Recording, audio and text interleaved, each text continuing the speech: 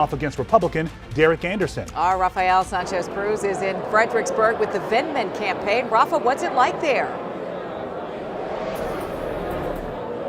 Look, well, stakes are high here in the 7th district, guys. I'm actually at the Eugene Vindman watch party. I want to show you the crowd that's slowly been gathering. But earlier today, I snuck out and walked over to the closest polling place, which was like a 10-minute walk away, just to gauge what issues are top of mind for voters. And almost every voter that I spoke to said the same thing. The cost of living is too high. People here in Fredericksburg tell me they want affordable groceries. They want to be able to buy a home. Some women did pull me aside and said that reproductive rights and access to abortion is an issue that they had in mind, but they kind of just whispered it over to me. They weren't very vocal about it, but it's interesting to see what people are thinking about as they're making that decision. So right now, what the Vindman team is telling me is that all stakes are high because, again, we want to remind people that Republicans held this seat for nearly 50 years, and in 2018, Abigail Spanberger flipped it blue, and they're hoping to maintain it blue. But in 2021, Youngkin won this area. So we're hearing a lot from both sides. Interestingly enough, a lot of veterans that are here, and the two candidates that voters have the opportunity to make a decision on are actually have similar backgrounds, both in the military, both have never held office, and both are really seeing a very different view of this district and of the USA. We're waiting for those results. A lot of attention tonight in Prince William County. I'm live in Fredericksburg. Back to you guys. Oh yeah, this is a race to watch for sure. We'll be checking in with you throughout the night. It is still early there, Rafa. Thank you. It sure is, and we've got a lot to get to in our coverage tonight on our WUSA9 election coverage. I think we're going to go through some West Virginia Senate results. Yeah, we're going to do that in our streaming app, WUSA9 Plus. We'll see you there. Yeah.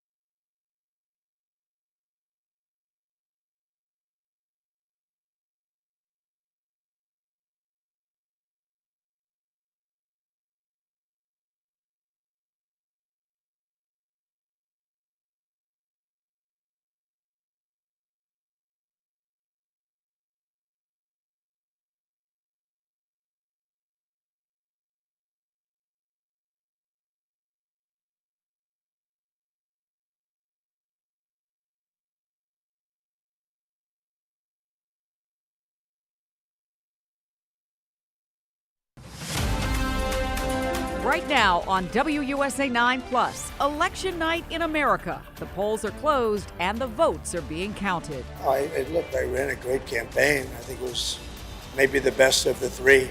Votes out here. Gotta talk to voters. All right, everybody, come in. Caroline. The nation is also paying close attention to Maryland's Senate race. The winner could decide the balance of power in the upper chamber. Grateful for the opportunity. I'm so happy for all the voters who have come out today. We've seen them streaming one after the next. It's been a long, hard campaign every single day. We've been working hard, so is the team behind me. And on the other side of the Potomac in Virginia, another Senate seat on the line. You know, some look at the Senate as a DC job. I look at it as a Virginia job. It's about Virginia and Virginians. My mom got to vote for me, and I would be potentially the first Vietnamese American U.S. Senator in history. Live coverage of the 2024 election results on WUSA 9 Plus starts right now. And thank you for joining us on WUSA 9 Plus. We are streaming. I'm Leslie Foster. And I'm Lorenzo Hall. Thanks for being here with us on this historic night as those election results continue to come in. We're helping you navigate the results for key national races and, of course, the top races in D.C., Maryland, and Virginia. We don't have to tell you this, but this has been one of the most intense campaigns we've ever seen in this country. America is waiting to see who the next president will be for the next 4 years. So will it be Vice President Kamala Harris or former President Donald Trump? Yeah, we have crews at both campaigns watch parties tonight. Our Lionel Donovan is at Howard University for Harris's campaign. We'll begin, though, with Eric Glasser at the Palm Beach County Convention Center. That's where former President Trump will be later tonight. Eric, what's the mood there? Lorenzo, Leslie, I can tell you that they've been erupting into sporadic applause here in the last few minutes as they showed a 10-point lead for the former president here in Florida, and they had called the race for South Carolina, but eyes are clearly on points north in Georgia, North Carolina, and, of course, Pennsylvania. The former president himself is with his family, I am told, tonight at Mar-a-Lago, watching the returns roll in, not far from here at the convention center. Let's show you some of the pictures of the folks who have gathered here, up to a crowd of around 3,000 probably at this point. If you look around the entire building, Trump supporters who have descended here on the convention center. Some say they're cautiously optimistic. Others say that they're feeling more confident in the outcome of this election than they were 4 years ago. That, they say, because of lawyers and poll watchers scattered across the country. And when you speak to political insiders, it's really a mixed bag. There's confidence in the number of Republicans that turned out to vote early and the number who were standing in line today to cast their ballots. In fact, the former president asked folks to keep standing in line, even if it takes hours to cast those ballots. He was also asked about the potential for violence, depending upon the outcome. And here's what he had to say. I don't have to tell them that. I don't have to tell them that there'll be no violence. Of course there'll be no violence. My supporters are not violent people. I don't have to tell them that. And I certainly don't want any violence, but I certainly don't have to tell. These are great people. These are people that believe in no violence.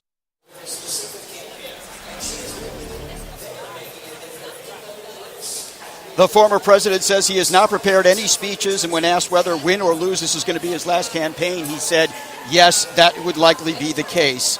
He was not willing to concede in 2020. He said he would be willing to do so this time around, but he added the caveat, if they believe that the election was fair. After voting today, Mr. Trump himself headed over to his political headquarters here in the West Palm Beach area and thanked organizers and workers personally. So far, no word again on when it is that he might make his way here to the convention center, but his loyal supporters are here and waiting and watching those returns rolling in. We'll be doing so with them and pass it along to you as we learn more. For now, live in West Palm Beach, Eric Glasser, WUSA 9. Yeah, you know, we've been talking about this race being so tight. We know that the former president has still been calling in to some local radio stations across the country, urging some of those voters to stay in the line to try to get as many voters as he can to run up the numbers. They sure are. They are literally taking this down to the wire. We know right now the Associated Press is already calling some of the races, and our Matt Gregory is at our big magic wall over there taking a look at some of these races. And we were talking just a moment ago because in West Virginia, there's a big change there, right? Oh, yeah. In West Virginia, they've already called the governor's race as well as the Senate race. So I'm going to take you in to look at those in a second. But let's start with what just came out, which is that the AP has called Maryland for Harris, even though we're just beginning to see here. I'll bring it over to you. You can see that none of the votes have really been counted yet, but based on the exit polling and the information coming into the AP, that's why they've called Maryland for Kamala Harris. So that's where that moves to. Now, I want to take you to what Lorenzo and Leslie were talking about. Our folks in West Virginia can take a look at this.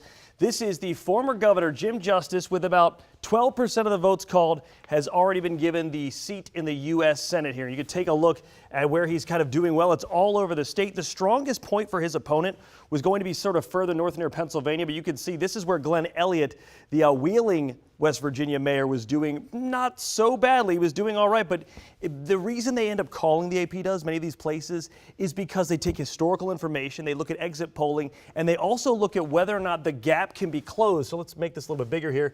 If they don't believe this gap can be closed within this, that's why they'll call the race when it appears to be so early. So let's take a look at what the repercussions of that are, down the line. We'll take you over to our U.S. Senate map, and when you see the Senate map, right, there are more Democratic seats up than Republican seats, right? So one of those Democratic seats had been Joe Manchin in West Virginia, but you can see now it is firmly in the Republican quarter with Jim Justice now taking that role. We'll bring you back out because the race to 50, if I can kind of get a little closer here, Republicans only need about 7 more seats in order to get to 50-50 in the Senate, whereas Democrats need significantly more, about 16 more seats just to get close to having that majority they had in the Senate. So that's one of the things we're looking at. As a result, though, with Justice leaving the governor's mansion, who's going to be the new governor? Well, that would be the Attorney General, Patrick Morrisey. That's also been called. And you can see Morrisey, just like Elliott, just like, we're going to get back to it over here, just like Steve Williams, Elliott, when it came to the Senate race, they were both over here doing well in Monongalia County over here. That's where their strong point was. But since they didn't really show up anywhere else in the state, it looks like, that's why this has been called the governor's race for Patrick Morrisey, the former Attorney General of West Virginia. So we're seeing early returns come in. And while we're still waiting to see what happens, you just talked to Rafael Sanchez Cruz. He was in the 7th district, right? Well, let's bring you over here and take a look at where they're at in this one. That's right here. Eugene Vindman, Derek Anderson. This has not been called yet, right? This is pretty close, but you can see 39% of the votes are in, and Vindman has a lead, but it's only by about 10%. You can see where he's doing well is Prince William County, just outside in the the kind of a southern portion of Northern Virginia. But when you look at Derek Anderson, it's areas like Spotsylvania County, Orange County, Madison County, Culpeper County, and even Caroline County. That's where they're starting to see sort of a bit of their stronghold. Right around Richmond, that's where Derek Anderson is living, whereas Vindman's a little bit further north. And we take a look here at, here we go, Fredericksburg, the city. That's another place where Vindman is doing all right. And then one more before I send it back to you guys. Let's take you over to Suhas Subramaniam and Mike Clancy. This is the 10th district. This is Jennifer Wexton's seat, the one she is retiring from. You can see, again, the further out you get from Northern Virginia, the stronger point you see from Mike Clancy, the Republican candidate, whereas Suhas Subramaniam is doing better in Loudoun County, and then, of course, over here in Prince William County. Prince William County over the years has slowly been turning more and more blue. That's why you saw Abigail Spanberger win in about 3 or 4 cycles ago. That's why you saw Wexton win about 3 or 4 cycles ago. This area has been turning more blue, but you can see there's still some Republican strongholds here just outside. So that's a look at what we're seeing on the big board right now. Of course, I'm going to be keeping up with this. These numbers are updated by the minute, by the second at times, and we'll bring it to you as we get more of our results nationally and locally in. Yeah, this could all change even in the next 10 minutes. So we'll be touching base with you shortly. And you can tell the contours of these districts really do make a difference in who's leading and who's trailing. Yeah. All right, Matt. Thank you. Okay, so we told you, we took you to Tampa, or Florida rather, for the Trump campaign's watch party event. We want to go inside the main event for the Harris campaign now, down in the yard at Howard University. Yeah, our Marcella Robertson is there and monitoring all of the excitement. And the last time we saw you, Marcella, there were rehearsals for what is to come later this evening. What do we know about what we're waiting for? Yeah, good evening to you both. I mean, what a change in the mood and really just the energy since the last time that we checked in with you both. Hundreds of people have now filed into the yard or onto the yard here at Howard University, and really just you can feel the excitement here on campus. Just about 5 minutes ago, the crowd erupted as the DJ announced that Vice President Harris had won Maryland and here in the district. I want to give you a sense of what this looks like here because it's hard to tell from just right behind me. Just hundreds of people have filed here onto the yard.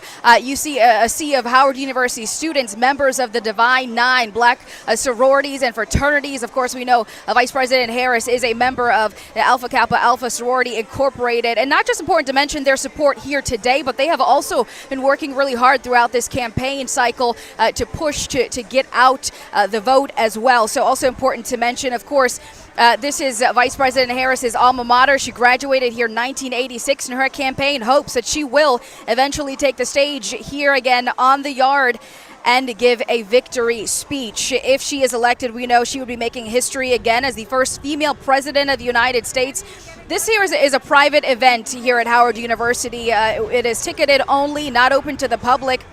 But we know that in this final stretch at rallies over the last few days that Vice President Harris has really been pushing this message of unity, really wanting people to know that she would be the president for everyone. And we have heard her kind of repeat this line over and over, saying that if she were to be elected, she would go to the White House and start working on her to-do list. Meantime, her opponent, former President Donald Trump, would just be stewing over his enemies list. And she has really also pledged in these final days of this campaign to seek common ground, not just with her supporters, but with those who disagree with her as well. I don't believe that people who disagree with me are the enemy. I'll give them a seat at the table. That's what real leaders do. That's what strong leaders do. And I pledge to always put country above party and self, and to be a president for all Americans.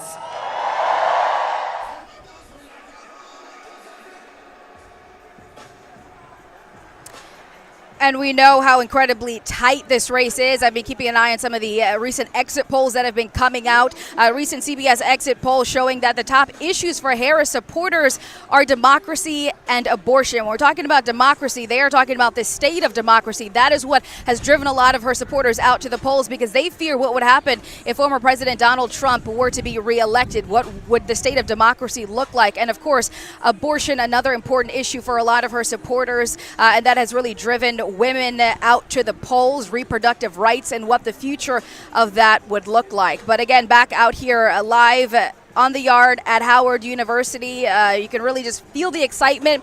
We know that Vice President Harris is expected to take the stage at some point tonight, not exactly sure when, but you have hundreds of people anxiously waiting out here for that moment. Back to you guys. Sally, I know you are up on the riser a bit, a little bit of a distance away from the crowd, but can you tell? Is the full yard, fully immersed with people? I can't tell if there's still some seats that are open on the other side of where you are, because obviously we're not there and you can see them in front of you. And I think when we panned over, it looked like we could see a lot of television crews and people, but we couldn't get the totality of sort of what the yard looks like. So maybe you can tell us a little bit more about that since you can see it closer than we can.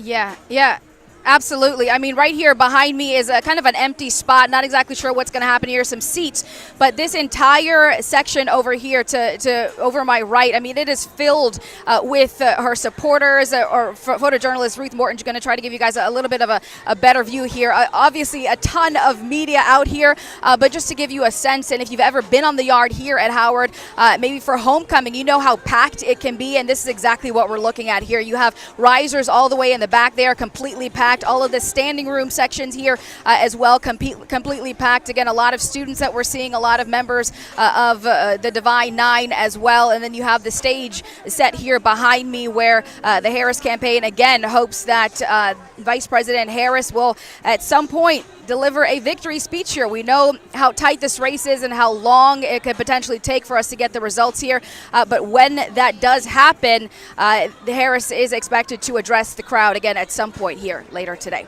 Back to you. Yeah, I've been on the yard a time or two. Just never like this. Just never like this. But you know, as Marcella is there, and she can probably tell you, the yard is sort of like it's like a family gathering place. It's the epicenter of Howard, right? It's the place where people get together to talk, to convene, to coalesce, to connect. And so it doesn't surprise me that this place where the vice president spent her formative years would be the place where she would ultimately want to come back, not just as vice president, but hopefully giving a speech if she is so fortunate to become the president. And thinking about that, she graduates in 1986, and you got to wonder if she ever envisioned this, returning to this campus as a candidate for president of the United States. Well, we know that when she became the vice president, and what you can't see from where Marcella was is over on the south side of the yard, there is there's a clock tower, right? And when the vice president became the vice president, it sounded 49 times, right? So imagine what this is going to feel like for her if indeed the voters choose her for president. It's going to be even more incredible. But either way, the folks there, they're witnessing history tonight. They sure are. There's another race where we could be witnessing history tonight, and that is the Maryland Senate race. It could have a big impact on the balance of power in the Senate. Yeah, Matt Gregory was sort of walking us through this a moment ago. Former Republican Governor Larry Hogan is up against the current Prince George's County Executive Angela Alsobrooks. Now, this race is one of the most expensive in the state's history. Our Larry Miller is live at the Alsobrooks campaign headquarters in College Park, where it has just gotten more energetic and more busy as the night has progressed. Hey, Larry. Hey guys, the DJ is here, so are the crowds as well. Hundreds of people packing right now into this auditorium, waiting out what we're expecting to be a really interesting night. One of the things that I want you to watch out for early on, Matt Gregory's been talking about this too, are those mail-in ballots that we should begin to see momentarily now that the polls have closed in Maryland. That's going to give us a good indication in terms of where things potentially are headed, and we could start to see where this race will end up and who decisively could be named the winner in this Senate race. You talked about the amount of money being spent, $84 million spent between the two campaigns, trying to vie for voters all over the state. Some important counties to watch out for: Prince George's County, Baltimore County, Howard, even Montgomery County as well. That's really where a lot of the bulk of the votes are going to come from. And for Larry Hogan to do well, he's got to flip some of those counties like Baltimore County, but he's also got to run up the numbers in areas like Montgomery County as well. Angela Alsobrooks has had a rather commanding lead throughout much of the campaign season, and the last poll had her up almost 20 points compared to former Maryland Governor Larry Hogan. So we will see what the night brings. But we had an opportunity to speak with Angela Alsobrooks as she was out voting today. She brought her daughter out with her and talked about the importance of this moment. Take a listen. I'm grateful for the opportunity. I'm so happy for all the voters who have come out today. We've seen them streaming one after the next. They're coming out as families. They're coming out as first-time voters. It's my daughter's first time voting, and you know, and in our country in 2024, my daughter had a chance to vote for her mother and Kamala Harris this year for her first vote. And what a beautiful, and you know, so many, think about all of the people who made this possible. You know, there are people who really believe today was possible.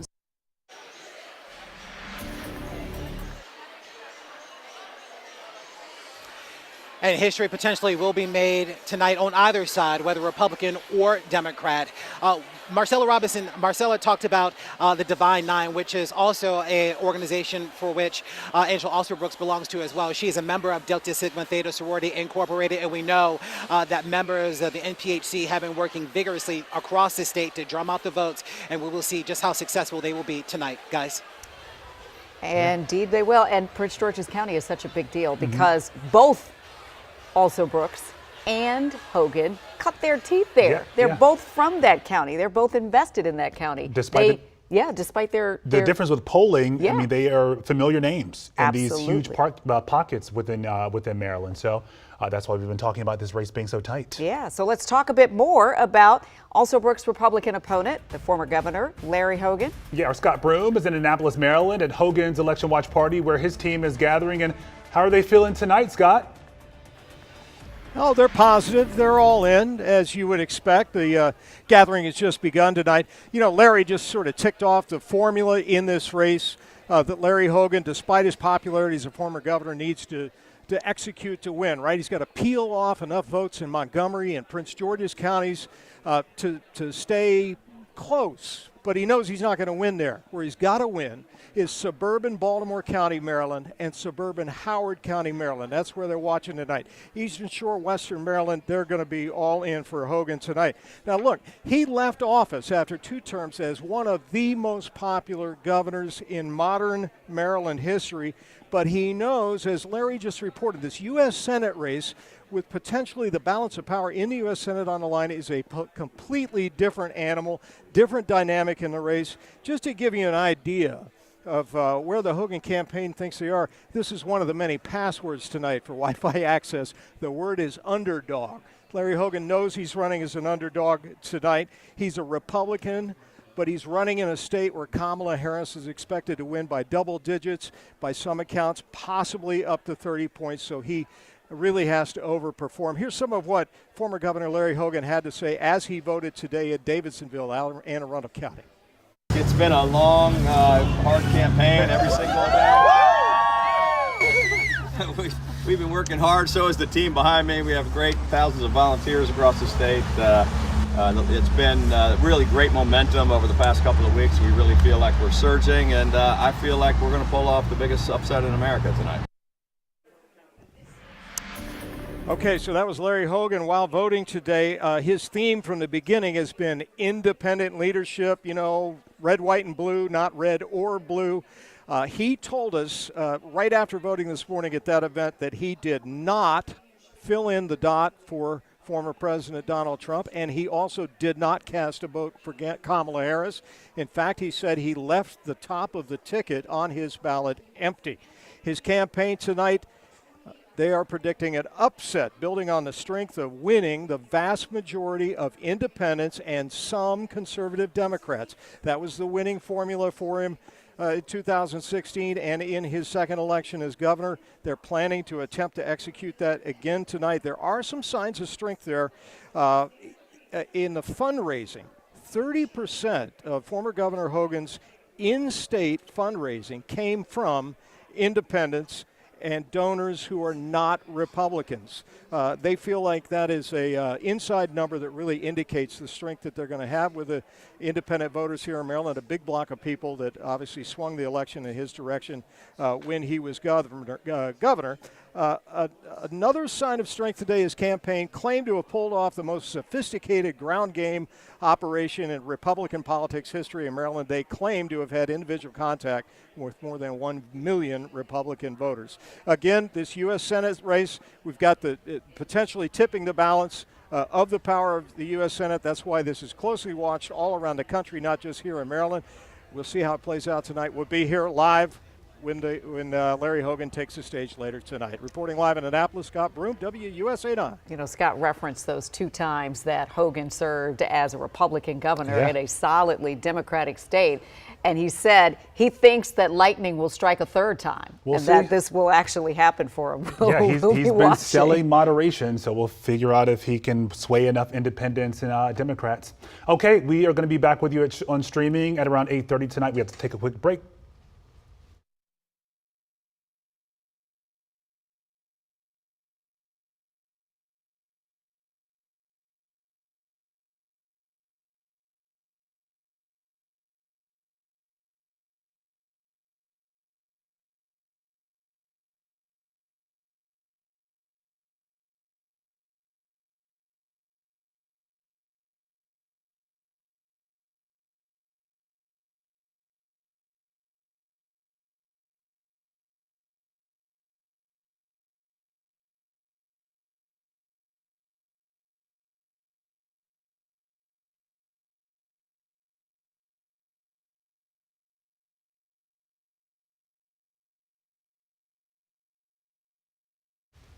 This is the WUSA9 local election update. Thank you for being here with us. I'm Lorenzo Hall. And I'm Leslie Foster. Polls in D.C., Maryland, Virginia, and West Virginia are now closed. Yeah, so here are some of the other key races we are following at this hour. In West Virginia, you have Republican Patrick Morrisey. He will be the state's next governor. He is the projected winner here.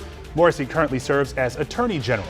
Meanwhile, the state's current governor, Republican Jim Justice, is headed to the Senate. He wins the seat that's been held by Joe Manchin since 2010. Yeah, we're also keeping a close eye on two Senate races in our area. First up in Maryland, former Republican Governor Larry Hogan is going head-to-head with current Prince George's County Executive Angela Alsobrooks. With only 1% of the precincts reporting, you can see Governor Hogan leading with 75%. And in Virginia, Democratic Senator Tim Kaine is hoping to keep the seat he has held since 2012. He is being challenged by Republican Hung Cao, and Cao is endorsed by former President Trump. All right, let's take a closer look at the results we have so far. Yeah, we have Matt Gregory standing by the big board, crunching the numbers for us. What are we saying, Matt? You know, you were just talking about the Hung Cao, the Republican challenger to Tim Kaine race. Let's show you that. By the way, if you didn't know, everybody's racing to 50. Right now, Republicans have a bit of an edge, but Virginia might be about to go blue for the incumbent Tim Kaine. Let's bring you in and take a closer look at it. As you can see here, we're hearing that it might be getting closer and closer to being called, but at this point, Tim Kaine has a sizable lead. Look at that, 51% of the vote, and you can see where the support's coming from. It's Northern Virginia up here, obviously Alexandria, and over here in Fairfax County, and a lot around Richmond, as well as down in Hampton Roads, places like Chesapeake, which is one of the largest cities in Hampton Roads. That's starting to go for Kaine. In the meantime, Hung Cao's strength of support seems to come from the west, those sections and those counties that border West Virginia, and that's sort of what we're looking at right here, because, you know, tonight, it's not just the presidency that's on the line, it's also the Senate. So we're taking a look for you throughout the night. Okay, it'll be a long night for sure. We're just beginning. Sure will. Thank you, Matt. And also stay with us on WUSA9 all night as those results continue to come in.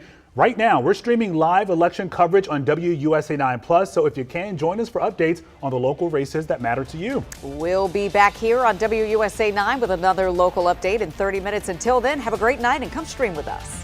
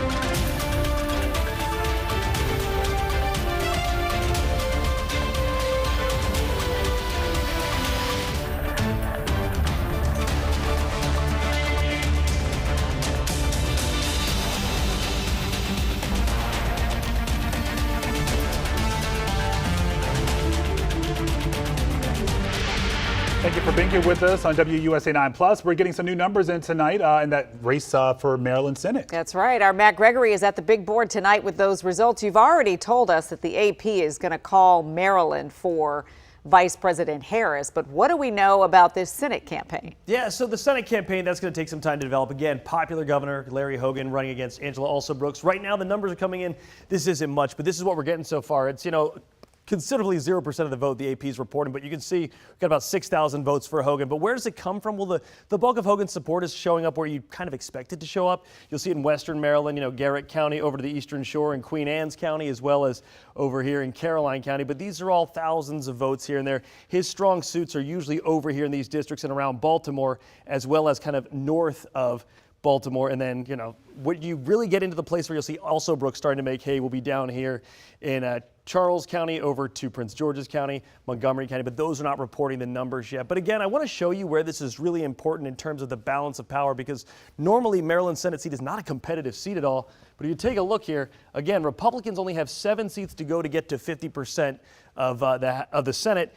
And at this point, Democrats, again, like I said, they have about 16 seats to go. Now, we do expect to possibly hear more about incumbent Senator Kaine's race in Virginia. That's starting to lean a little bit more blue than we had seen previously. Yeah, but over here in Maryland, we're still waiting to see those early numbers coming from Baltimore County, from Montgomery County, from Prince George's County, and even Howard County. So when we see that, we'll get a better idea of just which way that race is going. In the meantime, there is one thing I wanted to show you guys that we haven't really talked about yet, but it's some of these ballot measures. In Virginia, it looks like it's going to pass pretty easily. SJR 501, the property tax exemption for veterans and surviving spouses, general ballot measure. It seems like most Virginians are in favor of that. In the meantime, ranked choice voting in D.C. This is another ballot measure. We haven't seen numbers on that yet. And the right to reproductive freedom, this general ballot measure in Maryland, we haven't seen numbers yet. What will be interesting is looking at the numbers for this particular ballot measure in Maryland, because that may mirror, or expect at least to be tied a little bit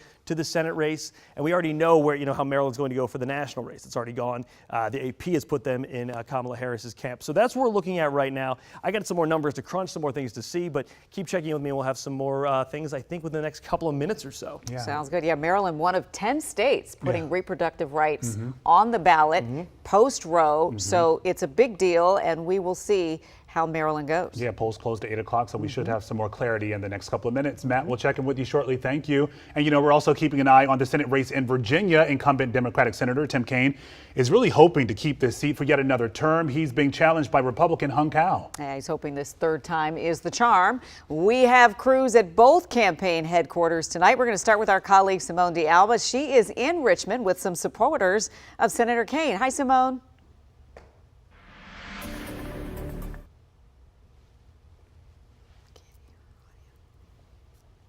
You know what? I think we're going to take it back for a moment because we can't hear Simone. So when we get Simone's voice back, we'll get that. We'll get work that going. out with Simone. But right now we want to go to Tim Kaine's challenger, Hung Cao. Katie, what's the mood like there?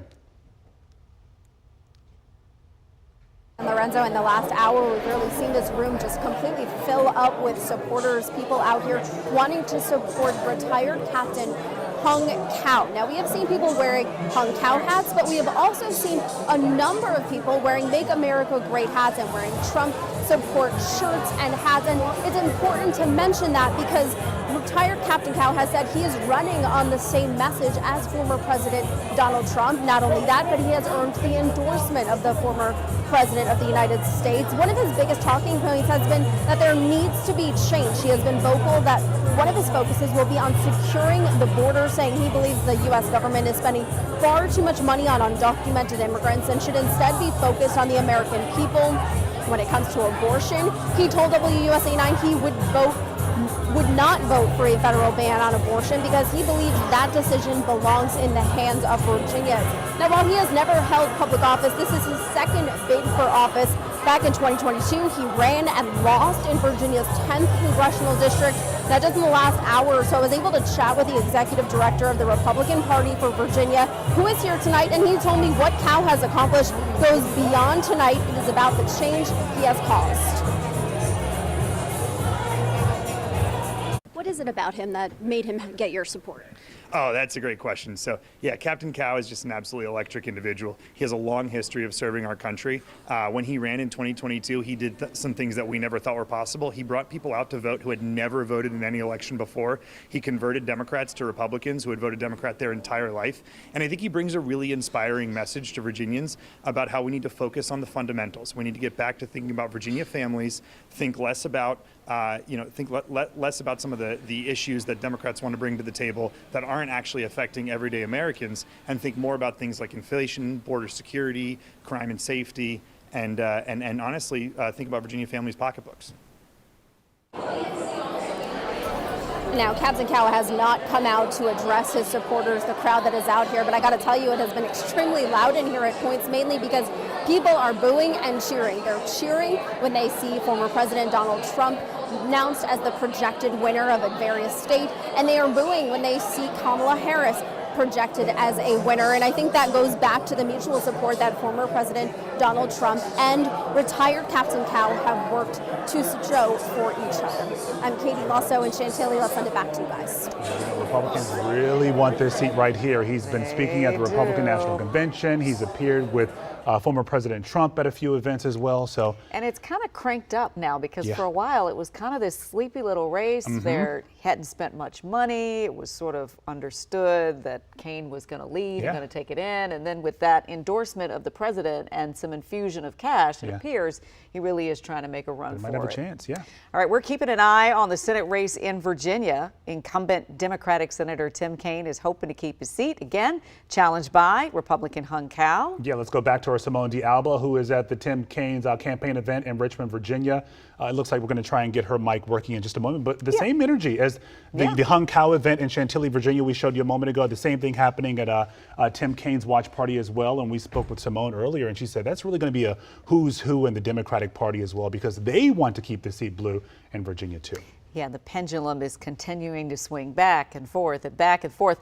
One of our colleagues, Rafael Sanchez Cruz, and we'll go back to Simone in a little bit, is monitoring the Vindman campaign.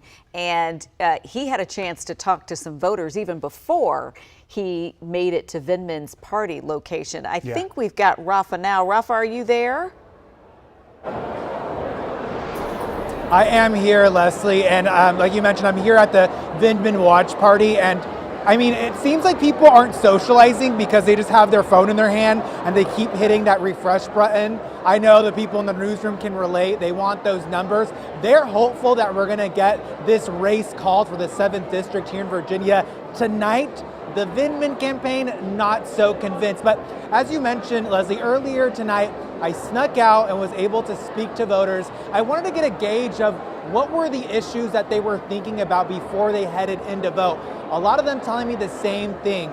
They think rent is too high. They want to be able to own a home. They say price gouging is an issue, but also women were talking to me about reproductive rights, but they weren't outwardly talking about it. They were kind of whispering it over to me. They said that tonight's vote seems more consequential than before. And, you know, I want to talk about the 7th district because it's a tight race and the stakes are really high. This is one of the races where nationwide we're keeping a close eye on because this could determine who takes the majority in the House. So you might remember that this has been a district who was controlled by Republicans for nearly 50 years, but in 2018, Abigail Spanberger flipped it blue, and people here tonight tell me they want it to stay blue. And the candidates for the 7th district have a lot of things in common, very different visions of the U.S. that they want to see, but they're both veterans, they're both lawyers, they've both never run for office. But I spoke to Helen tonight, Helen Herring, and she's a veteran. Her husband is a veteran as well. I said, you have two vets. Why did you decide on Vindman? Let's listen to what she had to say. What are the issues that got you out to vote this election cycle? Well, one thing, I want someone who is a family man and down to earth and speaks the truth. It really bothers me, when people say things that aren't true and they don't care. They think it's normal. And I just want to make a change. I never grew up this way, but the things I see now, I think they really need a change. And you think Eugene Vindman's going to be, that person in Congress for you? Yes, I do, because I've got to meet him on several occasions, and he's a regular family man, just like everybody else, like me and my neighbors and everybody else I know. He's not pushy or try to be flamboyant in any way, and that's what I like about him.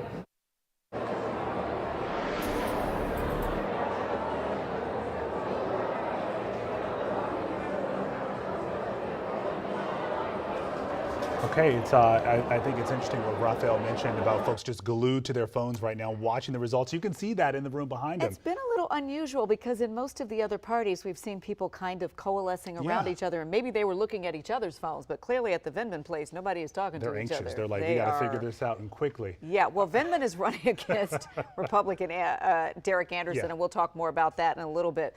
But we've got some more numbers in the race for the Maryland Senate, right? We got Matt Gregory at the big board. Yeah, let's do the Maryland Senate, and then I'll take you over to what's going on in the Vindman-Anderson race a little bit too. But, we can come over here. I bookmarked it, tabbed it right here. This is the Maryland Senate race. I have it set up just so you can see what counties they're doing well. And, if you saw it a few minutes ago, you saw the Eastern Shore again over here in Worcester County. They're starting to go red like you'd expect. But now the Baltimore returns are coming in. Baltimore, a traditionally strong Democratic stronghold right here. It's not much, right? It's only about 700 votes being counted here so far. But that's where you'll see Angela Alsobrooks really start to make, to grow her lead there, right? If she were to get a lead there, it'd be Baltimore, Prince George's, Montgomery County. Howard and Anne Arundel also kind of an area that could be purpley, but may also go that way. So at this point, this race is not being called yet because, as you can see, it's still counting as 0% of the votes counted according to the AP because we're only at about, I'd say, 15,000 votes that have been run so far through. But let's take you to the Anderson-Vindman race over here. This is one of the races that we were really talking about that Raphael was at. Where's that at right now? Looks like Vindman is still in the lead here at about 51%. This is a tight race. Again, the strong suit for Vindman, Prince William County, the strong suit for Derek Anderson, Spotsylvania, sections of Orange County, as well as Caroline County, and over here in Fredericksburg, if you get close, that's another stronghold for Vindman. And then finally, our other race, right? So if this is the Spanberger seat, the Wexton seat is right over here.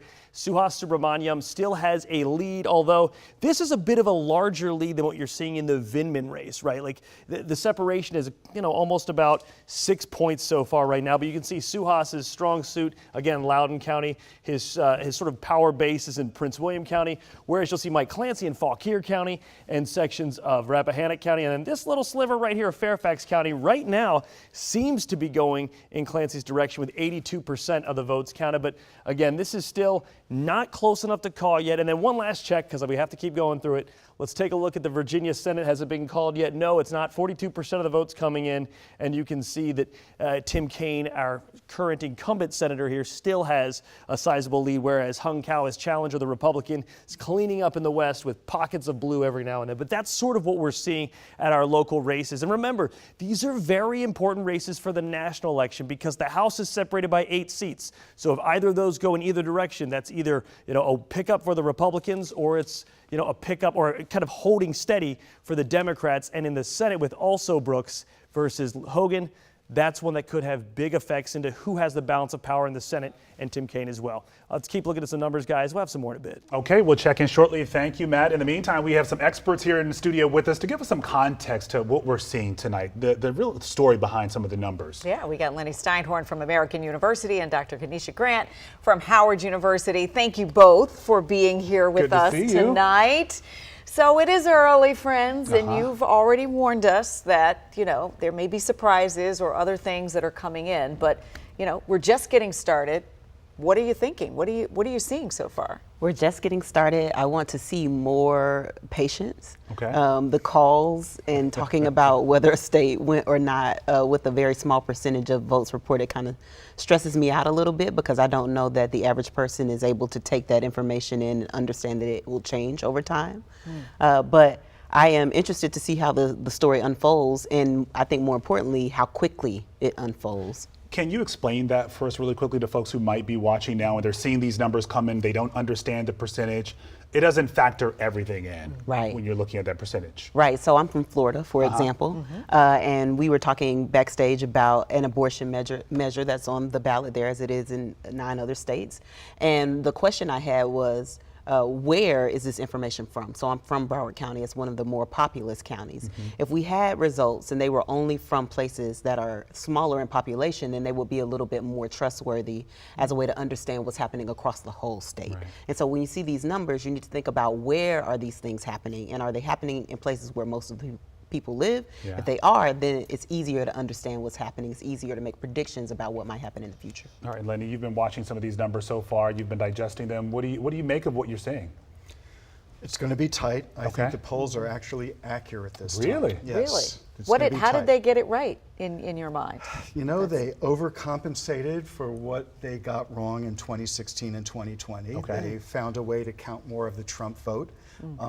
So my guess, if I were to sort of project out, is that Harris might have a small lead on the popular vote nationwide, but that doesn't mean she will win the battleground states or enough electoral college votes to win. Now again, it's anyone's guess because, as you were just saying, it depends where these votes are coming from, okay? You could have high turnout places that haven't recorded enough votes yet to be able to make a difference in the percentages right now. But it's going to be tight. That's the bottom line. You got to look at Michigan, you got to look at Wisconsin, you got to look at North Carolina, obviously Georgia, and the big prize is Pennsylvania. Yeah. Whoever wins Pennsylvania is going to be the next president of the But United they States. can't, and they can't even count everything, Yeah. right? Until all of the ballots are in, right? So we're looking at least a day or so out before we get any answers, really, right? And that would be super generous. Like, that Okay. would be the world in a perfect scenario. But in their rules, they can't even touch those ballots that were mailed in until 7 o'clock today. Yeah. And so we're talking about putting these things on a machine, hoping the machine opens them well, unfolding them, then putting them through scanners and so on and so forth. And so if it is figured out by tomorrow, it will be because the margin is so wide, not because they finished counting these votes. So why Pennsylvania? How did we end up at this point with that being the big prize here for this election? So in American politics, to win the presidency, you need to win the electoral college vote. And that is the battleground state with the largest share of electoral college votes. Okay. Yeah, it's been that way, obviously, since since the electoral college was the way it was. But I feel like, to Zoe's point, it's taken on some additional oomph this year, right? Usually we talk about any of the other ones, Yeah. but that one appears to be the big prize. Well, because it's a divided country, and if there are only 7 battleground states, the 19 electoral votes in Pennsylvania is going to make a big difference. If Kamala Harris can win Pennsylvania, Michigan, and Wisconsin, she will be the president of the United States. So-called blue wall. She does not have to keep, not have to win Georgia, as Joe Biden did in 2020. She does not have to win North Carolina or Arizona or Nevada. That's why Pennsylvania is so important. She can cobble it together if she loses Pennsylvania, let's say by winning North Carolina and Nevada, keeping Michigan and Wisconsin. So there are all sorts of combinations and permutations along the way. But Pennsylvania is those 19 electoral college votes. It's a lot easier if you win them all to be able to become president of the United States. Yeah. And what issues do you think have been driving voters to the polls? We've talked a lot about abortion. We obviously have wars taking place overseas right now. You're talking about democracy. There's a lot. Right. I think all of those things are important. I think one of the things that we hear loud and clear on the Democratic side and a little bit less loud and clear on the Republican side is this issue about reproductive freedom, reproductive choice. And the fact that this is on the ballot in 10 states signals that not only do people in the electorate think it's important, the political class thinks it's important, thinks it's a way to get people out to the polls. And so when I'm thinking about what's important, I'm thinking about that first, especially because we have a woman on the ballot in this instance, which kind of changes the way that looks in the conversations that we can have about it. And so I think that is kind of the big thing. But of course, the economy, inflation is important, democracy is important, all of these things matter a bunch. The border. Lenny? Yeah. There's been this fascinating question for years. Are you better off now than you were 4 years ago? Okay. So what's happened is that the Trump team, the Republicans, have been able to shape the narrative that we were actually better off 4 years ago than we were today. I don't think the Harris campaign effectively answered that, because 4 years ago we were in the middle of a pandemic. Which we rarely talked about. Rarely this talked campaign about. season. You know, hundreds of thousands plus more people died. We had supply chain issues. We had an economy crashing. And we also had January 6th, okay? So the Better Off 4 years ago has created this sort of Republican narrative that things were sort of glowing and good and the economy was really strong under Donald Trump. That was 5, 6, 7 years ago, and it was also good 8, 9 years ago under President Obama. But the bottom line is that this is an election about narrative. And insofar as the Republicans have been able to sort of define the narrative on the economy, that's been a real plus for them, which isn't to say that there aren't real affordability issues dealing with inflation, with housing costs, with interest rates, and all the rest of that. But when you look at all of the economies on this planet post-pandemic, there's one that's doing really well, and that's the United States of America. So the campaign that wins the narrative takes the prize. Messaging, yeah. Yeah. Okay. All right.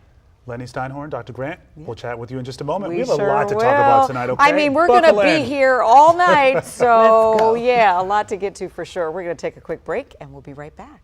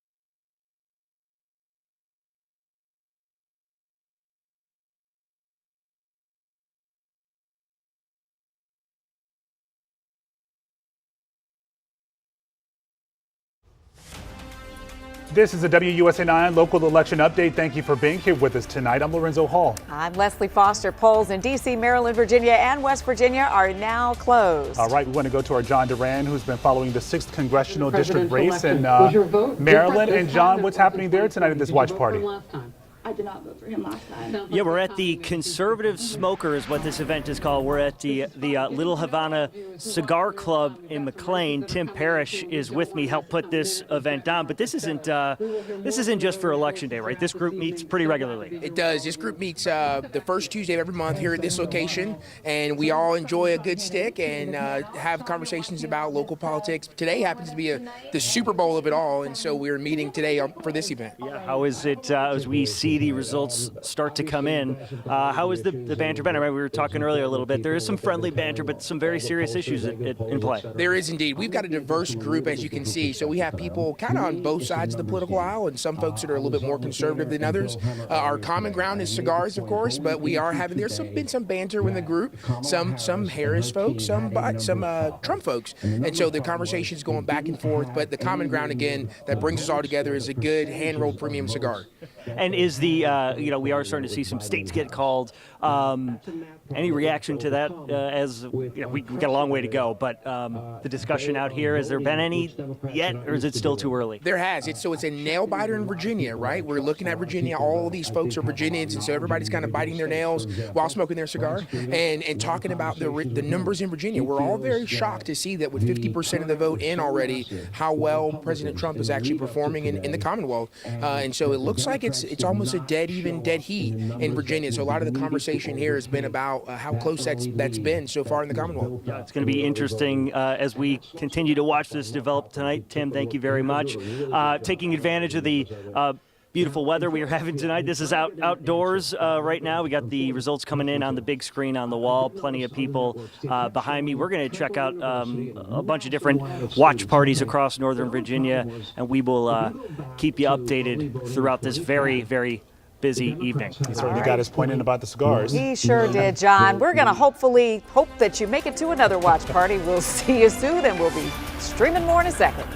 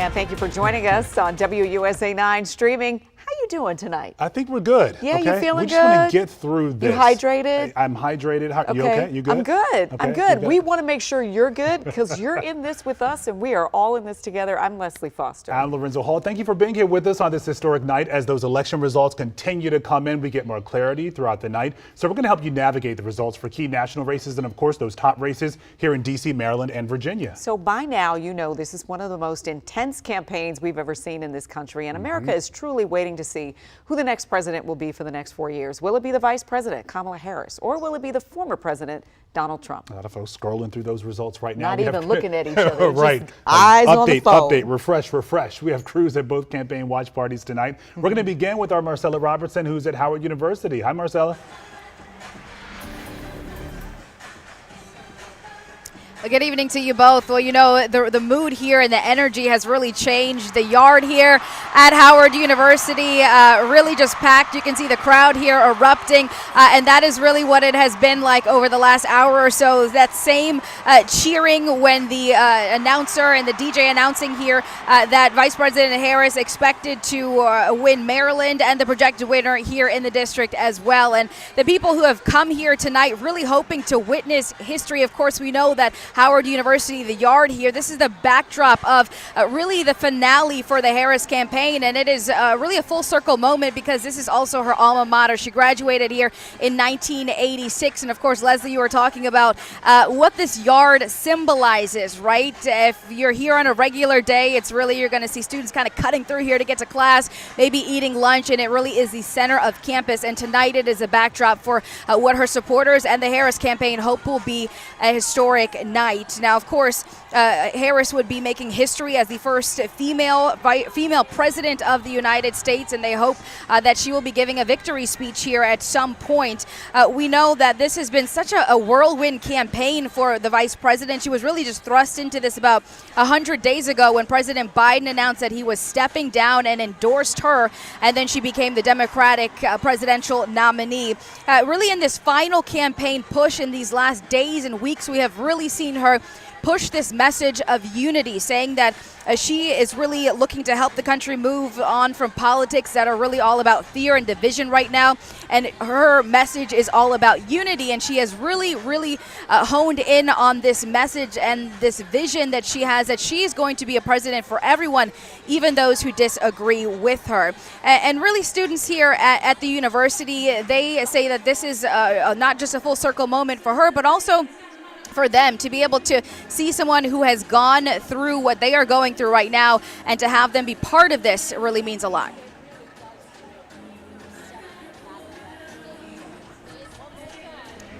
You know what, Howard has produced a whole lot of leaders, right? Howard has produced senators and vice presidents and mayors and world leaders. The question is, will the first president, woman of color, come from Howard University? And this is history either way. Either way, it is history for sure. And talk about elevating Howard University at this point. You know, this is being televised nationally, internationally, so a lot of folks talking about Howard University tonight. A lot of folks have been talking about Howard for a while. This year was the first year that it received some 38,000 applications for students applying to matriculate at Howard University. If Vice President Kamala Harris becomes the first Black, South Asian HBCU, keep ticking off the boxes, I can imagine that there will be even more young people applying to matriculate at Howard University. How do you know so much about Howard? I don't know. I have no idea how I know so much about Howard. Maybe it's because I spent 4 years walking the yard and soaking up all the magic of the institution. All right, enough about us, though. Let's talk about you, Matt Gregory, because you're watching the new numbers come in this race for Maryland Senate. Yeah, you know, I do want to show you just real quickly, because we haven't really touched on a whole lot. We were just at the Harris event at Howard University. You can see right now the AP has declared about 120 electoral votes for Donald Trump, the former president, about 99 right now for Vice President Harris. But you can see in Georgia, as well as, well, I don't want to get in too close for them, but as you can see, Georgia, North Carolina, and Virginia still too close to be called in any direction, as well as Pennsylvania, that battleground state of Michigan as well. So we're kind of monitoring that, but our real eye is always going to be really on what's happening with Congress, because our area plays such a substantial role in this. I mean, you see how close Republicans are to taking 50% of the Senate, about 4 seats away. One of those could be Maryland, could be Virginia. Of Democrats, 15 seats away, could be Virginia that kind of holds that Democratic majority. But let's take you in to the Larry Hogan and Angela Alsobrooks race here, because right now we've been looking at the numbers, but again, it's only about 1% of the votes being counted, and they're mostly coming in right now from what we're seeing in those rural strongholds that have always been sort of like Hogan territory or Republican territory. So the Eastern Shore, also down here, St. Mary's County, Charles County. Anne Arundel County will be interesting to see how that goes. But again, in Anne Arundel County, they're only reporting about, look at that, 1,000 votes. There's many more people who live in Anne Arundel County. As you get to the further west portions, right, you're seeing a bit here, 6% in Garrett County. But a lot of these are rural areas, kind of not densely populated. So what you do expect to see is places like Baltimore, we're starting to get more votes in, as well as Montgomery County and Prince George's County. That's where the bulk of Angela Alsobrooks' support will come from, as well as sort of this county in between, right? Howard County. We'll see what happens there. I do want to take you to a race that's shaping up to be very close in Virginia. And first, I'll show you on the map, where this is all coming down to in the House election. Remember, every House seat is on the books, right? Everyone is available to be taken here or there. In order for Democrats to sort of usurp Republicans in the Congress, they have to get about 8 seats, right? And Republicans need to hold those 8 seats. And some of those are right here in Northern Virginia that we're keeping a close eye on. So let's take you to the Eugene Vindman, Derek Anderson race that's down here in the 7th District. Again, this was Abigail Spanberger's seat. Look how close they are. It's about 2% sort of separating the two of them. And when you look at the map, this is something that has always fascinated me, and I hope everyone else is fascinated by this. You see all this red, and you see sort of like the pockets of blue, and you think, well, obviously, based on geography, this would be a Republican seat. But you have to remember that the lion's share of votes in the 7th District comes from Prince William County, which over the last several, I'd say almost 10 years or so, has become more and more blue as more people are leaving the D.C. metro area, moving further south into the Prince William County area. So that's what you're seeing. I mean, look at this, 66,000 votes for Eugene Vindman here. But if you want to look at like a stronghold for Derek Anderson, let's say here in Spotsylvania County, it's about 39,000 votes. And that's with 86% being counted. We're still, getting closer here. Obviously, the only comparison to Prince William County is going to be Spotsylvania, but other counties here like Caroline County, that's only 8,000 votes so far, and probably about 16 to 17,000 that they actually have in the state. So that's just kind of a breakdown of what you're looking at, right? When you see only one county, usually that county is sort of the lion's share, or if it's a city as well, those densely populated areas, that's where you see a lot more. The race that's not quite as close right now that we're seeing is over in the 7th district, or the 10th district rather. So this is Suhas Subramaniam against Mike Clancy. This is Jennifer Wexton's seat. And you can see they're separated by about 5 points, almost 6 right here. And where Suhas seems to have, really been able to get a lot of the vote is Loudoun County, which is another area that has been turning more blue over the last decade. Even though it's, predominantly rural, as well as, you're seeing portions of Leesburg and that area that have become more blue, whereas what you are seeing, the support base for Mike Clancy, seems to live right here in Fauquier County, which is a smaller county, obviously, based on the numbers, as well as Rappahannock County, again, a small county. But where Subramaniam has the most support is Prince William County as well. See, Prince William County, there's so many people that live there that it's divided up in these 2 districts and still makes a substantial portion of the actual race itself. So that's kind of what we're seeing right now. Guys, this race looks to be not as close, but we'll keep monitoring, 84% in. But I think the one we really need to focus on is in the 7th District with Eugene Vindman versus Derek Anderson. Yeah, I was going to ask you about that a moment ago, Matt. Can you show us what percentage of the precincts are reporting right now in that race? Because we've talked about this race being close all along. The polling showed that it was close. So what are we saying? Yeah. And talking to both camps over the last week, talking to Vindman's camp and Anderson's camp, they both said, we're polling very close and we think we're going to do very well. So both expect to win, but it's not a shock to me at all these polls are so close. 73% of votes in the entire district are in, right? But when we're looking at Prince William County, it's 89%, so we're getting closer.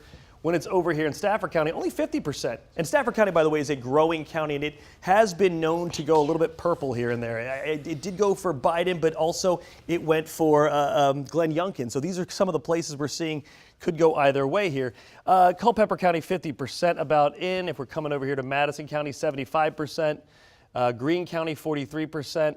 53% for Orange County. The one that's closest to being finished is Spotsylvania County, about 96%, and then come down to Caroline, half and half. So we still have a ways to go before we see them get in. But this is where Eugene Vindman is really getting his lead from, as well as, performing in some of these other areas. But Anderson seems to have a lock on most of these areas. We'll see how this plays out again with only about, 2 points, that's about 3 to 4 points right now separating them, and it's been kind of getting a little bit wider, it looks like, for Vindman. This could be a very close race. And again, there's only 8 seats separating Democrats and Republicans in the U.S. House of Representatives. It's such a fascinating race because when you think about it, this is one of the few races where there isn't an incumbent, right? 2 people, neither of them in the political sphere, both served their nation in the Army, both have clearly a love of country and want to serve in this different way. So it's really fascinating to see that regardless of whether there's an incumbent or not, how close these races are and how contentious and bitter they've been. This is why incumbents don't often lose, right? The name recognition is so important. And one of the things I found talking to voters in Prince William County, talking to voters in Loudoun County with these right here was that I would say, you know, who is your representative in the district? And many didn't know. It's just hard to establish that name recognition. And that's why these seats are just, they're so open right now, I would say, is that you're trying to establish yourself from someone, you're both unknown commodities in the world. Yeah, and we know Abigail Spanberger won this district by just, what, 4 percentage points back in 2022? It was close then, too. Yeah, this tracks. Matt, thank you. All right, we're going to go back to Florida, where the president has won the state, obviously, so hopefully he's feeling pretty good. Eric Glasser is covering the former president's campaign there from the Palm Beach Convention Center, and I know the president and some of his family and closest folks are watching the returns come in from Mar-a-Lago. Do we have any projections of when they will make an appearance where you are tonight? Well, we've just been told when they feel comfortable enough to leave the confines of Mar-a-Lago to come here and have something to say. In the meantime, the convention center has definitely been filling in quite a bit more. We've heard eruptions of applause, as you've seen, as some of the results have been announced. One of the loudest, of course, since we are in West Palm Beach, was when they called the race for the state of Florida being for Donald Trump. There have been others along the way as well. South Carolina certainly got quite a bit of applause here. Trump supporters have been watching those states go to the former president. But those who understand the math really know that in order for Mr. Trump to reach 270 electoral votes, the races to watch are going to include Georgia, North Carolina, and of course, Pennsylvania. The former president is watching the election returns, as you said, at his home in Mar-a-Lago. It's really just a few minutes away from here. Meanwhile, I'm told that some of his supporters are attending another party in an adjacent hotel. And as we discussed earlier, security was just exceptionally tight here at the convention center this evening. So it's taken a while for folks to get inside, and that might explain why the convention center has taken time to fill up. But those who are here, I can tell you, are very enthusiastic about what they're seeing so far. Really feeling good about it. I mean, I would say it feels different from 2020. We feel like there's a tremendous groundswell. Had a hard time sleeping last night because I knew I was going to be here. Got up at about 3 o'clock this morning. Just really been enjoying the entire day. And this, I mean, the crowd, the atmosphere is just, it's phenomenal. Some of the people I've spoken with out here say they are also more confident in the outcome of this election than certainly they were in 2020. There are lawyers, they say, scattered around the nation, people at polls that are watching for any irregularities. Again, no real surprises at this point. The states that were expected to go to Donald Trump have done so. Those to Kamala Harris have done so. What it's really going to come down to is those razor-thin margins in the states that we've been talking about, places like Georgia, Virginia, and up north into Pennsylvania. That may be the keystone to who it is that ends up winning this election, and that could take us well into the evening, the morning, and who knows how long, depending upon how close that race is and whether or not they start to recounting votes there.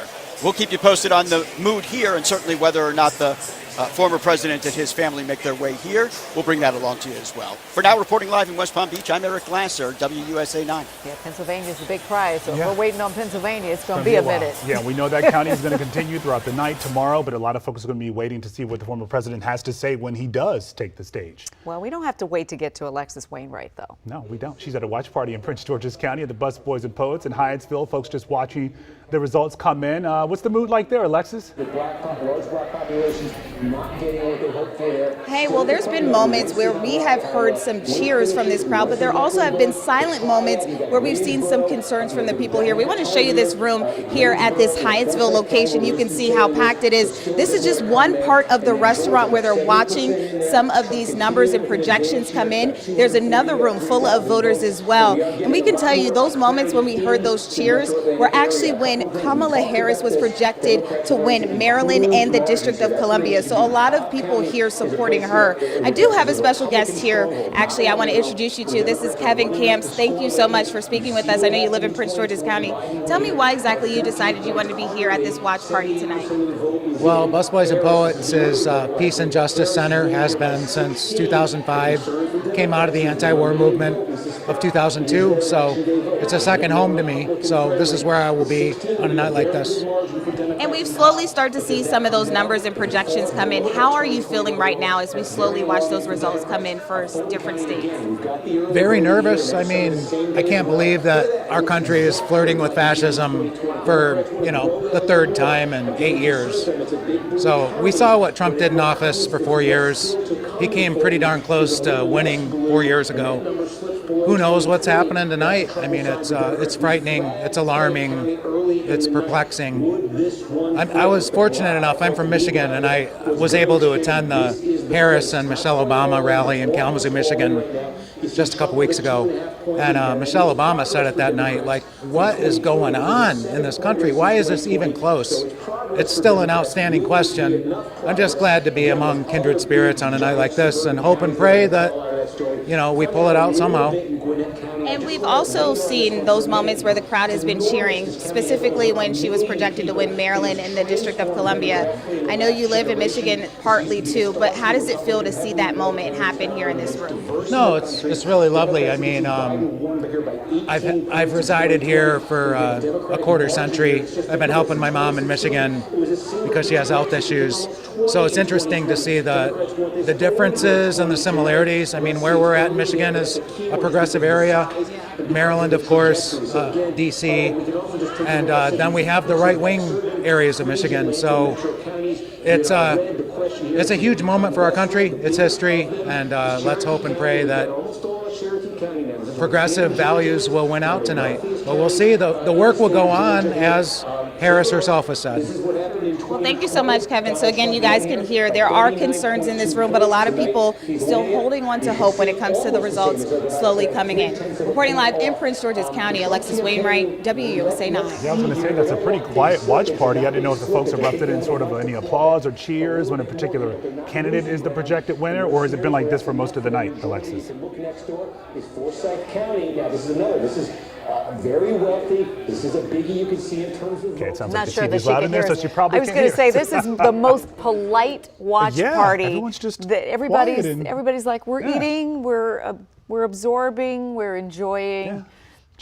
Yeah. Okay. That was then, but we're moving to the. Yeah, because we're watching that Senate race in Virginia. Incumbent Democratic Senator Tim Kaine is hoping to keep his seat. He's being challenged by Republican Hung Cao. And of course, we've been showing you we have crews at both campaign headquarters tonight. We start with Simone D'Alba. She's in Richmond with supporters of Senator Kaine, and you've been talking about the energy that has just continued to ramp up as the evening progresses. Yeah, guys, I gotta say, I wouldn't call this energy in here tame at all. It has really been, Leslie, to your point, the energy has just been building here in Virginia. I will say people are glued to the TVs right now. They're watching these poll numbers come in. And, I think there's just a lot of cautious energy in this room right now is what I would say. Here in Virginia, I wanted to give you some of the latest numbers because this Senate race between Senator Tim Kaine and Republican challenger Hung Cao has not only been contentious, but look, Tim Kaine has had a decisive lead for the majority of this election cycle. You're seeing some of the numbers there on your screen. Again, we got about 50% of votes counted at this point. It is still early. But look, again, Kaine decisively has been leading about 12%, give or take, the majority of this election cycle. His campaign has outspent Hung Cao's 16-1, so decisively in that regard as well. And this race has really been driven by two things. The economy. We have heard Virginia voters say time and time again, look, I can't make ends meet right now. And reproductive rights. Specifically, I spoke with Congresswoman Jennifer McClellan. She was here tonight. She's speaking in front of this room, and she says women are angry after Roe v. Wade was overturned. And she said this is their moment to shatter the glass ceiling. And she says that this is what is driving voter turnout specifically in Virginia. Take a listen to her. It's extraordinary to see that glass ceiling finally shattered. I voted with my daughter because I wanted her to see that a woman can be anything if she puts in the work. I was taught that as a kid, but I was taught that I would have to work twice as hard. And now to see that a woman will be a leader in this country and a woman of color, I think little girls everywhere will know that if you dream it, you can achieve it. I was literally just speaking with Virginia Speaker of the House, Don Scott, whom we've interviewed before, but candidly, he told me this is the most important election of our lifetime, and he is here tonight. He was just speaking to the crowd, and so we are going to continue to watch as these numbers come down in battleground Virginia. Guys, we'll send it back to you. From you, Simone, and we'll be checking in with you in just a bit. But we've got to go. Close. Yeah, we've got to talk about his Republican opponent, Hung Cao. Yeah, our Katie Lusso is at his watch party in Chantilly. And Katie, we understand you have a guest with you too. I do, and I'm going to get to him in a second. Right now, you're probably hearing boos. That has been going on anytime Kamala Harris is projected as the winner. In the meantime, we hear cheers when Donald Trump is projected as the winner. So as you mentioned, I do have a guest with me. I want to bring in Rich Anderson. He is the chairman of the Republican Party of Virginia. Talk to me about tonight. What is the energy like in here? Well, the mood in here, as you can see, is very good. Right now, we have results are flowing in. Right now, about 1,500 to 2,500 precincts around the state of Virginia have reported, and we have Hung Cao just down by a point. So we're still feeling pretty good, but we still probably have a long night ahead of us. Now, I know you've been splitting your time between down here and up with retired Captain Cao. Can you talk to me about how he's doing? What has he been saying to you through the night? Well, I've been upstairs a few times. He's feeling pretty good, but cautious. Obviously, I was a member of the House of Delegates at one time. There's nothing longer than election night when your name is on the ballot. So he is just waiting for these results to flow in and for the people to have their say. Thank you so much for chatting with us. I know you've got a lot to get to, but obviously there's still a lot of energy, a lot of hope here. We're going to stay here in Chantilly at Captain Hung Cao's headquarters and bring you updates as we get them. Leslie, Lorenzo. Okay. All right, another exciting chapter and another long night of election excitement, right? Yeah, and with that race being so close right now, we expect that energy to continue in that room, in those rooms. So close. All right, we're going to take a quick break here, and we'll see you back here in just a moment.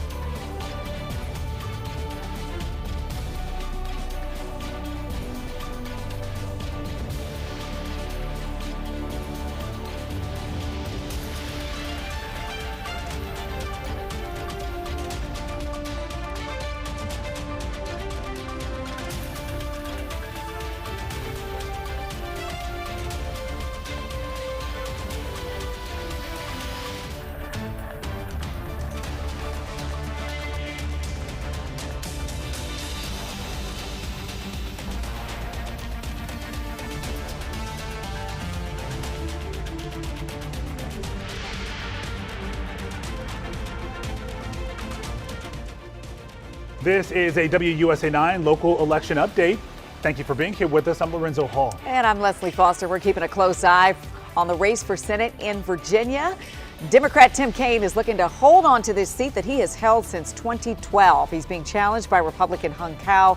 Right now, Kaine holds just a slight advantage, just a slight one, over Cao. This is so close. Our Simone D'Alba is with the Kaine campaign in Richmond tonight. And Simone, we're watching these results come in. It is close, but I take it the folks there are still optimistic? Guys, I'm so sorry. I'm having the worst time hearing you. I'm going to go ahead and give you the information I have right now. So again, we have been watching this race. The numbers come down.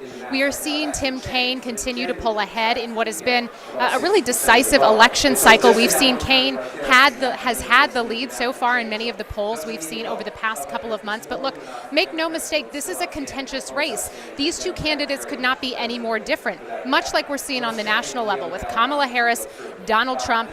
Tim Kaine and Hung Cao could not be more different than one another. And their two main drivers for voters this election cycle has been the economy and it has been reproductive rights, both of which we have seen very, very different things from. I did want to mention, when I spoke with Congresswoman Jennifer McClellan earlier, she was talking about how women have really been the decisive voters that we've seen come out after they were very upset over the overturning of Roe v. Wade. So specific to Virginia, we're seeing women really make up the difference at the polling locations. Speaker of the House Don Scott also told me this is the most important election of our lifetime. And for some more context here, Virginia has not elected a Republican statewide candidate to national office in 2 decades. That does seem unlikely to change this year, this election cycle, but we are watching these polls and we are analyzing these numbers as they come in real time here in Richmond. Guys, back to you. Yeah, it's fascinating that the numbers are this close, particularly since Kaine has never lost any of his statewide races. Yeah, and we know his opponent, Hung Cao, is also having a watch party tonight in Chantilly, Virginia. We're going to take you there shortly. Thank you for being here with us. We'll see you in our streaming WUSA9 Plus app. Stay with us.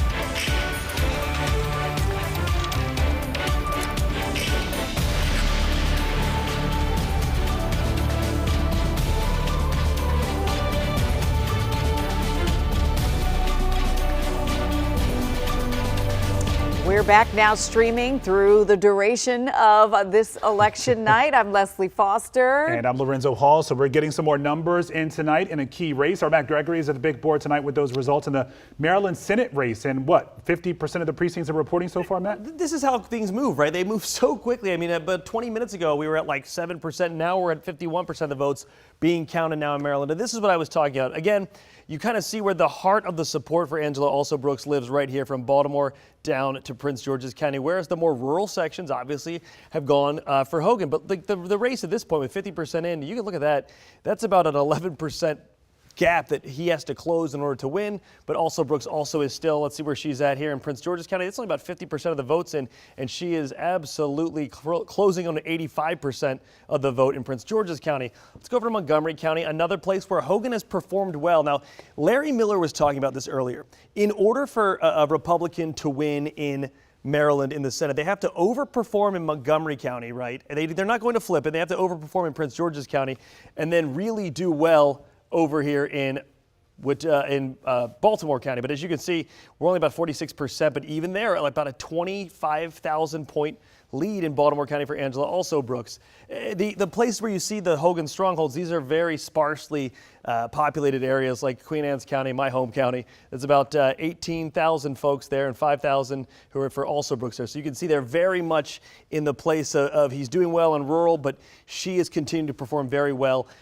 when it comes to the sections where you expect her to win, right? One of the things I do want to look at, though, because I've been very curious about this, right? The tie between Roe versus Wade and that sort of overturning and how that's turning out voters, because we do have right here, there we go, a ballot measure here in Maryland, and you can see 74% of Marylanders at this point, with 50% in, about 1.1 million voters are in favor of the right to reproductive freedom ballot measure. So I was very curious about this. I've heard a lot of talk about how this would tie in directly to the Senate race here in Maryland. You can see it's really starting to open up. You have a popular Republican governor. It looks like just now the AP has called Maryland for Angela Alsobrooks. You can see it right here. The check mark has been applied. So it looks like this gap now of about almost 200,000 votes is not enough, the AP believes, for Hogan to actually beat Alsobrooks, giving this to the Democrats, giving Angela Alsobrooks the seat. And let's take a look at how this, shapes our map here. You can see it's another Senate seat that they will keep. Now, this is one that Democrats had to keep, and in the meantime, another one has just gone for the Republicans. Things are starting to happen dynamically as our western states are starting to bring in their votes. We're going to keep looking at those, but like I just said as we were talking, as I was rambling on, Maryland called for Angela Alsobrooks, and she will be the next senator, according to the AP, for Maryland in the U.S. Senate. Making history. Yeah. Big Yes. time. Yeah, why don't we go to Larry Miller right now? And Larry, we are just hearing that the AP has called this race for Angela Alsobrooks. Has it made it to the room yet? That news has not made it to the room just yet, and we are monitoring exactly when that would happen.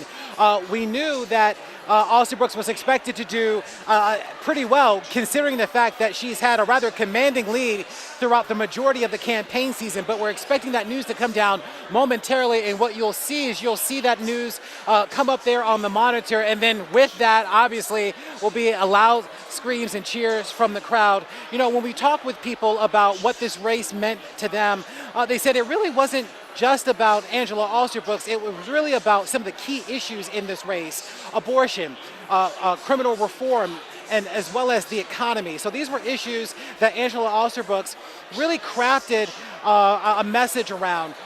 Making sure that women's rights were protected, as she said, addressing issues with the economy, making sure that people had access to food that wasn't going to, stretch their budgets too thin.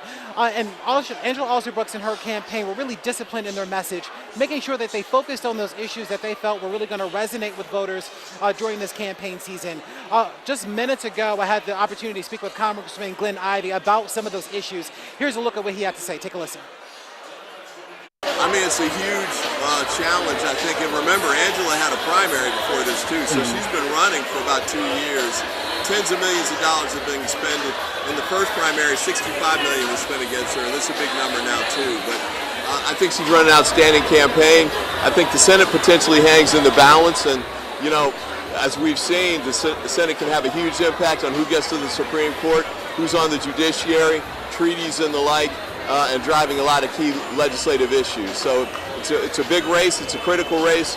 We need to have a win here in order to hang on to a Democratic Senate. One of the big issues, abortion, not only for what that would mean for Maryland with the codification in our state's constitution, but also nationally as well. Has that been a sort of successful strategy for Democrats, talking about abortion, talking about women's health care? I think so. I mean, it's an issue that's won in states across the country, including places like Kansas, when they've had a referenda on it. I know there's a number of them that are going to be on the ballot right now. I think that's probably going to help the Democratic candidates in those states.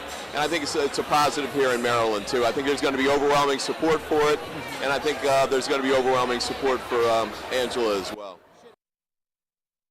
Hold on a second. So again, the Associated Press calling this race for Angela Alsobrooks. She will be the first African-American woman to represent the state of Maryland in the U.S. Senate. Her victory today represents for so many voters, the millions of voters throughout the state, really what change is all about. And it really was important, as we also heard from the county executive, to make sure today when she went to the polls that she took her daughter with her, whom she said was voting for the first time, to see what is possible. And now that Angela Alsobrooks will be heading to the U.S. Senate, it represents yet another important and critical demonstration in this election, but also in Maryland's leadership and its own diversity, with an African-American governor, African-American attorney general, and now Angela Alsobrooks heading to the U.S. Senate. No doubt this day has been historic, but when you talk with Angela Alsobrooks as well as members of her campaign, they were not focused so much on the history, but they were focused more so on the message, talking about reproductive rights, talking about the economy, talking about criminal justice reform, key issues that have impacts on voters all across the state. And so now she will be heading to the U.S. Senate, and we imagine that we will see her and as well as her supporters take the stage momentarily to celebrate what has been a major victory for her and her campaign. Guys. So many of these races have been about history and identity, and they haven't been things that the candidates themselves have talked about.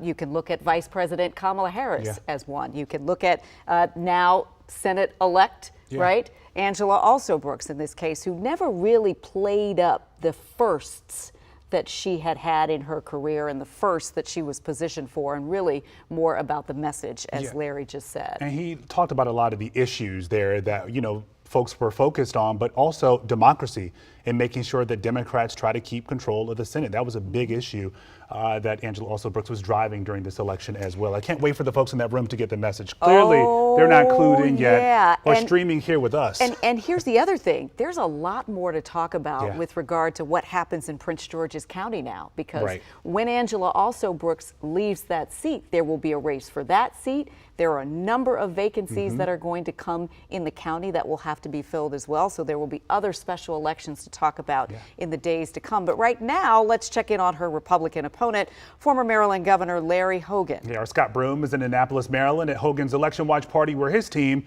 is gathering tonight. And what are they saying at this moment, Scott, with this news? Well, Larry just reported the news is so fresh it didn't hit the room in Angela Alsobrooks' room. It is apparent it has not hit the room yet here at Larry Hogan headquarters here in Annapolis. The crowd has been fixated mostly on national coverage from Fox News. They haven't seen any local results on the screens, and they appear to be unaware that the AP has just called this race for Angela Alsobrooks, with 52% of the votes counted across the state of Maryland. They've already called it for Angela Alsobrooks. I'm taking a look at some of the results now. It is notable that Larry Hogan did not perform, I'm sure, as well as he hoped in suburban Baltimore County, Maryland, where he had hoped potentially to pick off that county. It is with almost 50% counted, trended firmly blue for Angela Alsobrooks. And also Frederick County, Maryland, which has been a toss-up in some local elections, red versus blue. Frederick County coming in right now for Larry Hogan, but it's a very, very close margin. He didn't pull off a lot of voters. Larry just mentioned the abortion measure that's on the ballot in Maryland, and my colleague Matt also discussing that. The numbers are just huge on that one, and that turned out a lot of voters. 73% for protecting the right to reproductive freedom, with only about 26% against the way the count stands right now. And I'm fairly certain that the Hogan campaign feels like that may have had some impact on the way things have played out, because they were really counting on doing well in suburban Baltimore County, Maryland, which has some quite conservative precincts, as well as in Howard County, Maryland, considered a swing county by this campaign. That one trending blue right now. The only other swing county would be Larry Hogan's home county. That's Anne Arundel County, where we are here in Annapolis tonight. And that one is, in fact, going for Hogan at this hour, 50% to 48%. So it's close in that county as well. And the way the math has worked out, the AP has already called it. 56% of the votes counted right now. Angela Alsobrooks projected the winner with 53% of the vote. And again, here at Hogan headquarters, they just finished showing one of the mini documentaries about the former governor, extremely popular former Republican governor here, who managed to put together coalitions for winning two governor's elections here in Maryland. But that kind of dynamic simply did not play out in this election. Because the Senate race is frankly a different race, the way Angela Alsobrooks and national political figures cast it. It was not a local state race. It was presented as potentially tipping the balance of the entire U.S. Senate towards the Republicans, and a lot of Maryland voters who, at previous elections, particularly independents and some conservative Democrats who might have voted for Hogan, it appears that there was a completely different dynamic in this race. So. Here we are with, again, just over half the votes counted, and the Associated Press already calling it for Angela Alsobrooks. And Hogan supporters here in the room don't seem to be reacting yet, and they've seen no numbers on the screen, so we're not exactly sure how they're reacting, and we don't know when former Governor Hogan may be coming down to address the crowd. We'll stay on top of that and report to you immediately when it happens. Reporting live in Annapolis with the Larry Hogan campaign, Scott Broom, WUSA9. Yeah, we know the former governor has really been confident this entire election cycle. He knew he was behind, but he had been saying all along as well that he's been known to surprise people. He sure did. And in his closing, I'm remembering him say, you know me. You know that I'm an independent Republican, that I, often do my own thing, what I think is right. He thought lightning would strike 3 times. It did not happen tonight. All right, so we've been asking election officials about why Maryland has been taking so long to release vote totals.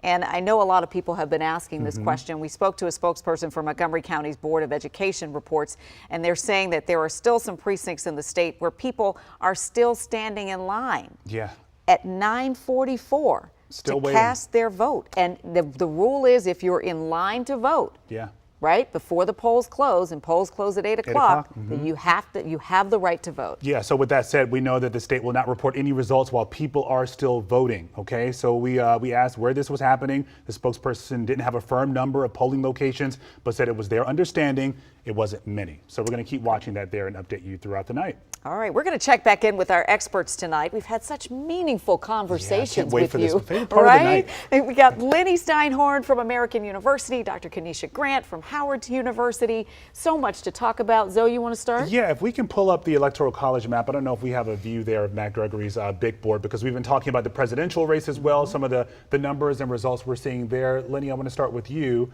What are you seeing right now? What do you make of this? Look, I think Donald Trump is overperforming in certain states. It's tighter in Virginia than everyone expected. He's running up huge margins in Florida. But the key thing is Kamala Harris did not campaign in Florida, and she didn't campaign in Virginia. So what really matters are in the states where she did campaign. And that's going to be Pennsylvania, Wisconsin, Michigan. Now, Georgia is an interesting case because she did campaign there a lot, but what's been going on in Georgia today? all of those Russian-inspired bomb threats in Democratic precincts. Is that potentially going to affect the election because the Russians now know how to interfere on the day of the election? Yeah. Could that depress the vote enough so that she does lose in a state where she put in a lot of resources? But North Carolina, keep your eye on that, it's very close. Michigan, very close. Pennsylvania looks very close. Wisconsin too. And you go out to Nevada, could that be close? That being said, right now, a lot of people are thinking that Trump's overperformance is a sign that he might be doing a little bit better in some of those battleground states where they both really campaigned a lot. So again, jump ball contest, but the narrative is beginning to shift to former President Trump. And let's talk about this narrative too, because we've talked quite a bit about polling, the change of polling, how deep it's been, the pivots we made since we all got sort of, stunned by what happened in 2016. Dr. Grant, you often talk about the Wilder effect, and it's something that impacts what you say is pollsters' ability to really get meaningful and honest information from the people who are answering the questions. That's right. We know that people are concerned about what other people think about them, as most of us are. And so the way they engage with pollsters kind of varies based on who the pollster is and what kind of thing they expect to hear or want the pollster to hear about them. And so in cases where there are black candidates running, we see that people are in some instances likely to tell the pollster something that's untrue about their future behavior. So when you talk about Wilder, we're talking about Douglas Wilder, who became the first black person elected governor of Virginia. That's right. But the pollsters didn't catch that. The pollsters didn't catch that. And before that, there was a loss where there was some assumption that he would win, and then he did not. And when we look back to figure out what happened, the answer was that people did not tell the truth about who they were going to support. And so in this instance, we have a woman running, a black and South Asian woman running. And so you don't want to be the person who tells the pollster, like, no, I'm not going to vote for this historic situation, this historic woman to win. You want to be most people want to be viewed as a good person. And so sometimes they don't really tell pollsters the truth, which makes it difficult to know what is happening in the future. The pollsters have done things that are technically correct, but people don't necessarily show up in real life the way they show up in the poll. And so maybe we've got to change how we view these polls in mass, right? Yeah. Because we've used it throughout the elections that we've covered to make projections, to give context. And yet, here we are in a situation where you're telling us that maybe what we thought isn't what we thought. I do want to say for the record that I think polls are important and that they're good, and that we should continue to do them. But I always take them with a grain of salt because I think people. And that's what we've been hearing. Like leading up to today, folks have said, don't pay that much attention to the polls. They haven't been right in a while. But last hour, 8 o'clock, you said you think these polls have been a bit more accurate this time around. And let's keep in mind that the polls didn't get Donald Trump's strength in 2016, and it didn't get his strength in 2020, where a flip of 45,000 votes in 3 states would have meant that he would have been reelected, even though he lost by 7 million nationwide. So somehow Donald Trump defies gravity. Somehow there's the strength that Donald Trump has as base, the voters, the enthusiasm that seem to result either in victories or very close elections. So with this election, I'm sensing that the polls were more or less correct on a sort of global level, but you have margin of error. And when you have a poll that's pretty much 50-50, but it's plus or minus 3 or 4%, that means it could be 54-46 either way around. Donald Trump may be the beneficiary of that. It's also a matter of enthusiasm and turnout. Look, Elon Musk spent over $100 million on his turnout operation. The Democrats have been praised for their turnout operation, getting people out. Who knows if Elon Musk was successful in getting those low propensity voters, especially young men, to go out and vote for Donald Trump. That stuff may not have been, detected in the polls. So is that a game changer now? Do you have to spend $1 million and have a lottery to get people to vote, and that's the way you clinch elections in this country? That would be a very sad commentary about our democracy. Yeah. So if he wins, would this be just the greatest comeback ever, political history? You're talking about a guy who has 34 felony convictions, twice impeached. You have January 6th. And you still get millions of voters following all of that. And he's still wrapped up in legal trouble following this. And still putting misinformation and disinformation out there. Yeah, I think the short answer is yes, because we have everything that you just mentioned, and we have a string of losses, right? So he loses in 2020, he goes out hard in 2022 campaigning for people who are running for Congress, and they lose, even though there was some kind of assumption that lots of Republicans would win. And so he would be coming off a string of losses to now have this great victory, which I think would be surprising and telling about what the nation thinks should be moving forward or should be happening as we move forward. So does this tell us that the so-called shy voters that you have both talked about are really, really powerful in this election? Well, it's not only that they're really powerful, but it's if they actually go out to vote. Okay, so it's all about turnout. You know, we like to say this is how America voted. No, this is how maybe 2/3 of America voted, because there's still a lot of people that don't go out to vote. But the Trump campaign was singularly focused on those low propensity voters, especially men. That's why they had all those bro moments, and that's why he went on Joe Rogan. That's why Joe Rogan endorsed him last night. I mean, they were working that really hard. Their whole goal was to bring them out. But on the flip side of that, Vice President Harris was going after the women's vote and saying to women, hey, it's your private vote. Don't worry about what your guy thinks. This is your private vote. You can do it on your own. You don't have to tell him anything.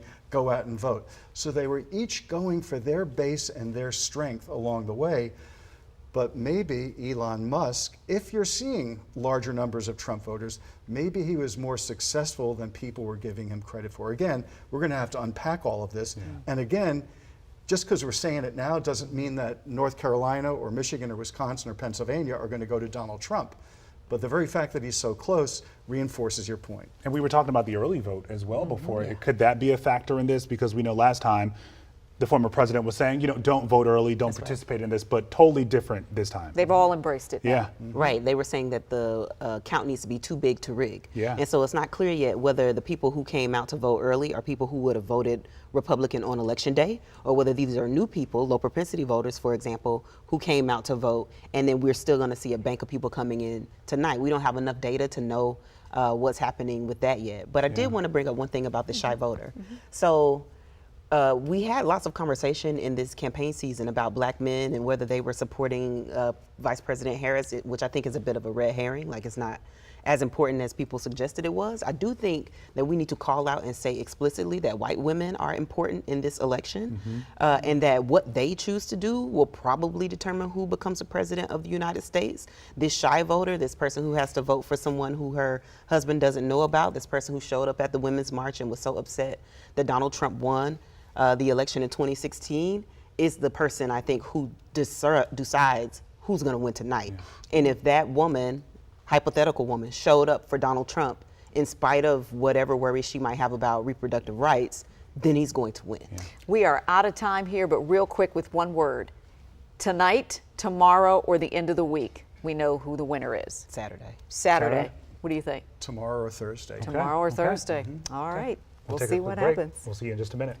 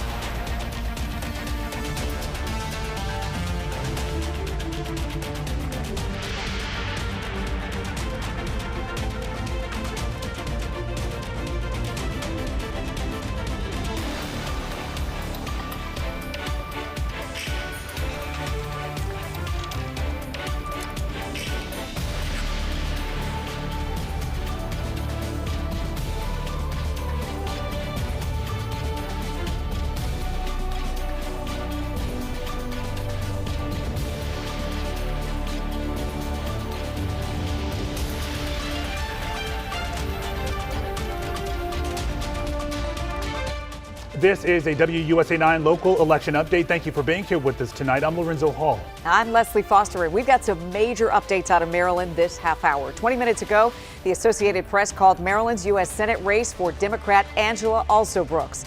She was being challenged by the state's former Republican governor, Larry Hogan.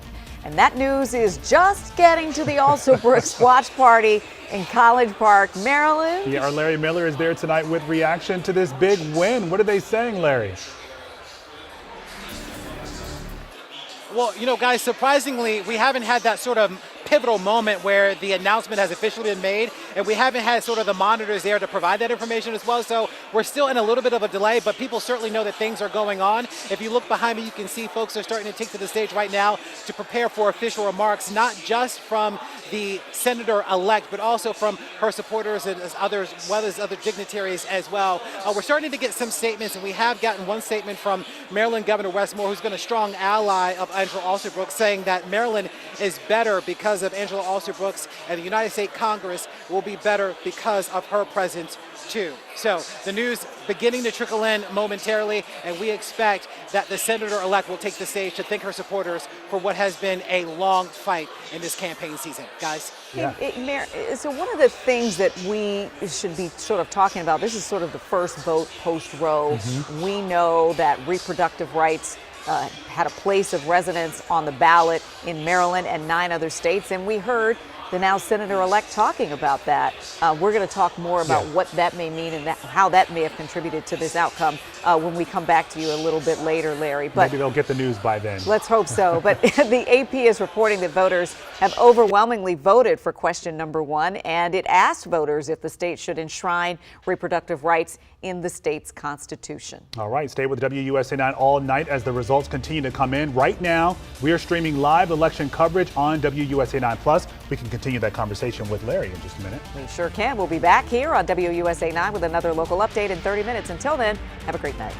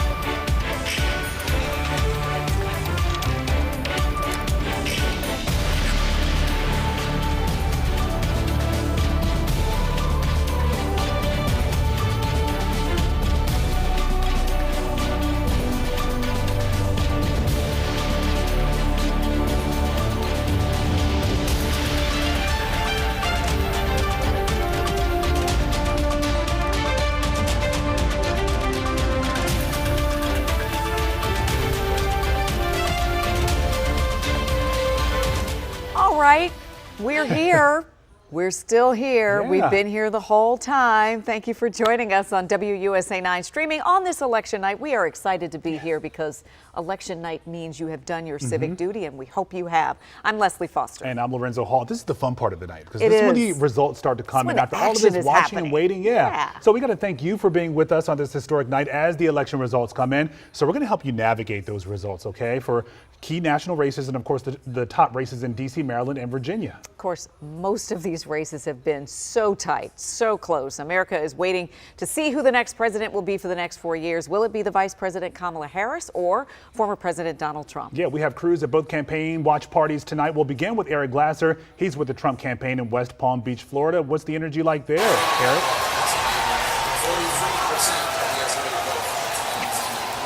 Hi, Eric. Sounds like a party behind you, Eric.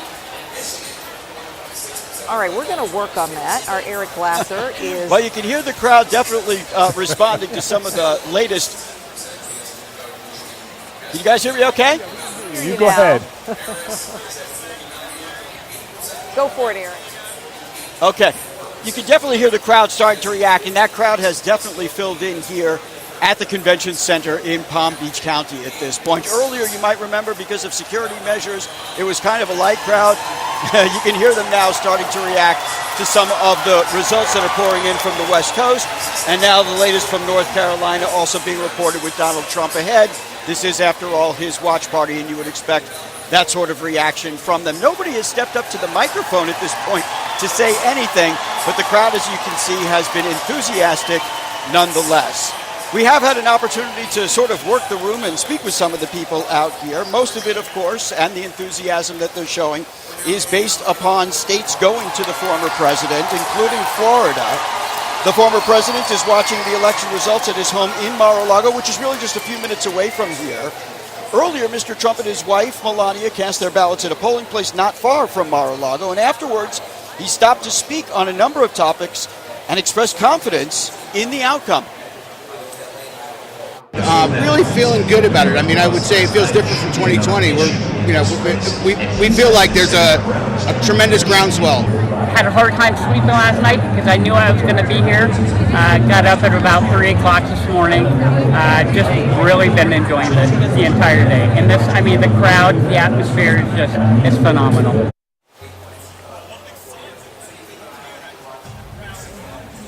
The former president also said when he had spoken with the press today that Republicans were out in force and that they had a very big lead, and it looked like Republicans had shown out in force. And so he expects this sort of turnout that we're seeing in those states that he was expected to win. Some of the people that I spoke with said that they're much more confident in the outcome regardless of what it is, because there are now lawyers scattered across the country at polling places and poll watchers that are keeping an eye on this election, more so, they said, than in the 2020 election. No word yet on when the former president will come to the stage here at the convention center. It depends, of course, on how these returns continue, and we'll be here to watch them for you. Reporting live in West Palm Beach, I'm Eric Glasser, WUSA9. All right, Eric, we'll continue to check in with you throughout the night. Thank you. All right, we're going to check in now on former Maryland Governor Larry Hogan, who was running for that Senate seat in Maryland. He is speaking right now. Let's listen in. Offer our best wishes and our prayers to Angela and her family. But now is the time for us to come together and to move forward as one state and one nation, to respect the will of the voters and the outcome of the democratic process. And I want to thank every single one of you in this room tonight. Give yourselves all a big round of applause. Thank you. Thank you so much. I want to say thanks to my wife, Yumi, who inspired me to get into this race, and my entire family. Give them a big round of applause.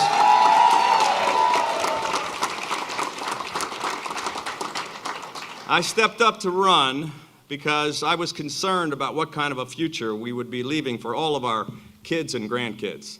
And for me, the greatest title wasn't governor or senator, it's dad and pop-pop. I also want to thank our incredible campaign staff. Please give them a round of applause. They did an amazing job. And the thousands of volunteers all across the state who worked their butts off. You know, some campaigns drag on for years, but this one was a 9-month sprint, We ran full speed from day one, from early mornings and late nights to every corner of the state, knocking on doors, making calls and meeting voters from Oakland to Ocean City and everywhere in between. And we built a broad coalition of Republicans, Democrats, and independents, and we brought together first responders, police, veterans, longshoremen, teachers, small business owners, young people and retirees, and hardworking families all across this state. This was truly a grassroots campaign. And most of all, I want to thank my fellow Marylanders, especially all those in deep blue Maryland who were willing to put country over party and split their tickets.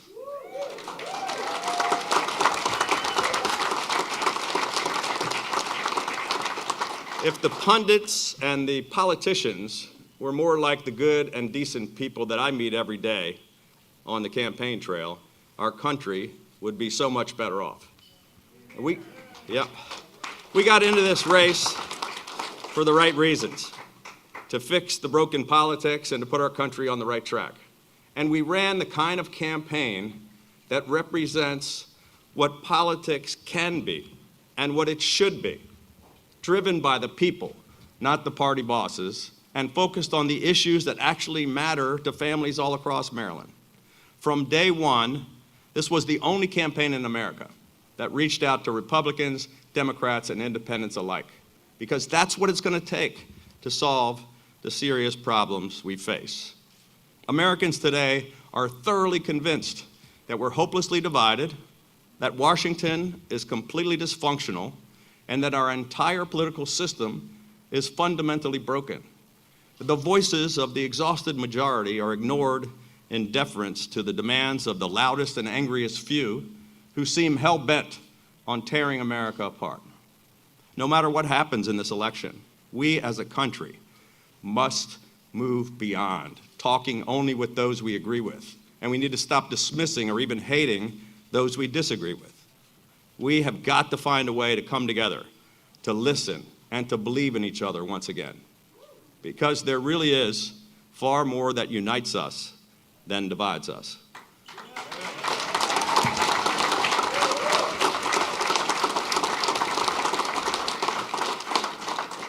While tonight did not bring the outcome we had hoped for, we can all hold our heads high. I can tell you, we left it all on the field, and I'm so damn proud of the effort. Thank you all. Thank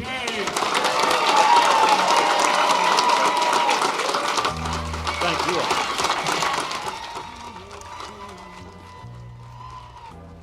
And we've been listening to... We proved that campaigns can be about so much more than just red versus blue. I kept stressing that we need to get back to the red, white, and blue.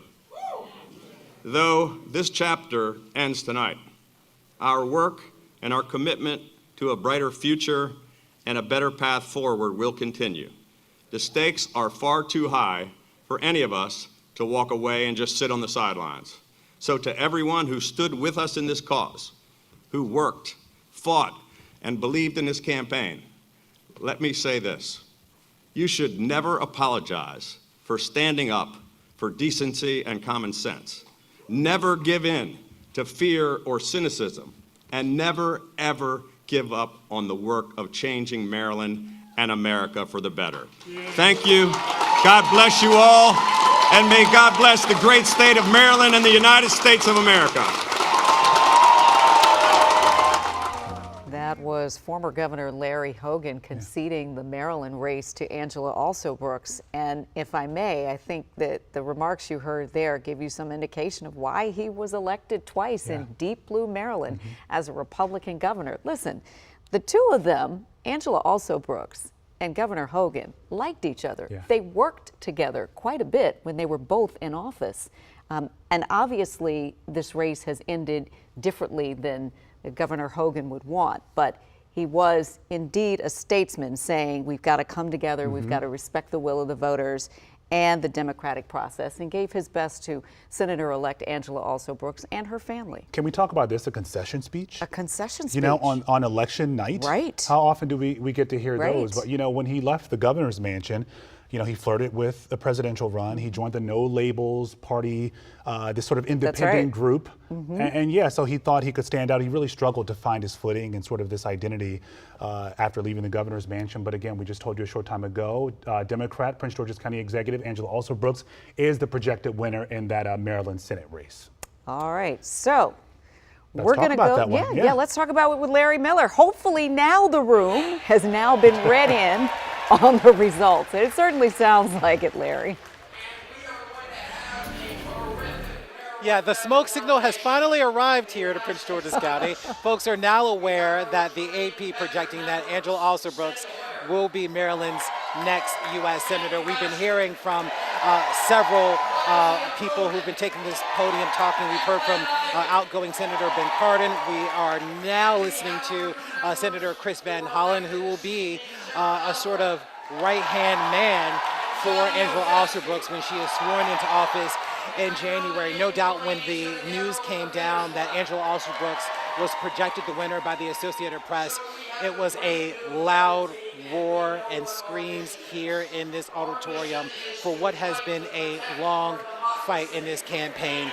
Angela Alsobrooks has had to overcome some pretty tremendous odds. First taking on Congressman David Trone, who spent an exorbitant amount of money on that primary race, only to lose to Angela Alsobrooks that did not have the same amount of money and resources that he did, but mounted a pretty aggressive ground game, talking with voters in critical counties and turning up that vote.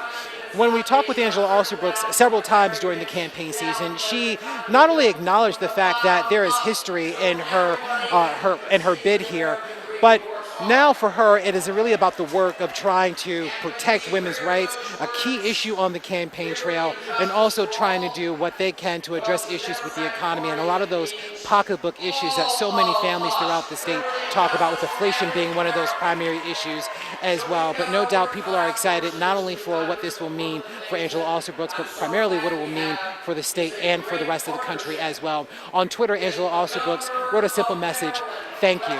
Thank you to all of the supporters, all of the voters that came out today. One of the things that we talked about earlier was really about that early vote, and we saw very early on that there was a significant margin between Angela Alsobrooks and Larry Hogan, and that the numbers, as we just later learned from the Associated Press, did not work out in his favor, primarily because of the ground game that the campaign ran in areas like Baltimore, Prince George's County. And it looks like Angela Alsobrooks, apparently that is Governor Wes Moore, who's now taking the stage there. His campaign, his administration releasing statements moments ago, talking about what Angela Alsobrooks will effectively be able to do once she is sworn in as Maryland's next senator. Let's take a listen to Governor Moore. Well, we did a thing tonight, didn't we? Maryland, overwhelmingly, decisively, and lovingly. Maryland, we just voted to codify abortion rights inside of Maryland's Constitution.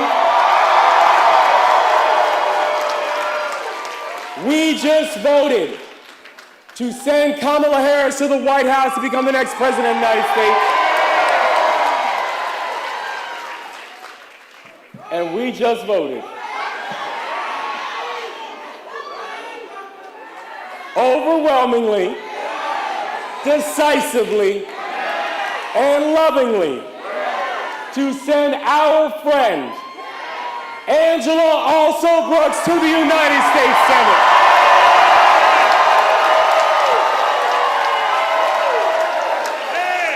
Y'all, we did a thing. And I gotta tell y'all, I wanna say thank you to this state and this crew, because 2 years ago,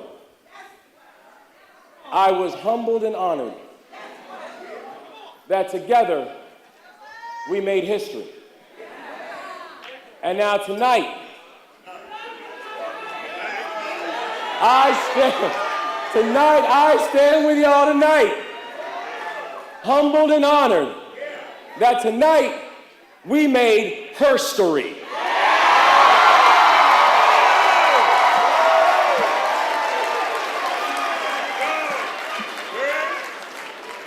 And let me tell you something. We did something more than just make history tonight. What we also did is making sure that Maryland, we are sending a fighter to Capitol Hill. We are sending someone to Capitol Hill who is going to ensure that we can codify Roe and once again make that the law of the land in the United States.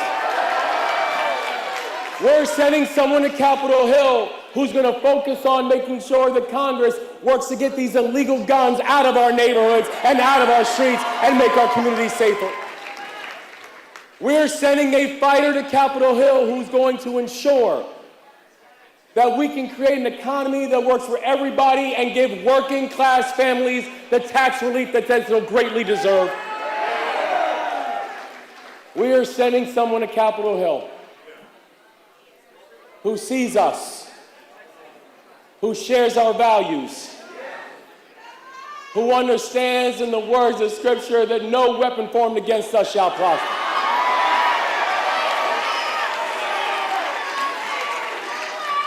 And who never loses focus as to who she's fighting for. And so I want to tell y'all, people have asked me and they said, you know, why was it so important to get behind Angela so early? And I said, because the answer was simple. Because we love our state. And we believe in its people. And we believe that our state deserves the kind of leadership that will stand up for us, that will fight for us, and that will defend us, and does not need polls and does not need other people in their ear to tell them what's important. They understand what's important, they understand what they will fight for, and they understand what it takes to get it done. And when I look at Angela, I don't just see a great leader. I see my daughter. I see my wife. I see my sisters. I see my mom. I see all of those who came before us, who I know right now, they are smiling from ear to ear and they are watching us from up high. And they are looking at us and they are saying, Maryland, we understood the assignment and we got the job done.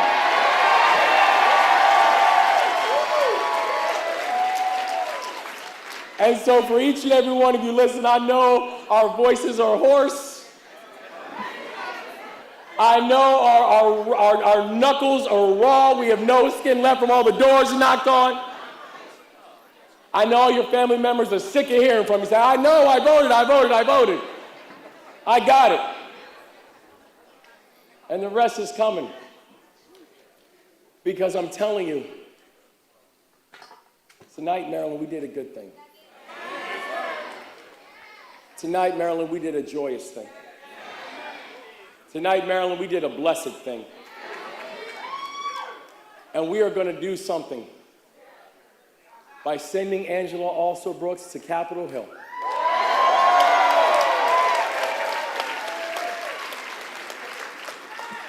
She is someone who's going to make a contribution to the world, but someone who will proudly and always say, but she's ours.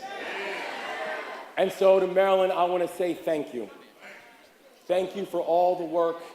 Thank you for all of the effort. Thank you for the push. Thank you for the fight.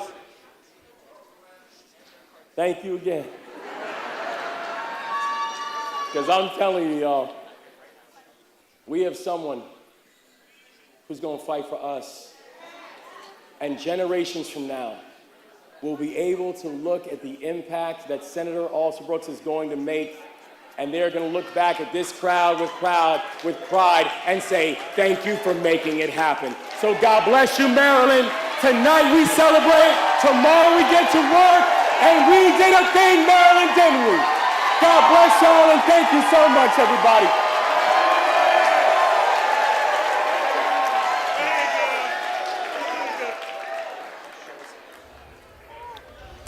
All right.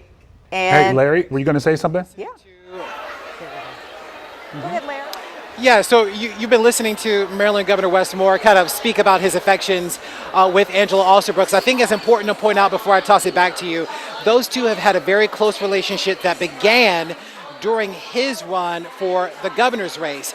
And talking to many insiders here in Maryland, they will tell you that had it not been for Angela Alsobrooks and her endorsement of Wes Moore during his run for governor, he would not be the governor today. Because of her endorsement, effectively it helped usher in so many votes that he needed in Prince George's County in order for him to win the primary and then go on to win the general. So those two have had a very close relationship.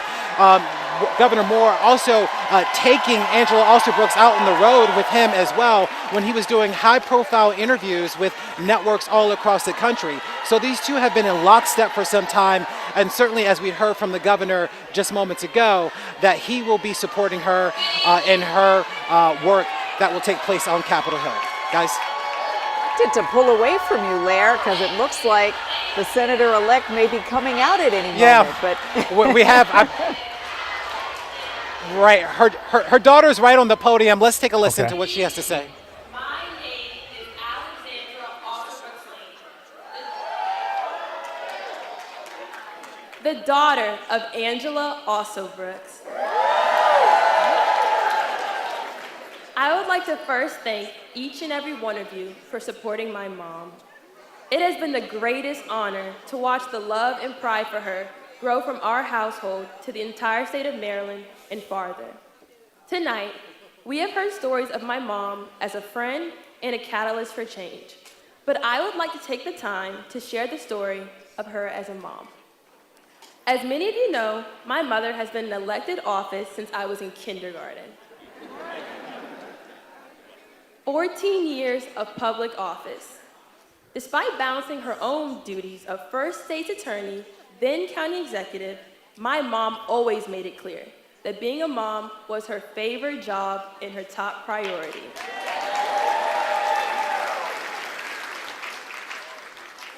In the first grade, my class took a trip to the National Zoo.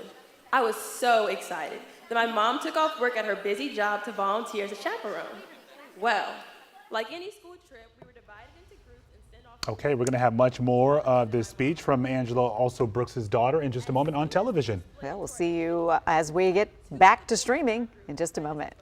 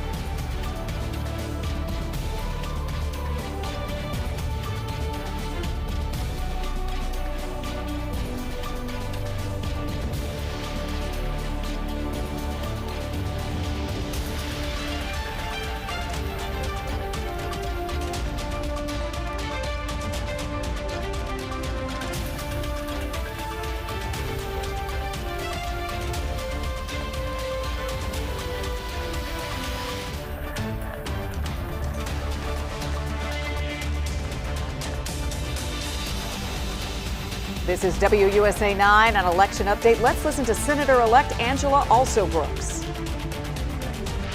Oh, yes. Well, first of all, to Alex, you know, she forgot to tell you one important part of that story. She's the one who got on the bus after I had to race after her first grade friends and said, well, we have to wait for a certain 40-year-old to come across the park. Well, I have to say, first of all, tonight, I must give credit to the absolutely unfailing God that I serve. One whose grace has been sufficient at every turn. I don't have enough words to say thank you to God, whose faith has been unfailing. I want to thank him so much. And just a moment ago, I received a call from Governor Hogan congratulating me on tonight's victory.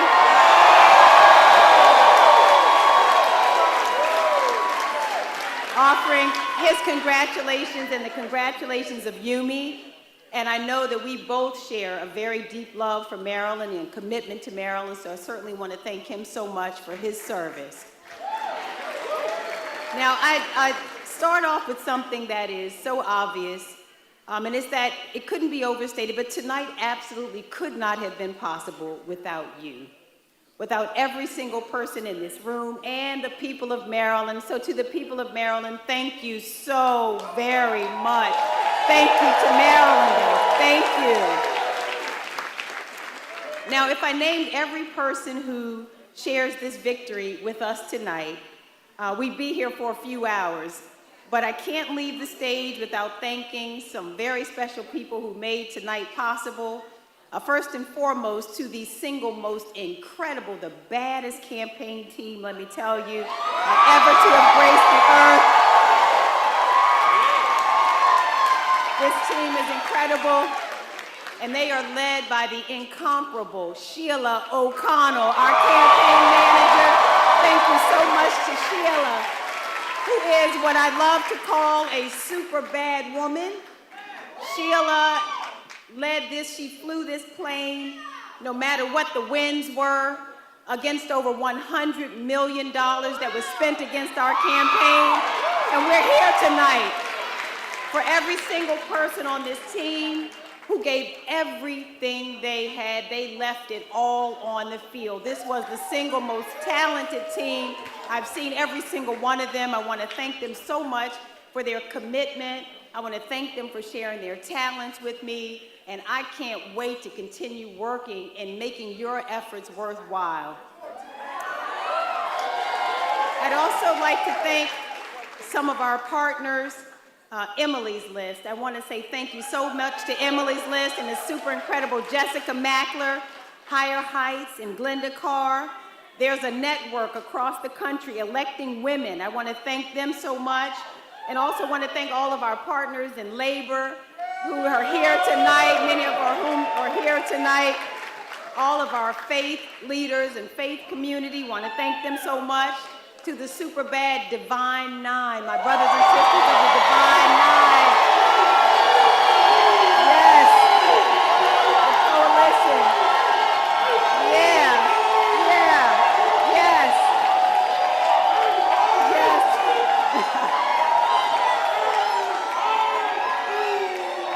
Yes. I'd also like to say thank you so much to the Democratic Party led by Ken Ullman and also Dr. Charlene Dukes. I want to thank them so much for all their incredible support. All of my friends in elective office, don't we have the baddest captain of Team Maryland, Governor Wes Moore? I want to thank him so much. All of our friends and our federal delegation who are here tonight. You just heard from Senators Cardin and Van Hollen. I want to thank them. All of the congressmen who are here. I see Congressman Hoyer. I want to thank him so very much. Congressman Mfume, sir, thank you so much. Congressman Sarbanes, and Congressman Raskin. Yes, Congressman Raskin. Yes, America's congressman. Congressman Ivey. Want to thank them, Rupersberger. Thank them so much for all of their support, as well as all of my other brothers and sisters in elective service who are here tonight from the state senate, our delegation, our council members, all the Democratic Central Committee members who worked so hard on this campaign, to all of our volunteers, all of Team Alsobrooks, every single volunteer.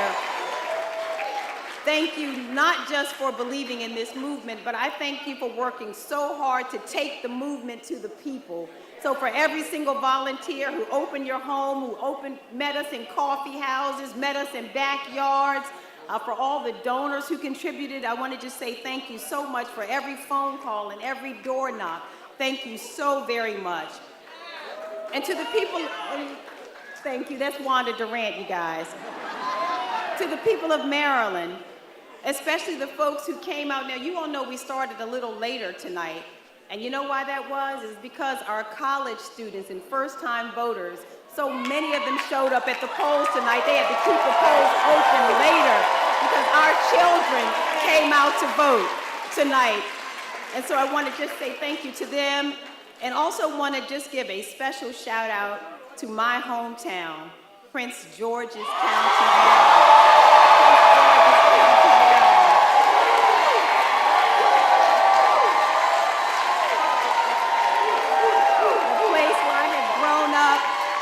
the ones who I love so much. You know, I woke up this morning to my neighbors who lined my street and hosted a pep rally for me as I left my neighborhood. And I want you to know that this is the Prince George's County that I have known. The people who cheer each other on, where greatness grows. At times we struggle together and we work to build a better future for all of our children. And to those Marylanders whose support I have yet to earn, I may not have won your vote, but I want you to know that I hear your voice and I will be your senator too.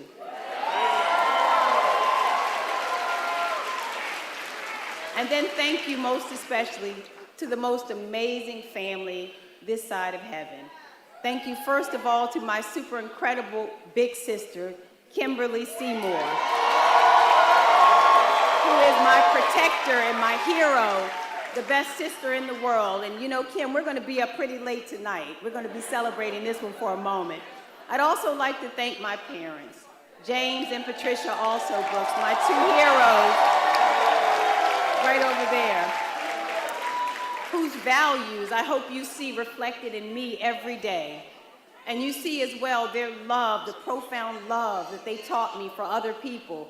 As well, you see their grit, their determination, and the work ethic that they passed on to me. So Mom and Dad, you may not have seen this coming, but I tell you, I thank you so much for making every day of it possible. Thank you so much. To my grandparents who would have loved to have been here tonight, but whose legacy I carry on, I thank them so much. There are two other people that I want to thank. Cora Masters-Berry, I know is somewhere in the room. I want to thank Cora Masters-Berry. And George Hazel, where are you, George Hazel? I want to thank the two of them as well for their love. Now, it's remarkable to think that in 2 years, America will celebrate its 250th birthday. And in all those years, there have been more than 2,000 people who have served in the United States Senate. And only 3 have looked like me.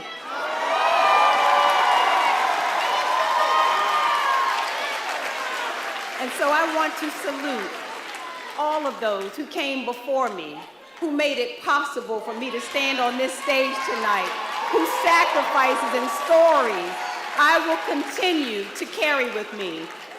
And from the bottom of my heart, I thank each and every Marylander. To serve this state, my hometown, is the honor of a lifetime. And there are few places, be clear, like Maryland. Marylanders are absolutely amazing people. Absolutely amazing people. And I know how amazing they are because I've had the great honor of traveling all across this state, meeting Marylanders where they live, where they love, where they worship, where they build businesses, where they educate their children, and where they dream of a better day. And I stand here tonight for all those people who dream of a better day. We stand tonight united as one Maryland. And to each and every Marylander, I say this: I will make your care my concern, your hope my focus, and your dreams my work in the days and years to come. And to the people who did not vote in this election, I want you to know that I see you too, and that I will never stop working to prove that public service, that the work we do can and must change the lives of people for the better. And lastly, I stand here tonight for my North Star, for my reason for being, my incredible daughter, Alexandra.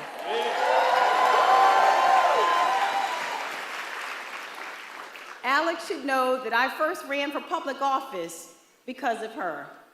And I ran for the Senate because of all of you, for the young people and the elders of our country, about the future that you one day will inherit, and the country that I know we all can be. I know that we can be a country that yells less and listens more, that fears less and trusts more, where we see the humanity in each other before the hateful word. And as divided as we may feel, in America, I still believe there is no us against them. There is only us.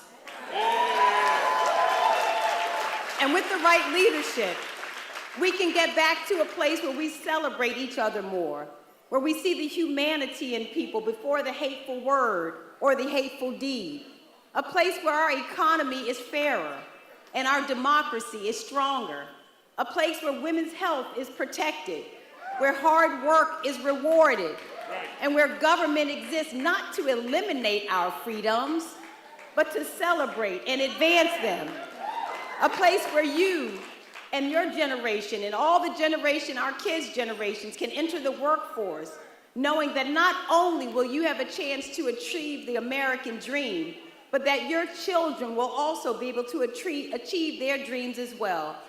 And I've often said, and I'll say it again, the number one issue as I've traveled across the state is economic opportunity. And it is my great desire that each of our families, that all of us will not live on the margins, but it is my desire that you will live beyond your wildest dreams. That is what I will work for.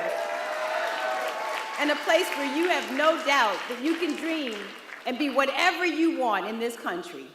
And so to Alex, to all of our children, to all of our parents, I say to you that this is the America that I will continue to work for, to make it work for each one of you so that you can experience the American dream, that we together can reinforce the values that we share as Americans, the democracy that we believe in, that we believe in freedom and human rights, that we believe our leaders should have integrity and be decent people. This is what we will continue to fight for.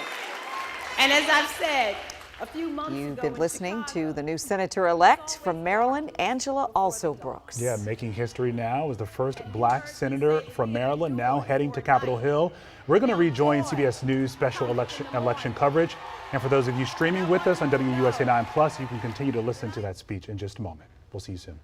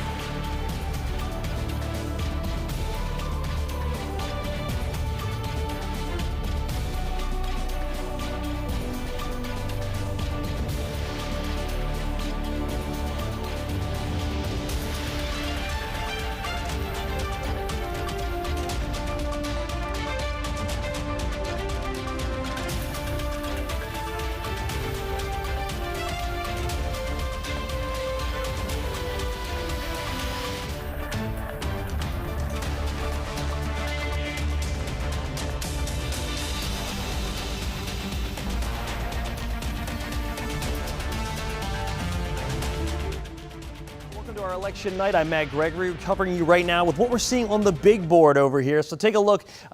Just like everyone else, we're following the AP in terms of calling this race. And this is what we're looking at right now in terms of the Electoral College count. About 210 has been given by the AP to Donald Trump. That's their projection. And 112 to Kamala Harris. Obviously, everyone's trying to get to 270. Those races we've been talking about and the national media has been talking about for weeks, they're really bearing out right now. You're seeing in Pennsylvania, still too close to call, a separation of, if we come down here, only about 100,000 votes there, which with 60% of the votes being counted, we'll see how that plays out in the national race. That's one that Kamala Harris would need to win. Obviously, if Donald Trump were to win Pennsylvania, that would give him a substantial lead at this point.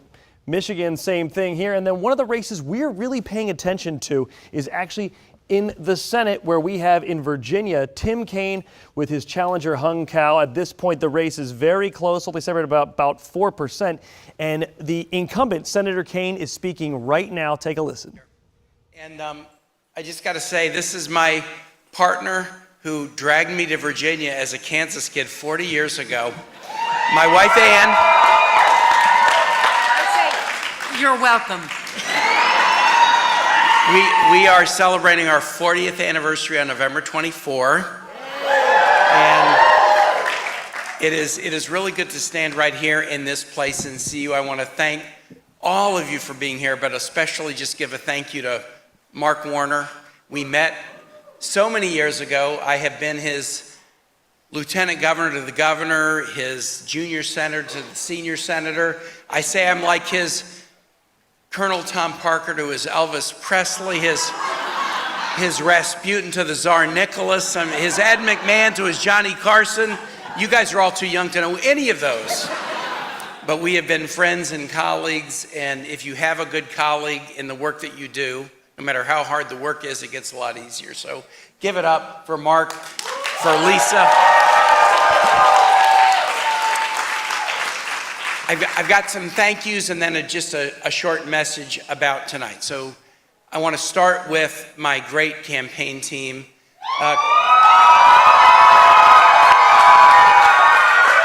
Some of you guys know Corinne Charles Dungo.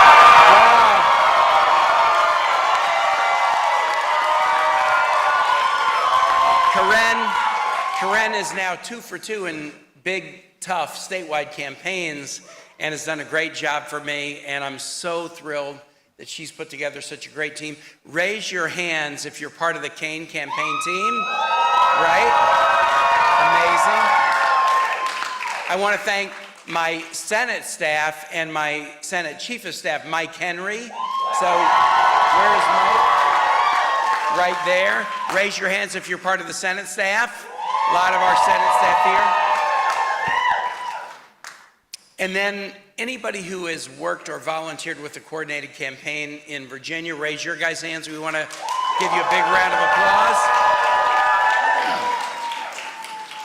applause.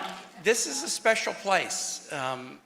This place, not only did I start the re-election campaign here in April, but when I was elected to City Council in May of 1994, this is my district. Jackson Ward was my district. My district began in the midpoint of 2nd Street, right outside the store, and then went all the way west into the Fan, into west of the Boulevard, Scott's Addition, North Side.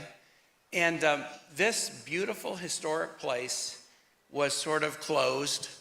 And we did a lot of things in Jackson Ward and with the Hippodrome and other places to revitalize this beautiful neighborhood in this beautiful place.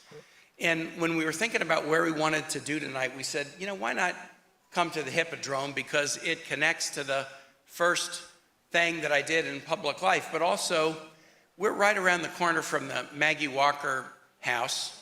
And there are very few sites in the National Park Service that are named after African American women. And that is Senator Tim Kaine, who is appearing to be giving a victory speech right now, although the AP has not yet called his race against challenger Hung Cao. But we have seen several other outlets are calling this race for Tim Kaine's re-election. And as you can see right here, he's separated by about 100,000 votes anyway. His challenger is from Tim Kaine. So it sounds like Senator Kaine declaring victory. We're going to continue following this. And also, we're going to be dipping into CBS News election coverage on the national level coming up. But please tune in for our 11 o'clock news. We're going to have all more from Tim Kaine's race as well as all the other races from Maryland, D.C., and Virginia and West Virginia when we get back to you at 11 o'clock tonight. Thanks for watching.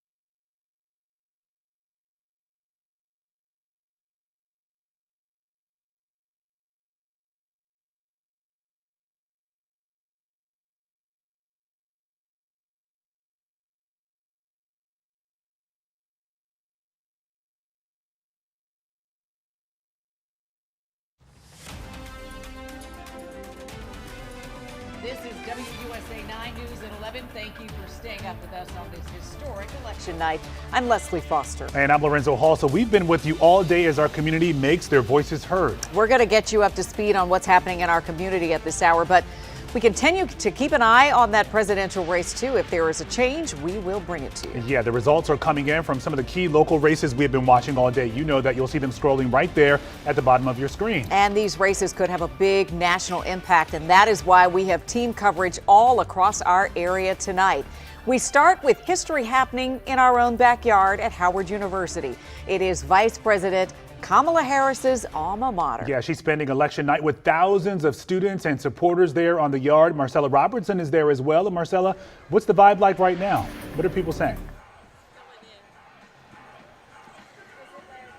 Good evening to you guys. I mean, just so electric, so much energy. You have more people filling in now, people waving American flags, dancing. You can hear the music, really hard to even really hear out here. And really just every time it comes up on the screen that Vice President Harris is a projected winner in a state, just cheers from the crowd. Again, thousands of people out here showing their support. I've got to tell you guys, I spoke with some of the people that are down on the yard right now. One woman told me that she had so much anxiety and just, fear leading up to this election, during this election cycle. She said she came here tonight and it was just so much positive energy, and she said all of that has kind of gone away, and she's just hoping to be in the moment, hoping to be part of history, hoping to witness history. Of course, that is what Harris's supporters are hoping to see here tonight. Her campaign hoping that she will take the stage here and give a victory speech at some point. Again, we are expecting her to take the stage here tonight, and making history is what they hope that she will do, potentially as the first female president of the United States. We know this has really been such a whirlwind campaign for her, really thrust into this in just the last 100 days or so. When President Biden announced that he was stepping down, endorsing the vice president, and she became the Democratic presidential nominee in all of this, choosing Howard University, her alma mater, as the backdrop to really wrap up this campaign. And the people who came here to support tonight say her message that she has sent out to supporters is one of unity and togetherness, and really hoping to move this country in a different direction. And they say they hope that is what will bring her a victory. Take a listen. I just want folks to know that this is a very crucial moment in our country. Vice President Harris has stood up for us. She has been a leader for us. She has fought for our freedoms. And this is a time that we give her the chance, the opportunity to lead us into the future and not go back.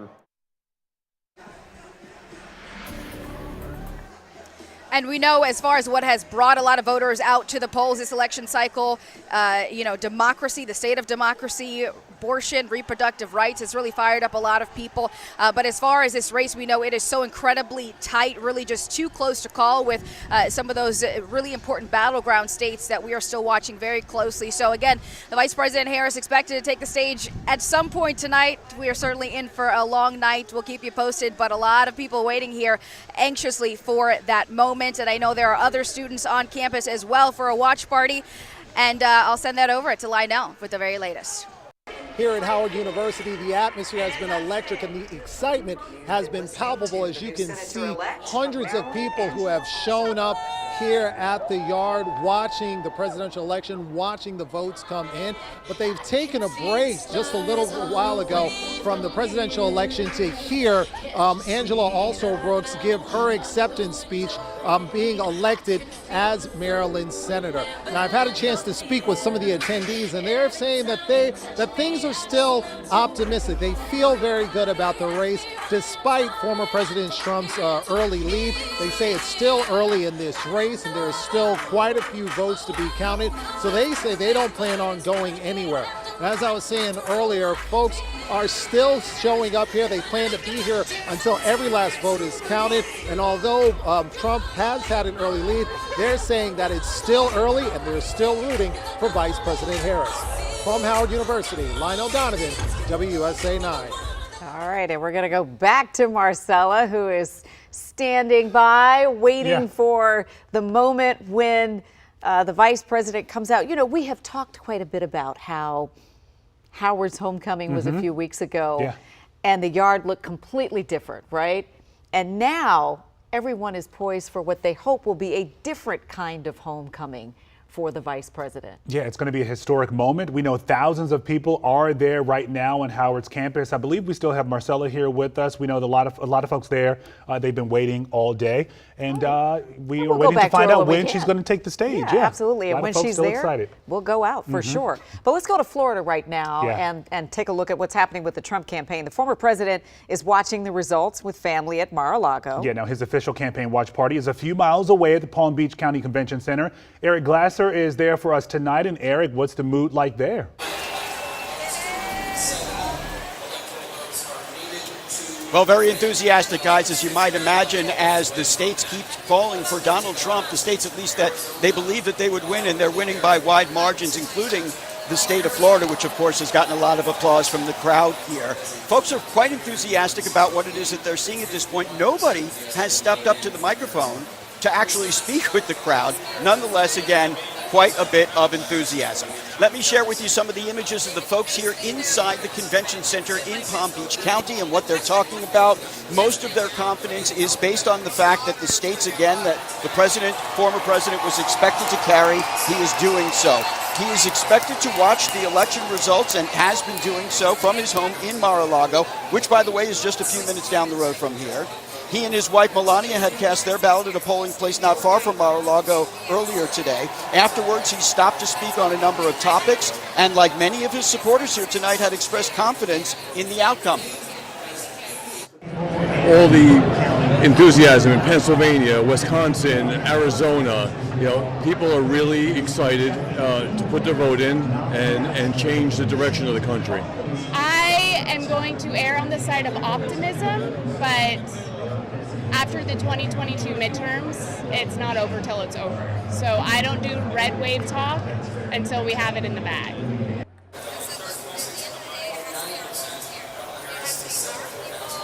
No word yet on when Donald Trump will come and address folks gathered here at the convention center. Again, at this point, nobody has taken to the stage to address the crowd, but it is filling in, has filled in. People are feeling pretty good about what they are seeing so far here. Some of the people I spoke with said that they are also expressing more confidence in the outcome of this election, regardless of what it is. Again, there are plenty of votes to be counted in some of the key states, and those votes may go into, or the count may go of those votes may go well into the evening and into tomorrow, or perhaps even the day after. But there are lawyers and poll watchers across the country that are watching the results coming in, and so the folks here say they are much more confident in the results, no matter what they may be this time around. Reporting live in West Palm Beach, Eric Glasser, WUSA9. Yeah, and with that said, with the voting continuing throughout the night, it'll be interesting to hear what the former president has to say when he does take the stage this time around. Yeah, we get the sense that at least both candidates will come out. Now, what will they say? I guess it depends on where we are in the process. Eric, thank you. We'll be checking in with you. You know, we're getting a better idea of why people voted the way they did. Yeah, so this is interesting. CBS News has released new exit polling data, and the data show the state of democracy and the economy were the top two issues drawing voters to the polls. So if you narrow that down to just Harris voters, reproductive rights are also a top issue. Yeah, you look at the number there. For Trump voters, immigration was really a big motivator, and all of this is in line with some of the big themes that we saw on the campaign trail. Yeah, and one more thing to point out here from the CBS News exit polls, they show a large majority of voters decided on their candidate before September. So folks had their minds made up a little early. Yeah, so much for the so-called Undecided. undecideds, Yeah, right? no kidding. All right, so now let's focus on Maryland here. The Senate race is one of a handful that could decide the balance of power for that chamber. Just about an hour and a half ago, the Associated Press projected Democrat Angela Alsobrooks will win this race over former Governor Larry Hogan. That makes Alsobrooks Maryland's first black senator. Our team coverage continues at watch parties for both candidates. Scott Broom is with the Hogan campaign. Larry Miller is with Angela Alsobrooks and her supporters. Larry, we just had a chance to hear from the senator-elect, so let's start with you. Well, in her speech, she gave a number of thank yous, mainly to the voters in Maryland, but also to some of her colleagues who have been staunch supporters of her from the very beginning. As we talked about history being made, Angela Alsobrooks, the senator-elect, the first black woman to represent the state in the U.S. Senate when she's sworn in come January. The Prince George's County executive making this really clear that this was a campaign about the people, for the people. And they ran a strong ground game, crisscrossing the state, trying to find votes wherever they could, even going out to those Republican strongholds, both on the western and eastern side of Maryland as well. While history is being made, the senator-elect making it very clear that while history is important, it really is about the issues and really advocating for the people of this state. But she did take the time to thank her supporters, especially her family. Take a listen. To the people of Maryland, especially the folks who came out. Now, you all know we started a little later tonight. And you know why that was? Is because our college students and first-time voters, so many of them showed up at the polls tonight. They had to keep the polls open later because our children came out to vote tonight. And so I want to just say thank you to them, and also want to just give a special shout out to my hometown, Prince George's County, Maryland.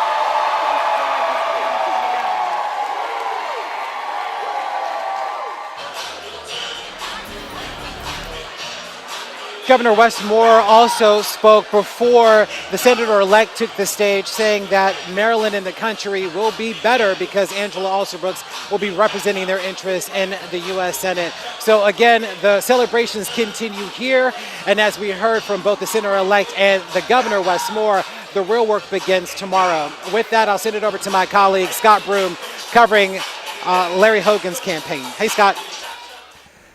Yeah, Larry, I'm in Annapolis tonight. It was all over very early. Former Governor Larry Hogan came out, gave what I would describe as a very gracious concession almost immediately, focusing on the history that he said Angela Alsobrooks is making tonight. Tonight, regardless of who you voted for, we can all take pride in the election of the first black woman to represent Maryland in the United States Senate.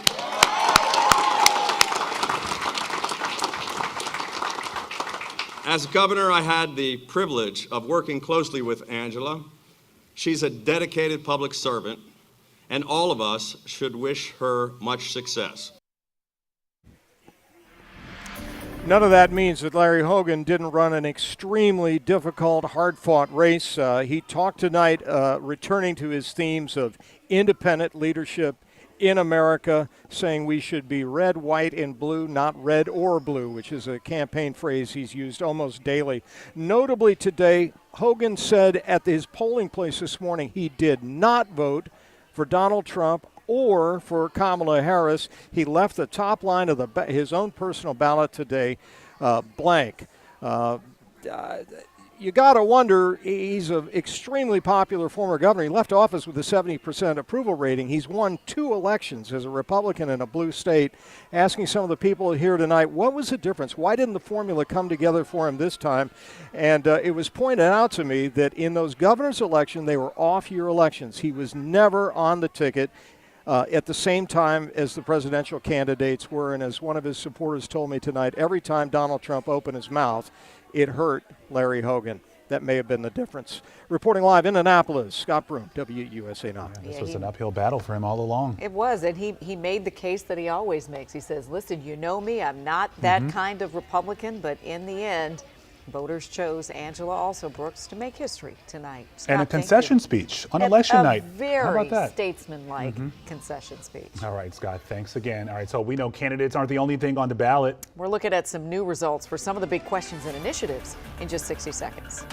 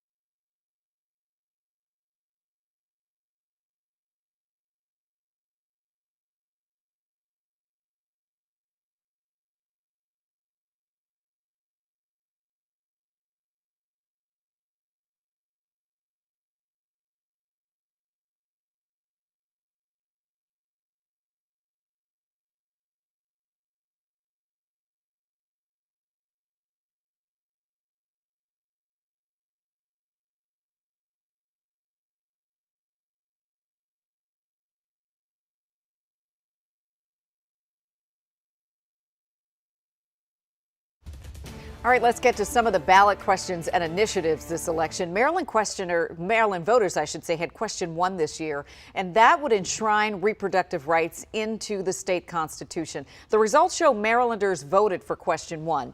We're told polls stayed open late so that voters already in line could cast their ballots. And D.C. is deciding on a new way to vote. Ranked choice voting was on the ballot as Initiative 83. If this is passed, voters would rank their top choices instead of only choosing one candidate. It also opens up the primaries to independent voters. We should point out results are still coming in, but the votes counted so far are largely, you can see right there, in favor of ranked choice voting. If this passes, the D.C. Council still has to approve the money to fund this, by the way. Ranked choice voting is already used in Arlington and elections around the world. There are 2 big reasons to stay up with us for 15 more minutes. 1, we've got live team coverage of Virginia's Senate race. Yeah, let's pull an all-nighter, huh? Let's do it. And meteorologist Caitlin McGrath is tracking our next chance for rain showers. That's all less than 2 minutes away. Stay right here.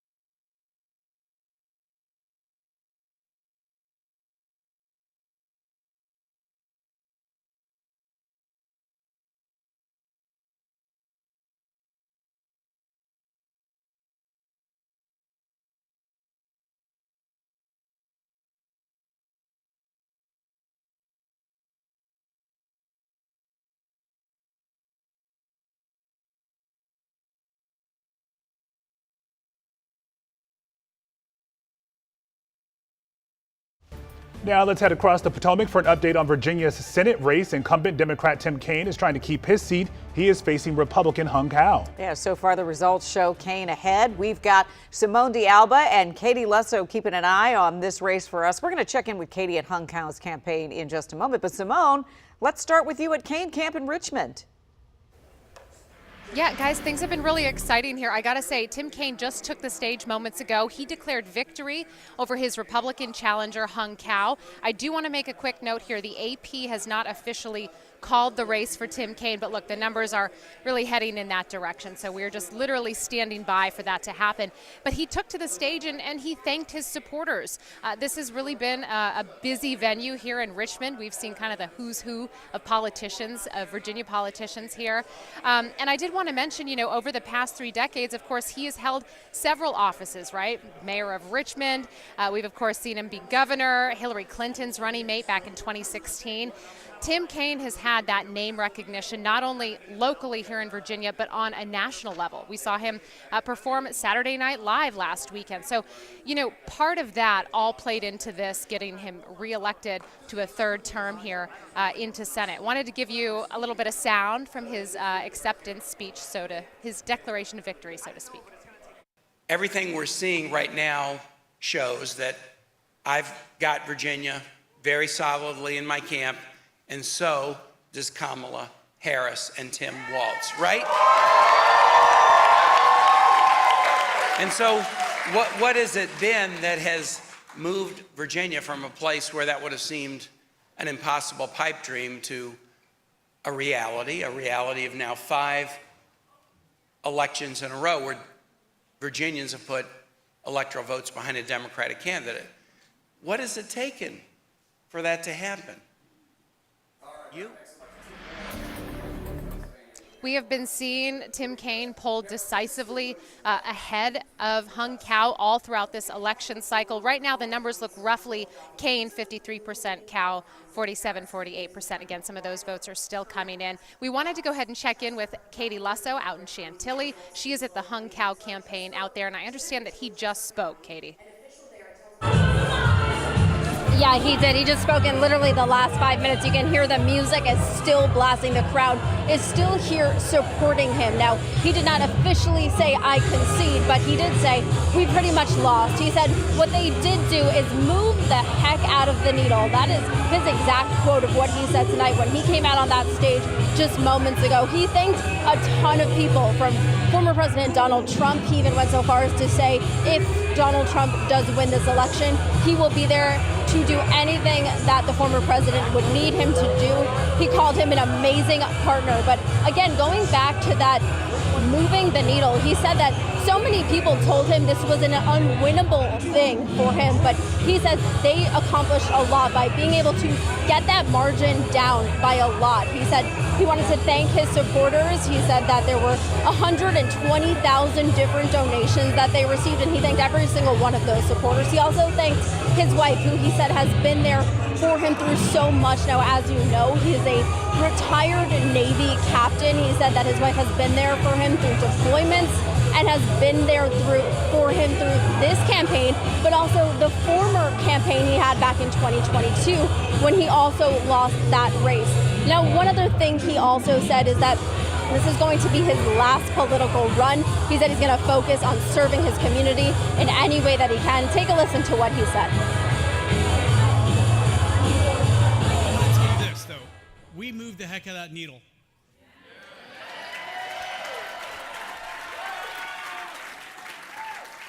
We've proven tonight that Virginia is not blue. If anything, it's purple. And I'm so proud to have represented so many of you guys.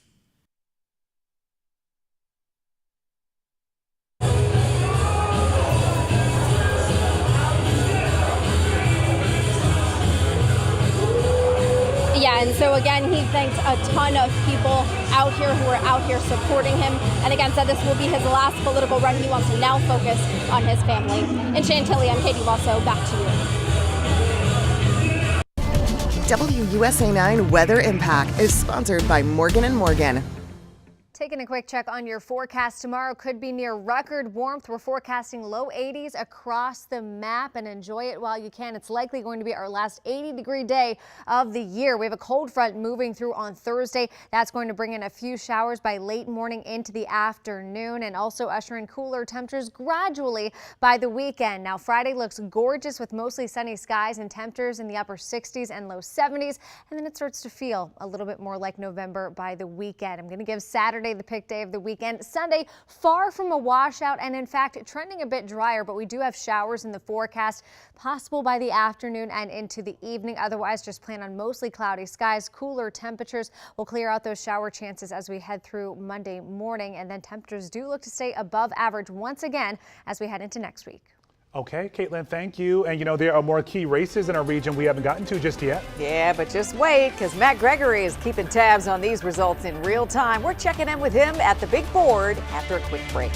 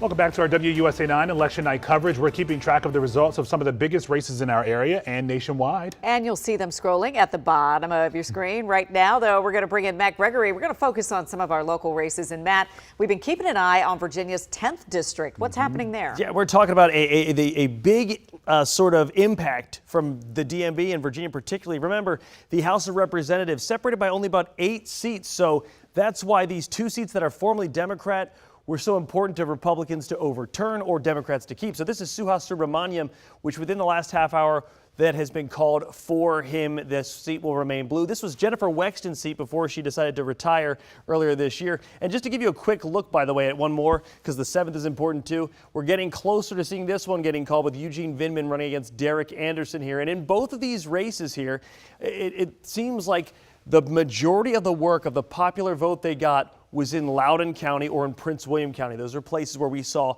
a lot of growth for the Democrats. So that's what we're looking at here. We're still waiting to see when 7 will be called, but we'll have this for you online and also on our streaming platform. Back to you guys. Sounds good, Matt. We'll be right back.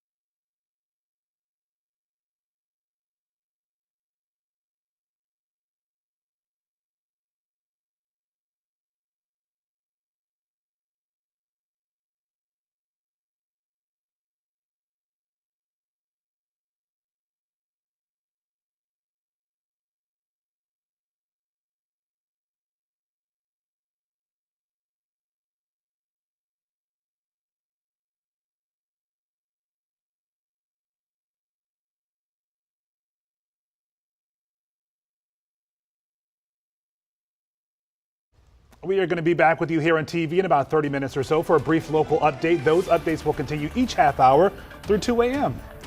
We're streaming right now on WUSA 9 Plus, and we are loopy, but that's okay. We're all in this together. We'll see you there.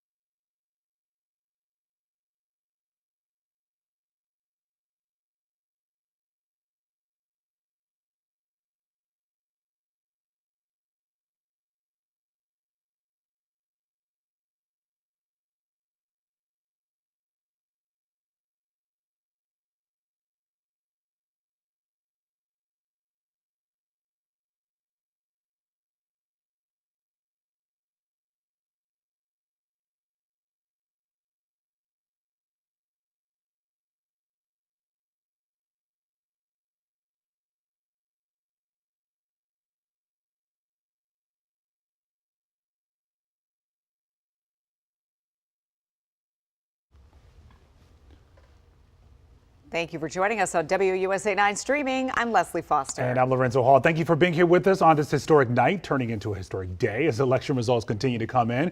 We're helping you navigate the results for key national races and the top races here in D.C., Maryland, and Virginia. This is one of the closest campaigns we've ever seen, one of the most intense we've ever seen in the country, too. America's waiting to see who the next president will be for the next 4 years. Will it be Vice President Kamala Harris or former President Donald Trump?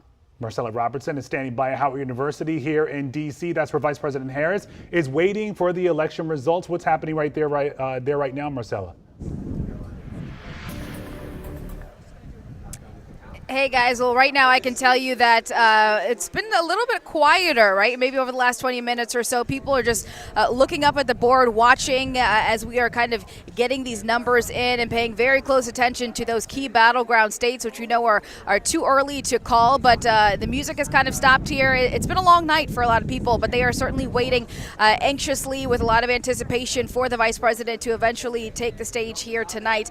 I got to tell you that I spoke with some of the people down on the yard here. Of course, the backdrop is Howard University, Kamala Harris's alma mater.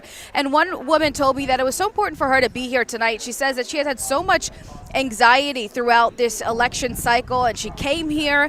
It was kind of a party atmosphere, just positivity, and she said all of that kind of just went away. All of her anxiety went away. She's hoping to just be in this moment, of course, hoping to witness history, hoping to be part of history. And the Harris campaign hopes that the vice president will take the stage here eventually and give a victory speech, making history as the first female president of the United States. We know that getting to this point has kind of been a whirlwind campaign for the vice president. We know she's really just been thrust into all of this, and just within the last 100 days or so, after President Biden announced that he was dropping out of this race, endorsing his vice president. And in these final weeks, in these final days of this campaign, as she has tried to, garner more voters, and she has really pushed forward this message of unity, letting people know that if she's elected, that she is going to move the country in a different direction, a more positive direction. And the people that are here supporting her hope that that is going to get her a victory. Take a listen. I just want folks to know that this is a very crucial moment in our country. Vice President Harris has stood up for us. She has been a leader for us. She has fought for our freedoms. And this is a time that we give her the chance, the opportunity to lead us into the future and not go back. I believe that this will be history tonight. I feel like someone that I can identify with. We went to the same alma mater, but a black woman will win the presidency. Hopefully we'll actually know tonight. We may not, but I still wanted to be here for the atmosphere and be among essentially like-minded people. So again, so many people here, thousands of people on the yard here at Howard University's campus. Kamala Harris's alma mater. She graduated here in 1986, and they are here to support her, hoping to see her pull out a victory. We know that it is such a tight, close race that we may not see those results tonight. It could take a couple of days, but they are certainly here to support her and really anxiously waiting for her to take the stage and to see that moment when she addresses the crowd. I do want to mention quickly just, what has really brought out voters this election cycle. Some of the exit polls is saying specifically for Harris's supporters that democracy and abortion were really the top issues for them. The state of democracy, the fear of what would happen if former President Donald Trump were to be reelected into the White House, what that would mean for democracy. So that is really what brought voters out and Harris's supporters out. And then, of course, reproductive rights, just especially women who are upset about Roe v. Wade, and that has really been the driving force for them to turn out to the polls as well. Again, such a tight race here. We are waiting here.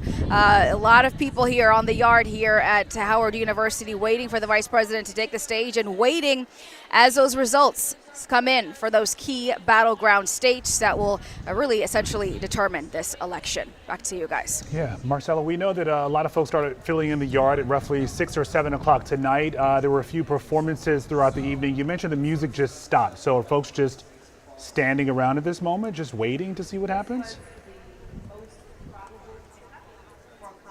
Yeah, really just waiting to see what happens here, watching those numbers come in on those key battleground states, and that is what they're kind of doing right now. So kind of a lull, right? But it's been a party for, I would say, the last 4 or 5 hours or so as people really have started to file in here. We saw the Howard University Gospel Choir perform.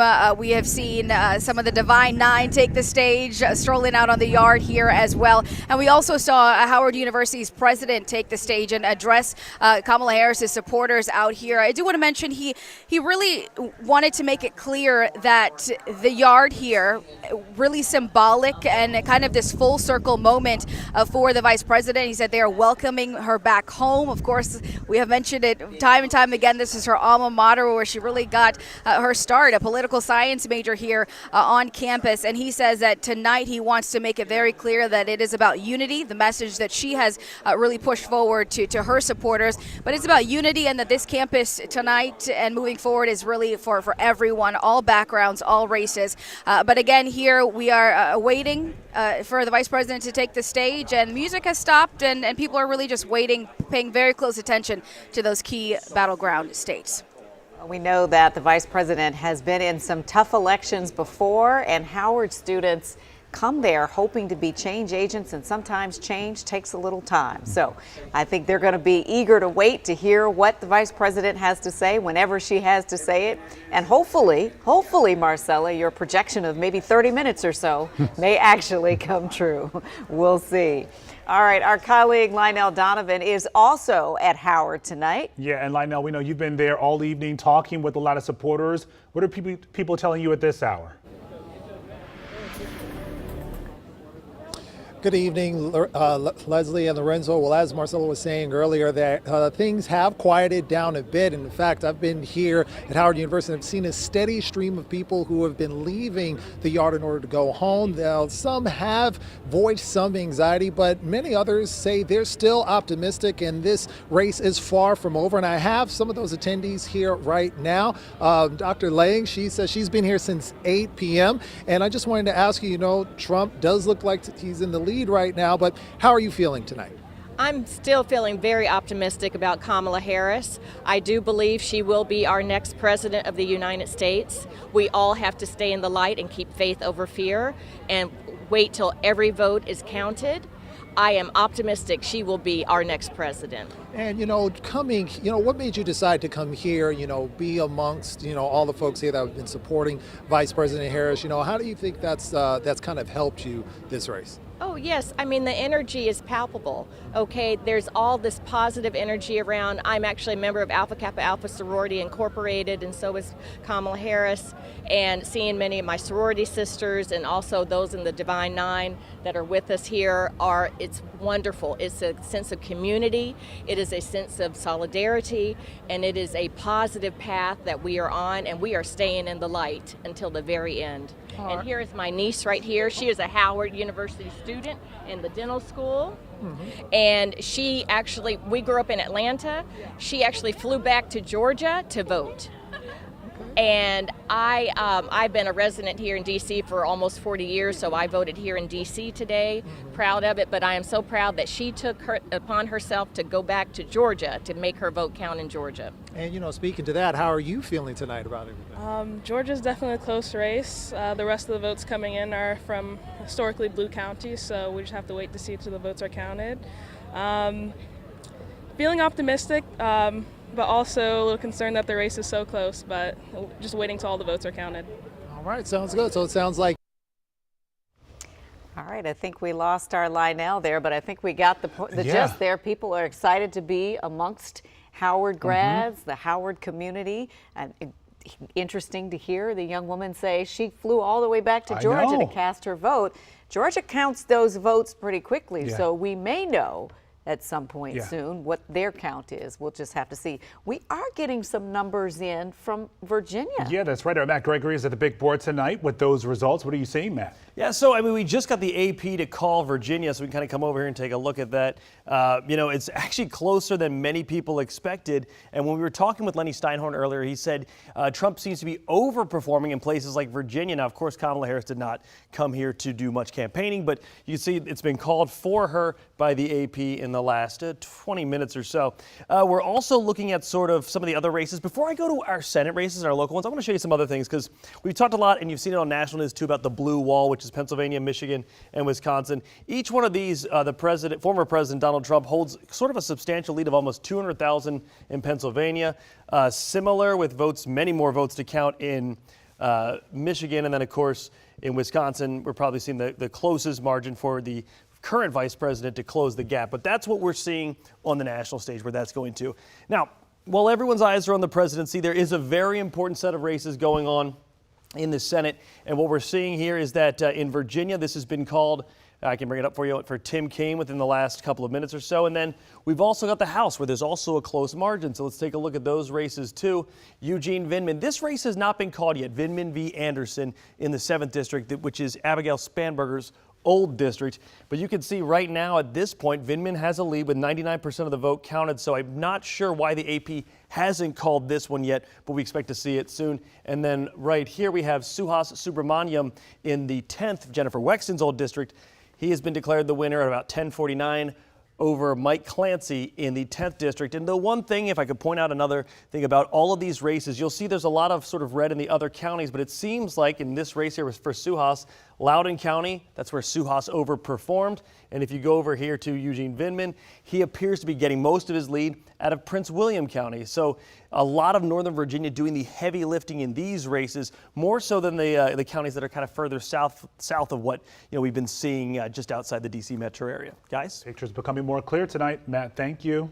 All right. Well, we know who Maryland's next senator will be. It's a slightly earlier night for Senator-elect Angela Alsobrooks. She's going to win this race over former Governor Larry Hogan. And Hogan did concede tonight, and that makes Alsobrooks Maryland's first black senator, making history again.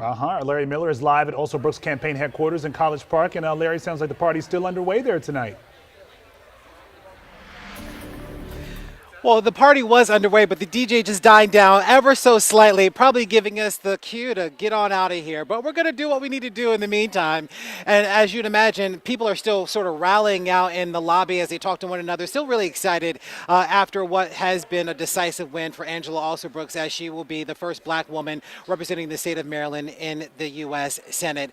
No doubt this was a long battle with months on the campaign trail and a debate that at times got rather contentious between her and her Republican challenger, former Maryland Governor Larry Hogan. We had a chance to actually catch up with Alsobrooks after she gave her speech about what this moment means for her and what it means for Maryland. Take a listen.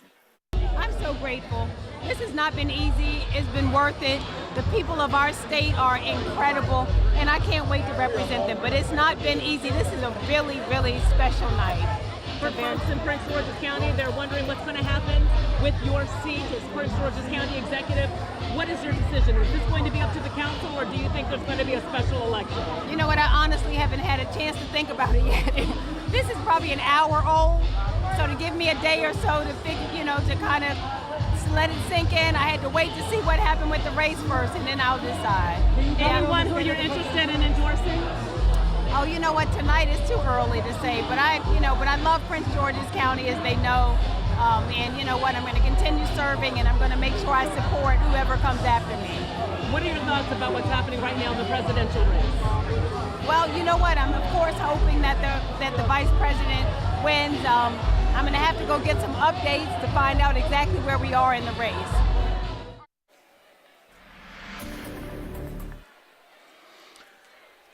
All right, so that was Angela Alsobrooks speaking with us after she gave her speech. I'm joined right now by Wanika Fisher. She is a member of the Prince George's County Council.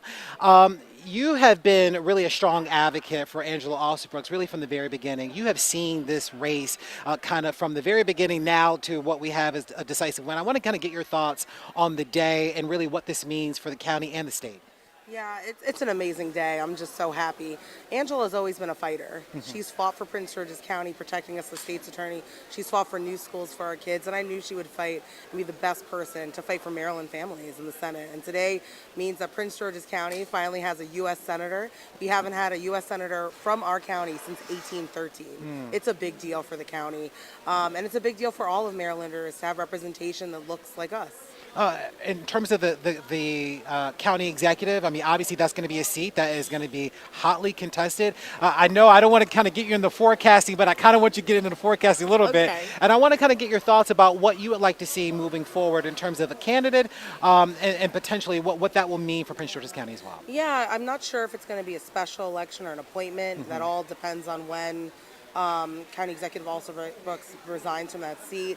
I hope it's a candidate that's really focused on the economic development of our county. You know, we had a $171 million deficit in our county budget. Someone who's going to work with Angela and make sure we get the FBI here to home to Greenbelt. And someone who's focused on our children and our schools and public safety. All right, Nikki Fisher, thank you so much. I really appreciate your time today. Thank you. All right, thank you. And with that, guys, we will send it back to you. But of course, the party continues here in Prince George's County after a decisive win for Angela Alsobrooks. Yeah, historic night there, but still a lot of work to be done in terms of leadership in Prince George's County. Absolutely. Big changes coming on that front, too. We're going to take a quick break and we'll be right back.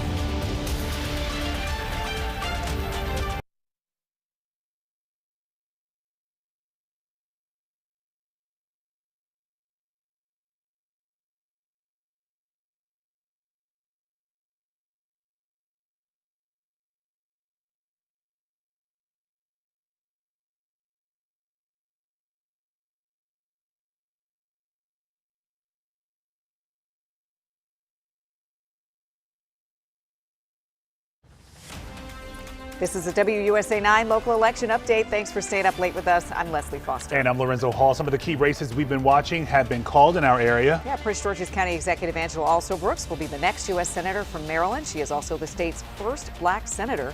She says it's just starting to sink in.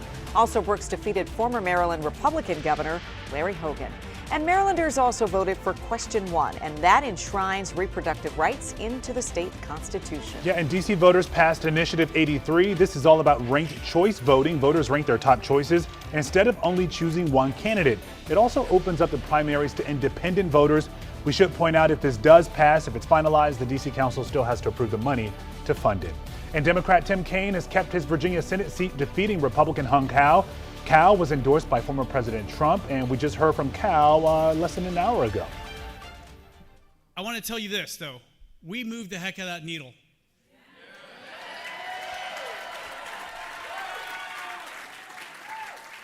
We've proven tonight that Virginia is not blue. If anything, it's purple. And I'm so proud to have represented so many of you guys. Hung Cao says this was his last political run. He says he plans to spend more time with his family. Now, Senator Tim Kaine delivered a different message than Cao. He says Virginia should be considered a blue state.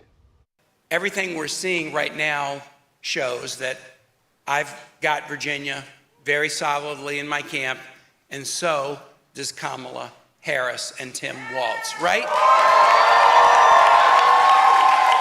And so what is it then that has moved Virginia from a place where that would have seemed an impossible pipe dream to a reality of now 5 elections in a row where Virginians have put electoral votes behind a Democratic candidate?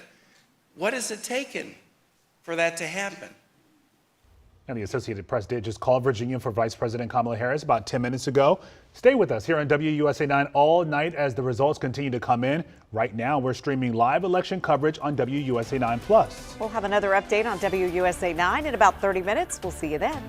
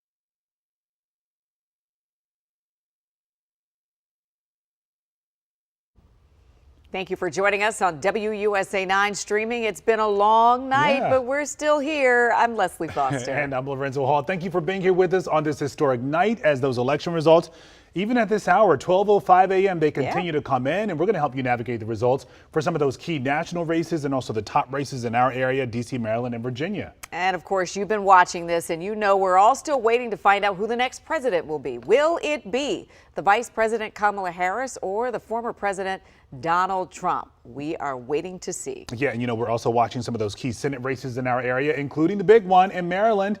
That is all done. We want to get to our Larry Miller. He's at the campaign headquarters for Angela Alsobrooks, where it seems like the celebrating is has winded down for the night, Larry. Have you worn out your welcome, Larry? At least the lights aren't on yet. I have a... It's so quiet. Well, guys, they're literally getting ready to turn the lights off on me. You usually like to turn up. They're like, Larry, we're only letting you stay because we like you. They're like, it is time to go home. Yes, they're like, Larry, we're going to allow you to stay here. They're like, Larry, we're going to allow you to stay here because we like you, but at 12:10, you need to get your butt on out of here. So we're going to try to do that and abide by those rules. But guys, this really has been a good night, not only for Angela Alsobrooks, but it has been for, as they say, all of Maryland. And that what we saw in this race, while contentious at times, was really a respectful, peaceful end. Former Maryland Governor Larry Hogan calling the Senator-elect Angela Alsobrooks, wishing her well on her next venture, and also congratulating her on the history being made with her appointment and election today, where she will be the first black woman to represent the state of Maryland in the U.S. Senate. So this is a big day for her, a big day for people all across the state when they think about diversity and what is possible for candidates and those seeking to run for office. During her speech today, she talked a lot about not only the sense of gratitude that she has, but really what this will mean and the sort of policies that they would like to see moving forward. Again, addressing reproductive health nationwide, now that abortion access and rights are codified into the state's constitution after a positive vote on that measure here during this election, but also seeing that same sort of codification played out nationally as well. And then she also talked too about the economy, addressing those kitchen table issues, inflation, the price of groceries. Those things are really important to Marylanders. They are important nationally as well, and something that she says that she's committed to addressing once she's in the U.S. Senate. She will be sworn in January, and of course that will also mark a momentous occasion as well. We heard from Maryland Governor Wes Moore, who spoke before she did about their relationship.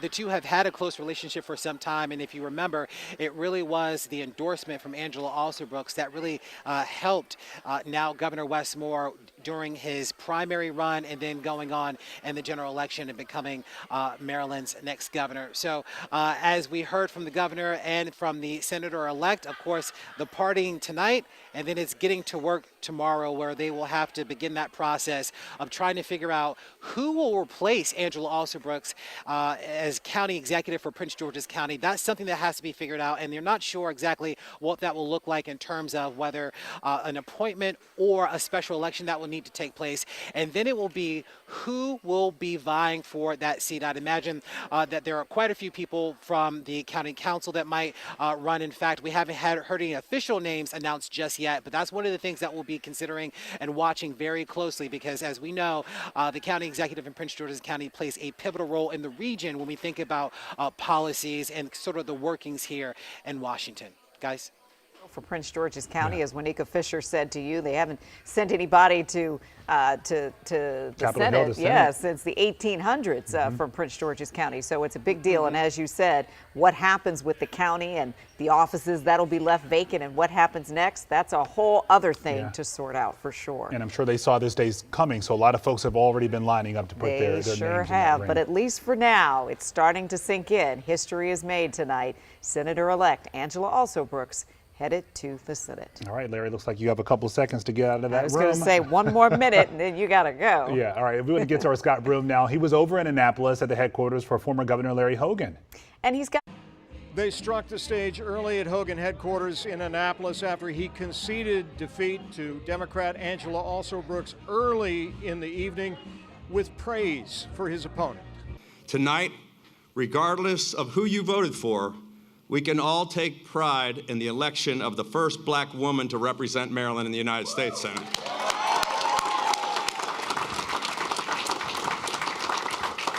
As governor, I had the privilege of working closely with Angela. She's a dedicated public servant, and all of us should wish her much success. In his remarks, Hogan hit again on the common themes of his campaign, independent leadership. He said to this crowd tonight something he's told campaign gatherings throughout the last few months: we should be for red, white, and blue, not red or blue.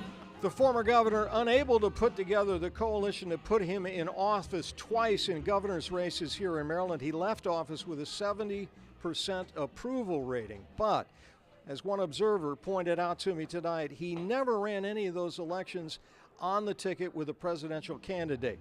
Here's Hogan's supporter, former state senator Bobby Zirkin of Baltimore County. It's a very difficult race, right? For anybody who's running and the top of the ticket is as, unpopular as Donald Trump is, and Maryland, and rightfully so. Every time Donald Trump opened his mouth during this campaign, it hurt Larry. From Annapolis, Scott Broom, WUSA9. All right. Scott, thank you. Yeah, we're just starting to get in some new numbers and give us some perspective on the balance of power right now. Yeah, especially with Democrats keeping the seat in Maryland. Our Matt Gregory is at the big board tonight with those results. Matt. Yeah, so we've seen a little flip in the last, I would say, about an hour or so. There's some races we were kind of expecting. One is nearby, right? West Virginia. We were expecting that to go to Jim Justice, the former governor. So that flipped a seat that had been blue for Joe Manchin as he's retiring into the red camp to give Republicans sort of that 50th Senate seat, right? They had 49 at the time. Then we got a flip that came in Ohio, which Sherrod Brown had held that seat for quite some time, but that was taken over by Bernie Moreno. This race was called about 11:30. So now you're seeing the balance of power in the Senate is now shifting to the Republicans, right? And that was actually what a lot of people were projecting for quite some time. Now, when it comes to the House of Representatives, that's not as easy a path for the Republicans to take, and it is sort of one that the Democrats believe they could make up seats in. And one of the places where they do believe they'll be getting some seats are maintaining seats are in our Virginia districts. But let's take a look right now at this. You can see 141 Democrats, 178 Republicans, but there's still all these Western races to be called. And on my map here, anything that is sort of lightish red, that's not been called yet. It's leaning one way, and lightish blue the same. So the ones that have been called are the ones that are the solid color. So, okay, let's move on. What we've got here, though, is we got Alsobrooks winning in the Senate, so that maintains the Democratic seat there. But there is a live one, a hot race going on right now in Maryland's 6th District. Neil Parrott and April McLean Delaney separated by only about a little over 1,000 votes, with 83% of the votes already being counted. Now, this is an interesting race. Now, I'll give you a little bit of the background here. Neil Parrott was one of the lawmakers who was a Maryland delegate who was part of a lawsuit that was challenging Maryland's redistricting, which he considered, and eventually the Supreme Court did as well, gerrymandering, similar to sort of the gerrymandering you would see in Indiana as well, other states like that. So both parties seem to do this in opposite states, but that was what his claim was. They had won. He was running last against David Trone. This is David Trone's old seat, the 6th District. Now, David Trone, by dropping out to run for the Senate initially, he was running against Angela Alsobrooks. Because Trone dropped out to do that, he gave up his seat in the 6th District, which led Neil Parrott to take on April McLean Delaney. So this is what we're looking at here. This is one of those seats that could widen the gap for Democrats in the House. There was an 8-seat difference between Democrats and Republicans. We'll see what happens here. But again, this one is too close to call, so we don't know what's going to be happening there yet. We're going to keep following it and touching base with the Parrott and Delaney campaigns as the night develops, because this one's going to take into the wee hours of tomorrow morning. So now we kind of move into Virginia and the importance here. This is one that's not been called yet, but seems to lean Vindman. This is the 7th District, Abigail Spanberger's district previously, right? This was a red district for a very long time until Spanberger flipped it about 2 cycles ago.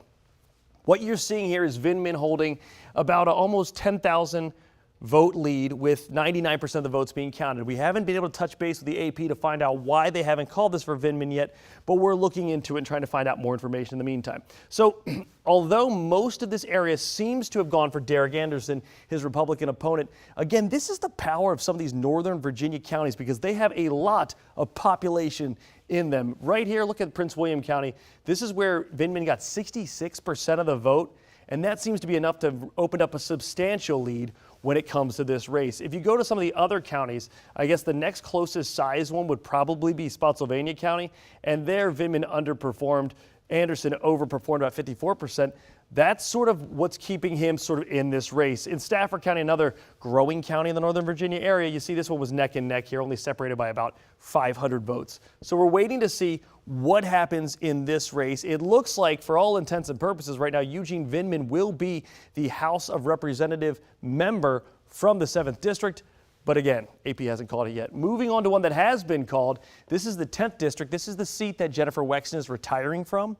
So this was a race of two names that were, when I was actually out there in Loudoun County and sections of Fairfax County, a lot of folks I spoke with who lived there said they weren't familiar with either candidate. So it was interesting to see where this would end up landing. When we look at the numbers here, you can see it's about a 16,000 vote lead for Suhas Subramaniam, and that's where he ended up winning. And a lot of where he was sort of drawing his largest amount of voters from was, again, from singular counties like Loudoun County, where he outperformed Mike Clancy, his opponent, by, as you can see there, almost 13%. And even if Clancy, as you can see here, got counties like Rappahannock County, this was only about a 5,000 vote area. Sections of Fauquier County, he got a substantial amount there, but that's only 27,000 votes.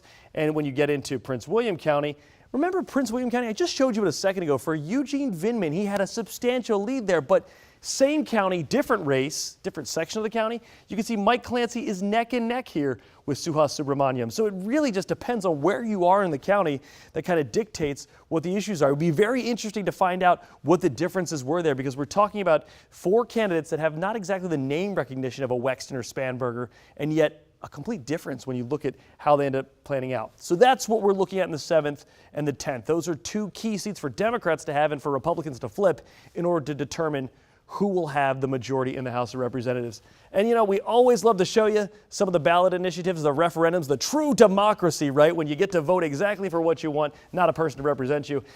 In D.C., the ranked choice voting ballot measure, this one seems to have passed, and the AP is saying that it's about 72% of D.C. voters would like to see ranked choice voting become the voting style of the District of Columbia. When we come down here to the Virginia ballot measure, this was a big one. Property tax exemption for veterans and surviving spouses. This was one that was overwhelmingly something that Virginians support. 3.6 million Virginians said yes to providing the tax exemption for veterans and surviving spouses.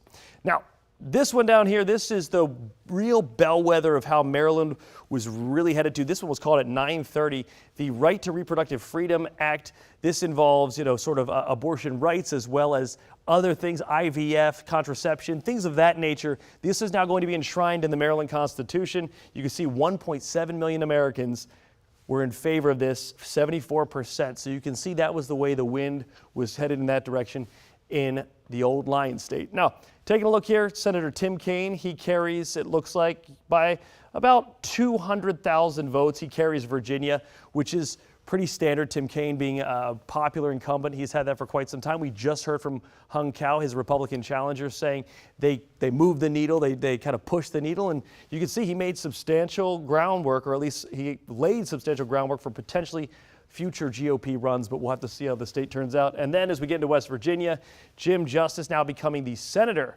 for West Virginia. Like we were saying, one of those important flipped Senate seats. And you can look all across West Virginia, it went pretty much red. They had called this one, I think, 7:30. So several hours ago, this one was called. And when we finally take a look at who's going to replace him, it's going to be Patrick Morrisey, who will become the governor, the former Attorney General of West Virginia. Patrick Morrisey will now become the governor, replacing Jim Justice. And that's a look and a whip around at what's happening in the DMV. If you wanted to see a little bit about where we're headed to in the national race, we've still got too close to call, like I said, in Pennsylvania, Michigan, and Wisconsin. But right now, the former President Donald Trump seems to have a bit of a lead. Guys, are you sure you're done, Matt? Because I mean, I got on a roll and I was like, let's just go. Yeah. You were on a roll. Do you have any other questions? I've got an entire magic board here. I do. First up, I wonder if Jim Justice is going to take his dog to Capitol Hill. Baby dog. He had the dog everywhere with him. Baby dog is going to have a seat right next to him. One of our executive producers, Scott McCrary, says he remembers that dog being a part of these campaigns forever. And I was just like, what an interesting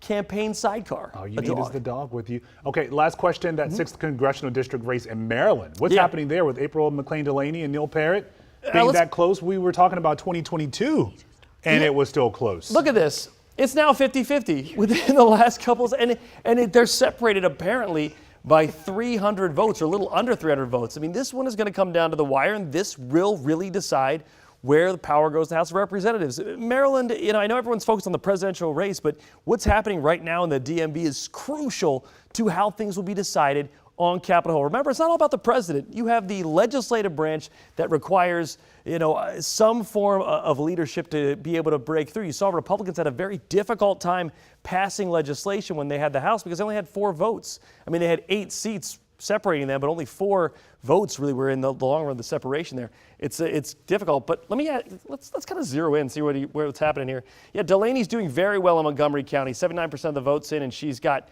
60,000, so almost 70% of the votes in Montgomery County are for her. We move up to Frederick County, which has historically been more red, kind of turning blue here, although this one's neck and neck too. Look at this, 50 to 49%. This is basically separated by 1,000 votes. So where Neil Parrott is making his gains are, by not performing poorly in Frederick, but also overperforming in, say, Washington County, where he has 62%. Or if we go over to Allegheny County, he has to overperform in the red to win, and Delaney has to overperform in the blue. I mean, I know it sounds obvious, but these are very crucial things. You can't lose in your backyard, and you can't win in someone else's backyard, so you got to make sure that you're able to kind of stack the vote there. Again, over here in Garrett County, while it's not as many votes, he's overwhelmingly running away with it here, whereas Delaney is not running away with Frederick County. So yeah, this is going to be a tight one to watch. Let's see if anything's changed in the last couple. Nope, so we're still there. So 12-19 the last time the AP looked at it. I imagine we're going to be looking at this one for the next several hours, guys. The changing contours of that district means a whole lot of changes as we wait to see who's going to win it. All right, we're going to move on now. Yeah, right? So we talked about Maryland, we talked about Virginia, now we have to talk about D.C. Just moments ago, we spoke with D.C.'s Ward 8 council member Trayon White. We were just talking about who won the race, and Associated Press projected that he has won re-election. Voters returned White to the D.C. Council despite the legal troubles he is currently facing, including charges of bribery. I'm humble and I'm also excited, man, that the people of Ward 8 came out in the tens of thousands to vote and support me. I'm going through a lot of controversy, but the people have spoken. I spent over 23 years of my life serving in this ward, even before the council member. And they showed up today. I've been serving and working in the trenches, creating bridges for people, and they came out today to support me, so I'm excited today.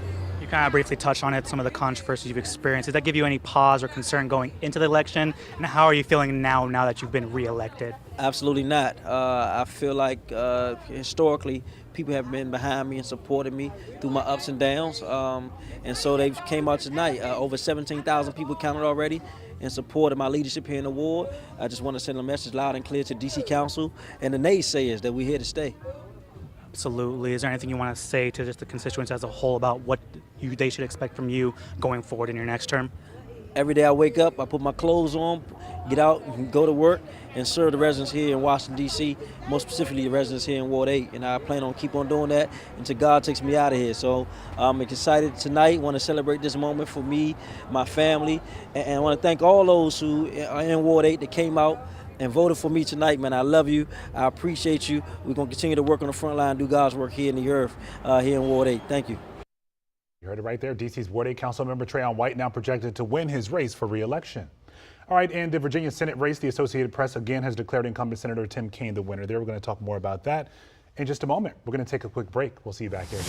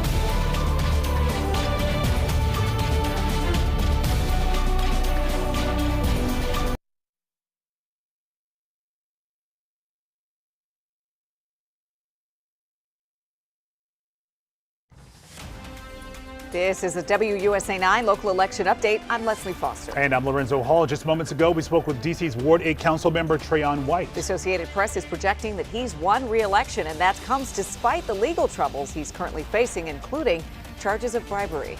I'm humble, and I'm also excited, man, that the people of Ward 8 came out in the tens of thousands to vote and support me. You know, I'm going through a lot of controversy, but the people have spoken. I spent over 20 years of my life serving in this ward, even before the council member. And they showed up today. I've been serving and working in the trenches, creating bridges for people, and they came out today to support me, so I'm excited today. You kind of briefly touched on it, some of the controversies you've experienced. Did that give you any pause or concern going into the election? And how are you feeling now that you've been reelected? Absolutely not. I feel like historically, people have been behind me and supported me through my ups and downs. And so they came out tonight. Over 17,000 people counted already in support of my leadership here in the ward. I just want to send a message loud and clear to DC Council and the naysayers that we're here to stay. Absolutely. Is there anything you want to say to just the constituents as a whole about what they should expect from you going forward in your next term? Every day I wake up, I put my clothes on, get out, and go to work, and serve the residents here in Washington, D.C., most specifically the residents here in Ward 8. And I plan on keep on doing that until God takes me out of here. So I'm excited tonight, want to celebrate this moment for me, my family, and I want to thank all those who are in Ward 8 that came out and voted for me tonight, man. I love you. I appreciate you. We're going to continue to work on the front line, do God's work here in the earth, here in Ward 8. Thank you. One race that has been officially called is the Maryland Senate race. That's Prince George's County Executive Angela Alsobrooks defeating former Governor Larry Hogan. Alsobrooks will become Maryland's first black senator. To the people of Maryland, especially the folks who came out. Now, you all know we started a little later tonight. And you know why that was? It's because our college students and first-time voters, so many of them showed up at the polls tonight. They had to keep the polls open later because our children came out to vote tonight. And so I want to just say thank you to them, and also want to just give a special shout out to my hometown, Prince George's County, Maryland. Former Governor Hogan has already conceded. He called Alsobrooks a dedicated public servant and says everyone should wish her success. All right, stay with WUSA9 all night as the results continue to come in. We are streaming live election coverage right now on WUSA9 Plus. We'll see you there.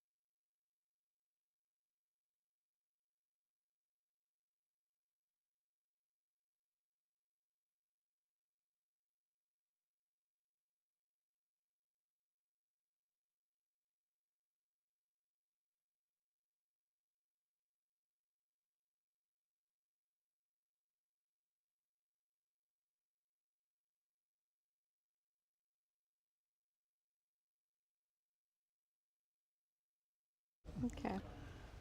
Thank you for joining us on WUSA9 Plus. I'm Leslie Foster. I'm Lorenzo Hall. Thank you for being here with us on this historic night. Again, the election results are still coming in as of 12:36 in the morning, and we're going to help you navigate those results for the key national races and those in our area as well. Yeah, we've been talking about the intense nature of these campaigns. All of us are still waiting to find out who's going to be the next president of the United States. Will it be Vice President Kamala Harris, or will it be former President Donald Trump? Yeah, those campaigns are standing by, watching the results come in as well. And Marcella Robertson is at Howard University. That's where Vice President Harris is waiting for tonight's election results. And we can see thousands of people are still gathered there on the yard. What's happening there, Marcella? Hey guys, well I can tell you that I stepped from in front of the camera because we were just given a 5-minute heads up, asked to turn our lights off. So something is happening here within the next couple of minutes or so. We'll of course bring you the latest, very latest live here. But I can tell you it's been a long night here at Howard University for the thousands of people that have come and gathered here on the yard at this historically black university right here in Washington, D.C. Of course, we know that it is also Kamala Harris's alma mater, where she has decided to make this the backdrop of really the final night of the campaign here. Her supporters and her campaign hoping that she will take the stage and give a victory speech. That is the goal here, right? Whether it is going to be tonight or in the next couple of days when we finally see the results of this election here. We know this is such a tight race, those key battleground states, the results we're still waiting for, especially in states like Pennsylvania. It looks like Trump projected to win battleground Georgia. That just coming in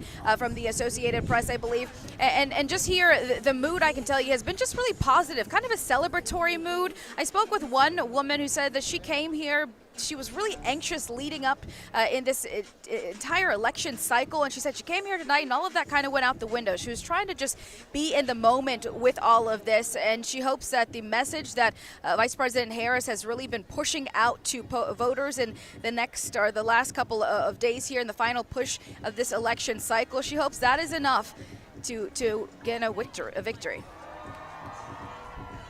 We are watching and waiting, and folks have been standing and sitting, and they've been waited this long. Yeah. They said we're gonna wait it out until it actually happens. It's a beautiful stage that's been erected with Douglas Hall in the background, which is the place where the vice president would have taken a lot of her political science classes. So there's lots of nostalgia. There's lots of definitely connective tissue here between what we see out on the yard on Howard and the experience that was so foundational to the vice president. So hopefully she'll be taking to the stage soon, and we'll see what she has to say. Marcella will come back to you as soon as there's something else to see. All right, in the meantime, in the Virginia Senate race, the Associated Press has declared incumbent Senator Tim Kaine the winner here. You can see he was being challenged by Hung Kao. Our Simone D'Alba spent the evening at Senator Kaine's headquarters, and she's got an update for us tonight. Guys, incumbent Senator Tim Kaine will get a third term. The AP has called the race in his favor over Republican challenger Hung Kao, and it has been a really exciting night here in Richmond. In fact, we have been watching this race neck and neck as those numbers have just been coming in to this Richmond headquarters location. But again, Senator Tim Kaine is taking the win here. And over the past 3 decades, Kaine has held public office, of course, as Richmond's mayor, as governor, back in 2016 as Hillary Clinton's running mate. And while we've seen Kaine decisively lead this election cycle, in fact, at some points, he's led about 12 percentage points in the poll, give or take. This was a really close race for much of the evening. And the senator was really grateful and appreciative. He talked about how much he appreciated his supporters tonight. Here's what Senator Kaine had to say to Virginians as well about his win. Take a listen. We're going to have a lot of work to do. We're going to have a lot of work to do to promote more peace in the world. We're going to have a lot of work to do to create this economy that is not just for a few, but for the many, and expand healthcare options and protect reproductive freedom and fight gun violence and battle for a cleaner environment. And there's so much work to do. But we've shown in Virginia that if we link arms, we can walk side by side. We can andar con la gente. We can walk side by side with people and make progress. Now, Senator Kaine talked about there's still a lot of work to be done. Things from immigration reform to the economy to reproductive rights. He talked a lot about that in his victory speech. I did want to mention, with 77% of the votes tallied, Kaine, again, taking the win here, roughly 57% to challenger Hung Kao's 47%. So it will be 6 more years for Senator Kaine in the U.S. Senate. I'll send it back to you guys in the studio. Simone, thank you. And earlier tonight, our Katie Lusso spoke with Kaine's challenger, Hung Kao. Yeah, here's that interview. Good. How are you? We're fine. It's all God's will. Can you kind of summarize what you said up there? I know you thanked so many people, and you said there was a lot of progress in all of it. Yes. Well, I mean, honestly, it was the grassroots. I mean, we didn't get any money or anything from the Orange NRSC or anything like that. But it was 120,000 different donations that came in for us that allowed us to put up this fight and move the needle so far over. You also mentioned you're going to be focusing on your family. Talk to me about that. I know this is your second loss in the political world, but you're still staying positive. No, I mean, look, I've been to war. I did everything our country asked me to do. I served for 25 years in Iraq, Afghanistan, Somalia, and our country needed me to run for office. I did. We didn't win, but here's the thing. God's got to be glorified no matter what. What is your message to everyone who supported you? Thank you. Thank you from the bottom of my heart, from my family. We couldn't have done this without all the supporters, all the donations, all the door knockers, all the volunteers. This was all them. This was a grassroots movement, and we came so close. Remember, I'm going against a 30-year career politician, and we moved that needle so far over. Everybody said it's impossible. It was not impossible. What do you think you'll take away from this experience?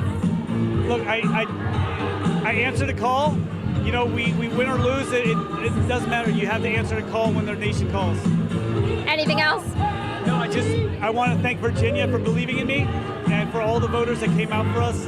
Just what an amazing place. The Commonwealth of Virginia is just the most beautiful place in the world, and it was my honor to represent it. Thank you. But this is your last political go. I can't put my family through this anymore. It's just right now and go right back to Howard University, where we're going to hear, we hope, from the Vice President. Let's listen in. The Vice President tonight, but you will hear from her tomorrow. She will be back here tomorrow to address not only the HU family, not only to address her supporters, but to address the nation.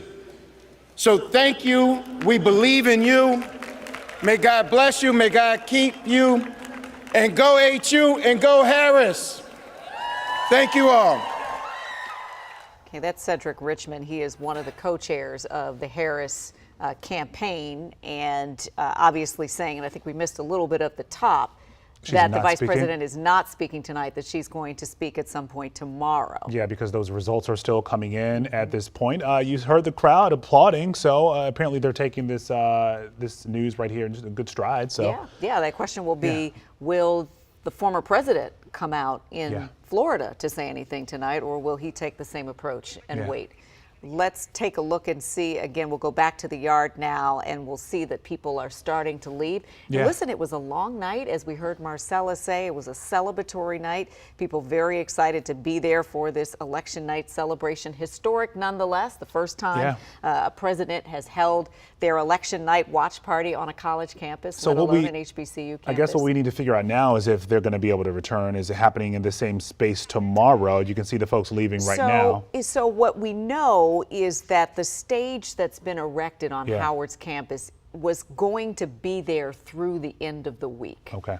So they are likely not going to tear anything down. Everything will be in place. Now the question will be, what happens tomorrow? What time will that happen? What are the contours of that? What will that look like? And all of the people that came today had tickets to come. So will they also be ticketed to come back?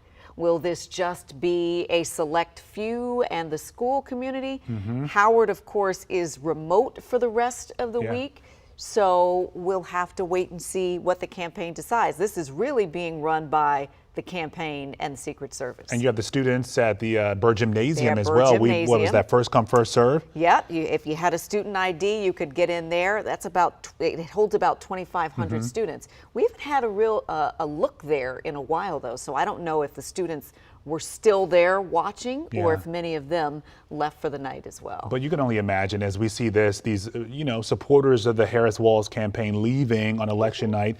This was supposed to be a big celebration tonight, either way, but they're being turned away and they're being asked to return at a later date tomorrow. I think sounds like they're committed for sure. Mhm. Let's go back to Marcella Robertson, who can kind of fill in a little bit of the blanks here for us. Marcella, you there? So Marcella, we missed Hey the guys, top of yeah, what I mean, we just heard very briefly. Go ahead. No, you go.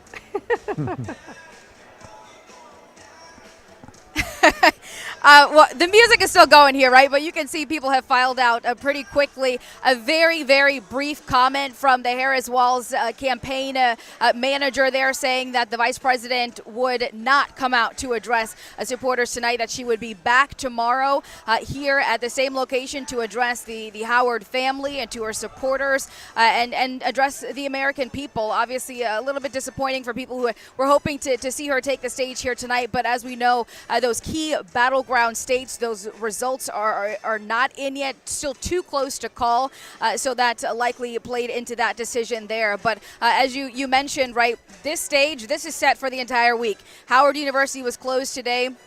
Students will have virtual classes for the rest of the week because they knew that this was a possibility, that the results potentially would not be in tonight, and that they were hoping it's going to be a victory speech, that may not happen tonight, but that it may happen down the road sometime later this week. So that is the situation we're looking at right now. Again, they have been out here for hours, since about 7 o'clock, maybe a little bit earlier. People started filing in here. Of course, this is the backdrop, right? This kind of full circle moment that Vice President Harris was hoping to have here. Her alma mater, she graduated here. And not just having it on campus, but having it be here on the yard, which is really just symbolic. And you've talked about this, Leslie. This is the center of campus here. You are cutting through, going to your classes. You maybe are eating lunch here. And tonight, it was really the backdrop for the final night of the Harris-Walz campaign. So again, kind of this full circle moment. Unfortunately, we will not be hearing from the vice president tonight, but her campaign manager, again, if you missed it, very briefly came and took the stage here, saying that she would be back tomorrow to address the Howard family, to address the American people as well. And we are still keeping a very close eye on those key battleground states that will certainly determine the outcome of this election. Marcella, I know that Cedric Richmond, the campaign manager, came out and sort of gave the news. Mm-hmm. Are you hearing yet, are there any whispers yet of how they'll determine who will actually get to be there tomorrow when the vice president does address the Howard community and supporters? Yeah, that is unclear. Hopefully we can get that information for you guys here shortly, but really unclear because, as you mentioned, this is kind of first come, first serve. Some people did have tickets for this, and we know this was not an open event, right? This was a private event, so hoping to get you that information, but I can tell you the yard has cleared out pretty quickly here. Just a few people still left. What was really a celebratory vibe for most of the night. We saw a lot of the, fraternities and sororities, members of the Divine Nine took the stage, the Howard University Gospel Choir. So while I think a lot of people were looking forward to hearing from the vice president, I think just speaking with some people who were on the yard who came to support, they really just wanted to be part of this moment and to watch all of this play out, even if they didn't get to hear from her tonight. Yeah, Marcella, when Cedric Richmond did make the announcement, we heard some applause there. Was that the general reaction from the crowd there? Yeah, just a quick applause, and then I think people kind of started to file out. Okay. I spoke with one woman who said, look, I really want to hear her speak, but I got to work tomorrow, right? And look, we're pushing 1 o'clock now, so I think a lot of people were happy to at least hear what the plan is for tonight, and then we'll probably try to be back here tomorrow. Yeah, and they've got to leave and make it through all of the road closures that are in place to make all of this possible. So this long night into morning could be a little bit longer for folks trying to get home. But surely the imprint of this night will be on everyone that was there tonight, regardless of what happened, because of the fact that it was such a festive night. and had the intentions of being a really memorable night for sure too. All right, Marcella. we're moving on. Yeah, thank you. Okay, we got to talk about Virginia for a bit now and the results in that 7th district race we have been watching closely. I believe we have some of those results coming in. Yeah, you can see right here, Eugene Vindman there with more than 51% of the votes, and it is still too close to call. Our Rafael Sanchez Cruz is in Fredericksburg. That's where the Democratic candidate Eugene Vindman is waiting for tonight's results. Tonight, Democrat Eugene Vindman declared himself the winner of Virginia's 7th congressional district. He took the stage vowing to work for all Virginians. He also says it's time to stop the mudslinging, and he wants to restore civility back in the Commonwealth. He gave a message to all of those who did not vote for him tonight. Let's listen. My message is that I will earn your trust, and I will earn the right to represent you. What message do you think resonated to get the results that we're seeing tonight? Look, I'm a 25-year Army veteran. I live in the community. I'm raising my children in the community. And, these are my friends and neighbors.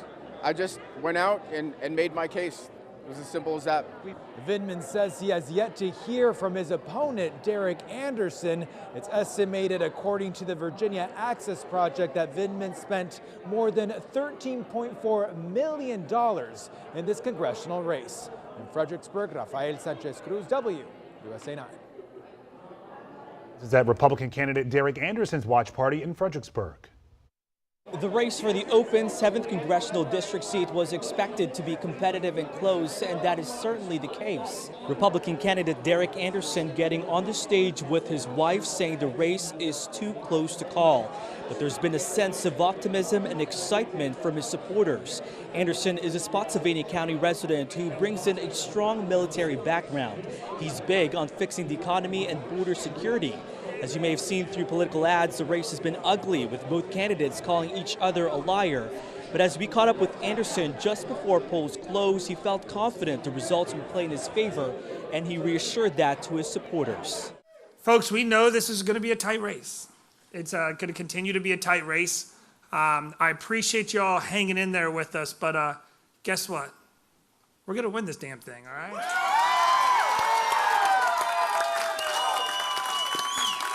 If Anderson takes the seat, it is an example that you do not have to raise the most money to win a race. In Fredericksburg, I'm Matthew Torres, WUSA9. All right, so we're getting some new numbers to end tonight, focusing on, wait a minute. We're going to take a quick break here from streaming to do a quick update on television. We'll see you back here in just a minute.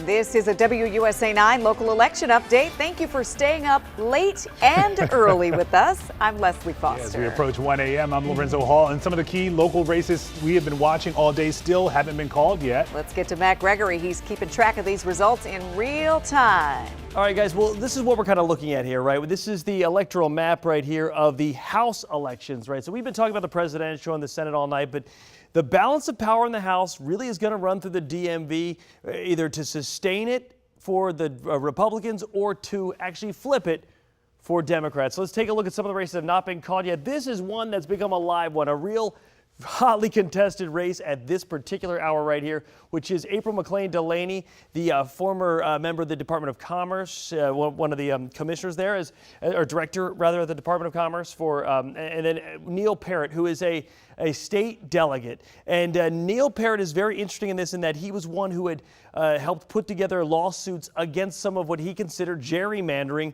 of the Maryland congressional districts. And eventually in 2021 or 2022, right around then, is when a circuit court judge in the appeals court ended up ruling in his favor. That's all important because this is where he is now. This is his third attempt at winning this district. This was previously David Trone's seat. And as you can see right here, they are separated by, it looks like, less than 300 votes or so right here. So a very close race that we're watching going down to the wire. McLean Delaney is in the lead for right now, but as you can see, Neil Parrott hopes the third time is the charm. This is one we can't call yet, but let's pop over to Virginia, where Democrats are hoping to keep this seat. This was Abigail Spanberger's seat right here.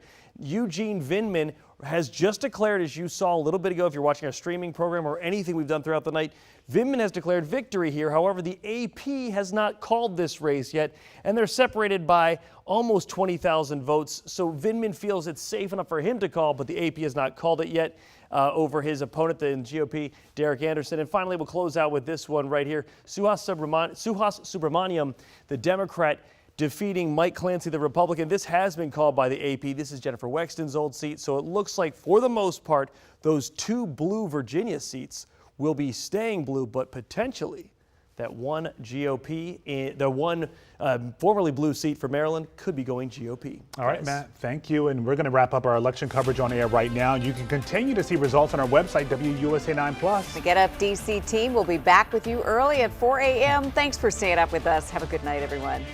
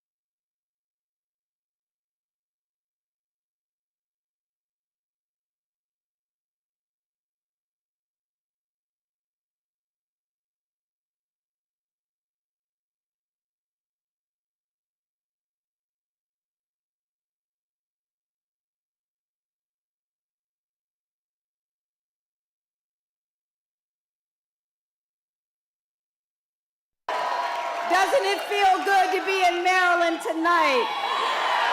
Oh, yes. Well, first of all, to Alex, you know, she forgot to tell you one important part of that story. She's the one who got on the bus after I had to race after her first grade friends and said, well, we have to wait for a certain 40-year-old to come across the park. Well, I have to say, first of all, tonight, I must give credit to the absolutely unfailing God that I serve. One whose grace has been sufficient at every turn. I don't have enough words to say thank you to God, whose faith has been unfailing. I want to thank him so much. And just a moment ago, I received a call from Governor Hogan congratulating me on tonight's victory.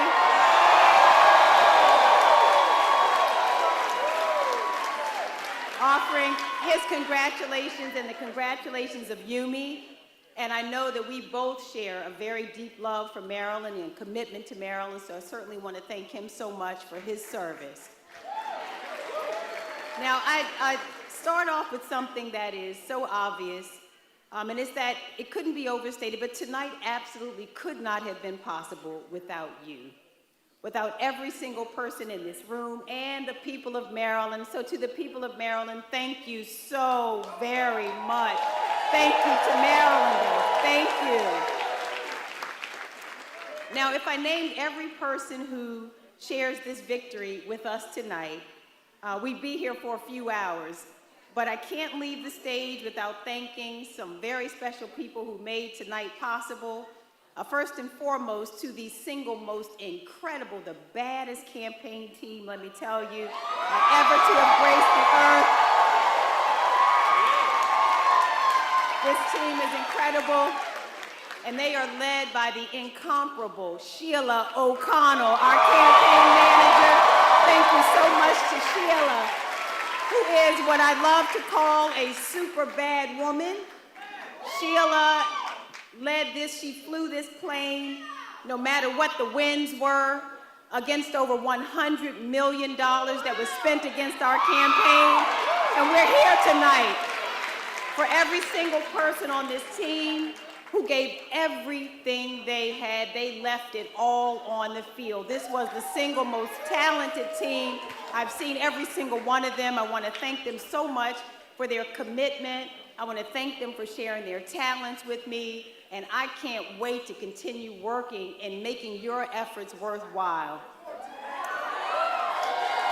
I'd also like to thank some of our partners. Emily's List. I want to say thank you so much to Emily's List and the super incredible Jessica Mackler, Higher Heights, and Glenda Carr. There's a network across the country electing women. I want to thank them so much. And also want to thank all of our partners in labor who are here tonight, many of whom are here tonight. All of our faith leaders and faith community, want to thank them so much. To the super bad Divine Nine, my brothers and sisters of the Divine Nine. Yes, the coalition. Yeah, yes.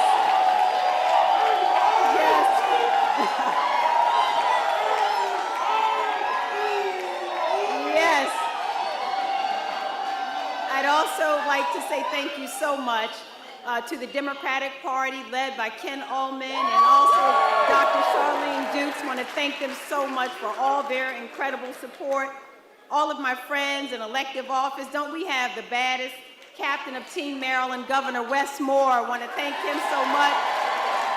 All of our friends and our federal delegation who are here tonight. You just heard from Senators Cardin and Van Hollen. I want to thank them. All of our the congressmen who are here. I see Congressman Hoyer. I want to thank him so very much. Congressman Mfume, sir, thank you so much. Congressman Sarbanes, and Congressman Raskin. Yes, Congressman Raskin. Yes, America's congressman, Congressman Ivey. I want to thank them, Rupersberger. Thank them so much for all of their support, as well as all of my other brothers and sisters in elective service who are here tonight, from the state senate, our delegation, our council members, all the Democratic Central Committee members. who worked so hard on this campaign, to all of our volunteers, all of Team Alsobrooks, every single volunteer. Thank you not just for believing in this movement, but I thank you for working so hard to take the movement to the people.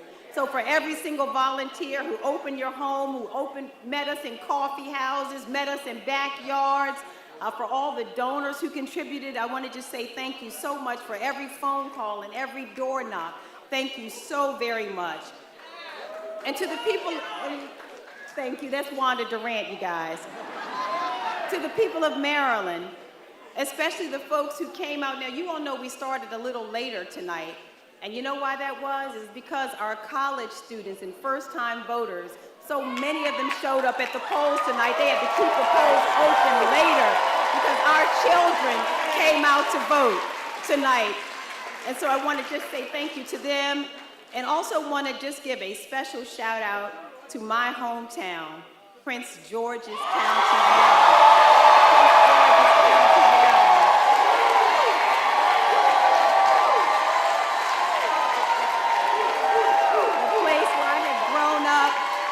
The ones who I love so much. You know, I woke up this morning to my neighbors who lined my street and hosted a pep rally for me as I left my neighborhood. And I want you to know that this is the Prince George's County that I have known. The people who cheer each other on, where greatness grows. At times we struggle together and we work to build a better future for all of our children. And to those Marylanders whose support I have yet to earn, I may not have won your vote, but I want you to know that I hear your voice, and I will be your senator too.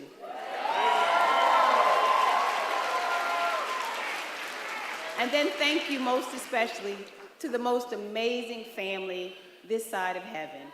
Thank you first of all to my super incredible big sister, Kimberly Seymour,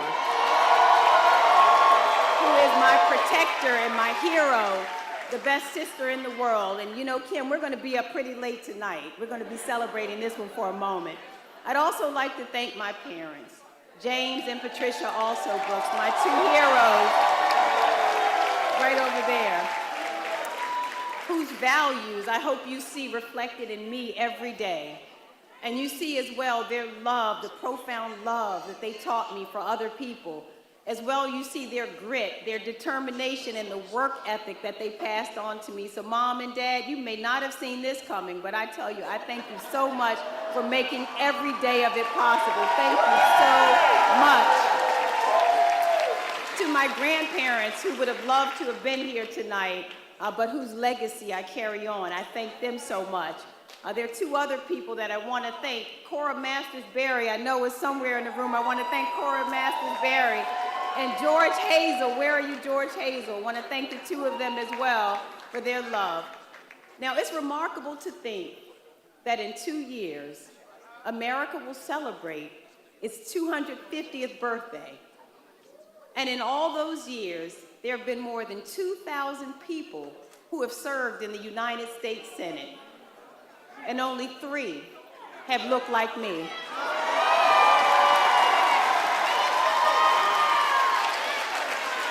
And so I want to salute all of those who came before me, who made it possible for me to stand on this stage tonight, whose sacrifices and stories I will continue to carry with me. And from the bottom of my heart, I thank each and every Marylander. To serve this state, my hometown, is the honor of a lifetime. And there are few places, be clear, like Maryland. Marylanders are absolutely amazing people. Absolutely amazing people. And I know how amazing they are because I've had the great honor of traveling all across this state, meeting Marylanders where they live, where they love, where they worship, where they build businesses, where they educate their children, and where they dream of a better day. And I stand here tonight for all those people who dream of a better day. We stand tonight united as one Maryland. And to each and every Marylander, I say this: I will make your care my concern, your hope my focus, and your dreams my work in the days and years to come. And to the people who did not vote in this election, I want you to know that I see you too, and that I will never stop working to prove that public service, that the work we do can and must change the lives of people for the better. And lastly, I stand here tonight for my North Star, for my reason for being, my incredible daughter, Alexandra.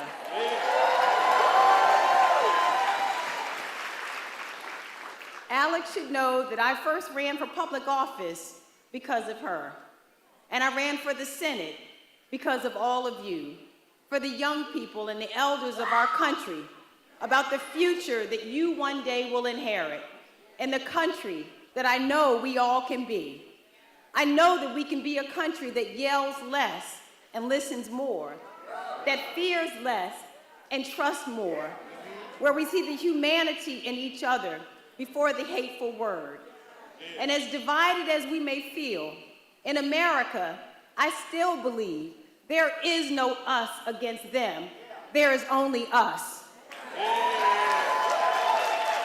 And with the right leadership, we can get back to a place where we celebrate each other more, where we see the humanity in people before the hateful word or the hateful deed, a place where our economy is fairer and our democracy is stronger, a place where women's health is protected, where hard work is rewarded, and where government exists not to eliminate our freedoms, but to celebrate and advance them.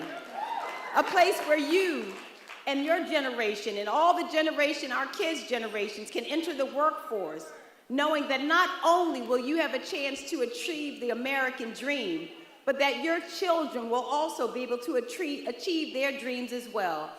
And I've often said, and I'll say it again, the number one issue as I've traveled across the state is economic opportunity. And it is my great desire that each of our families, that all of us will not live on the margins, but it is my desire that you will live beyond your wildest dreams. That is what I will work for. And a place where you have no doubt that you can dream and be whatever you want in this country. And so to Alex, to all of our children, to all of our parents, I say to you that this is the America that I will continue to work for, to make it work for each one of you so that you can experience the American dream, that we together can reinforce the values that we share as Americans, the democracy that we believe in freedom and human rights, that we believe our leaders should have integrity and be decent people. This is what we will continue to fight for. And as I've said a few months ago in Chicago, it's always darkest before the dawn. And you heard me say that we have endured for a night, and now joy cometh in the morning. And I want you to know that I am still hopeful that we will learn later tonight that that joy will be led by a woman, by my friend, our next president, Kamala Harris. Tomorrow begins the hard work of making every day that comes a little better than the one before it. And that's a fight worth fighting. And that's a fight we are going to win. And so again, I say to each of you, I thank you from the bottom of my heart. What a wonderful honor. I can't wait to be your next senator, representing you in the Senate of the United States. And let me say one other thing before I leave. How lucky have we been to have Senator Ben Cardin representing us as senator from the great state of Maryland, a man whose integrity and brilliance not only benefited Marylanders, but benefited our whole country. And so I say to Senator Ben Cardin, we thank you so much, sir. Myrna, his wife, is here as well. I want to thank the two of them so much for their service. We love you so much, and we thank you. I'd also be remiss if I did not acknowledge one other person. I wanted two people. My pastor, John K. Jenkins, and Trina Jenkins are here tonight. I certainly want to salute them and thank them so much for their love and their guidance. Thank you so much. I love all of you. Thank you so much, everybody. Thank you so much. Maryland, overwhelmingly, decisively, and lovingly. Maryland, we just voted to codify abortion rights inside of Maryland's Constitution. We just voted to send Kamala Harris to the White House to become the next president of the United States. And we just voted overwhelmingly, decisively, and lovingly to send our friend Angela Alsobrooks to the United States Senate.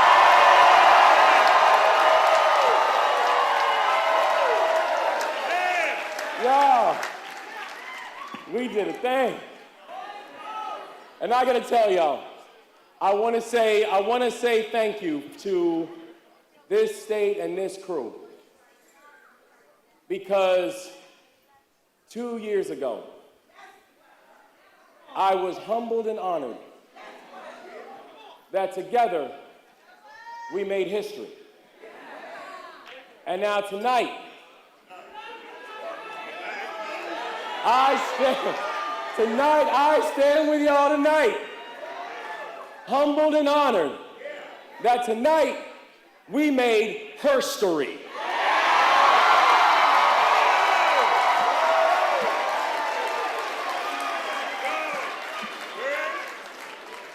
And let me tell you something. We did something more than just make herstory tonight.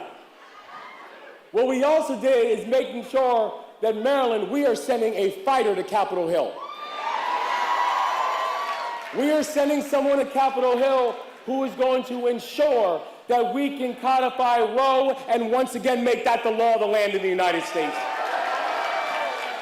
We're sending someone to Capitol Hill who's going to focus on making sure that Congress works to get these illegal guns out of our neighborhoods and out of our streets and make our communities safer. We're sending a fighter to Capitol Hill who's going to ensure that we can create an economy that works for everybody and give working class families the tax relief that they so greatly deserve. We are sending someone to Capitol Hill who sees us, who shares our values, who understands in the words of Scripture that no weapon formed against us shall prosper.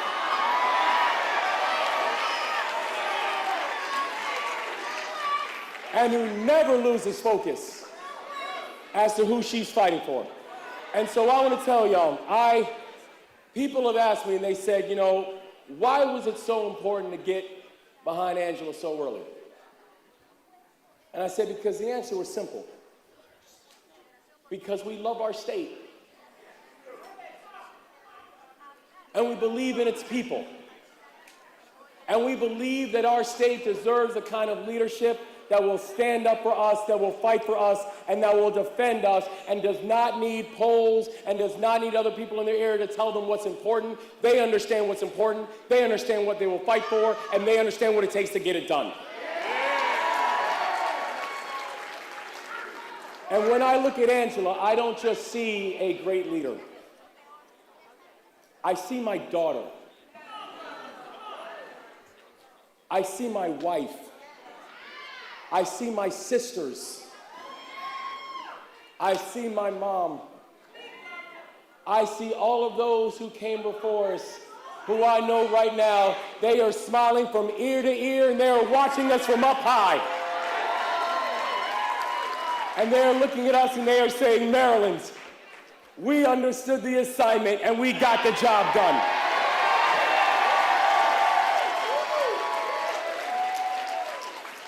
And so for each and every one of you, listen, I know our voices are hoarse. I know our knuckles are raw. We have no skin left from all the doors knocked on. I know all your family members are sick of hearing from you. Say, I know, I voted, I voted, I voted. I got it. And the rest is coming. Because I'm telling you, tonight, Maryland, we did a good thing. Tonight, Maryland, we did a joyous thing. Tonight, Maryland, we did a blessed thing. And we are going to do something by sending Angela Alsobrooks to Capitol Hill.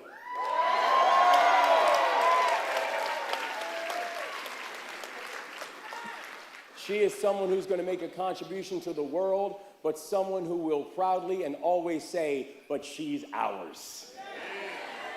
And so to Maryland, I want to say thank you. Thank you for all the work. Thank you for all of the effort. Thank you for the push. Thank you for the fight. Thank you again. Because I'm telling you, y'all, we have someone who's going to fight for us. And generations from now, we'll be able to look at the impact that Senator Alsobrooks is going to make, and they're going to look back at this crowd with pride and say, thank you for making it happen. So God bless you, Maryland. Tonight we celebrate, tomorrow we get to work, and we did a thing, Maryland, didn't we? God bless y'all, and thank you so much, everybody. I just spoke with County Executive Alsobrooks, and I congratulated her on a hard-fought victory. And in our nation's history, only 3 African-American women have ever served in the United States Senate. Tonight, regardless of who you voted for, we can all take pride in the election of the first black woman to represent Maryland in the United States Senate.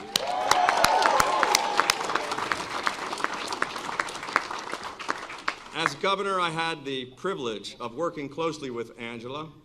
She's a dedicated public servant, and all of us should wish her much success. And Yumi and I offer our best wishes and our prayers to Angela and her family. But now is the time for us to come together and to move forward as one state and one nation, to respect the will of the voters and the outcome of the democratic process. And I want to thank every single one of you in this room tonight. Give yourselves all a big round of applause. Thank you. Thank you so much. I want to say thanks to my wife, Yumi, who inspired me to get into this race, and my entire family. Give them a big round of applause.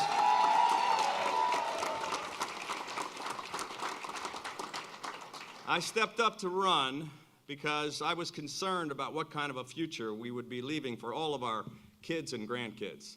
And for me, the greatest title wasn't governor or senator, it's dad and pop-pop. I also want to thank our incredible campaign staff. Please give them a round of applause. They did an amazing job. And the thousands of volunteers all across the state who worked their butts off. You know, some campaigns drag on for years, but this one was a 9-month sprint.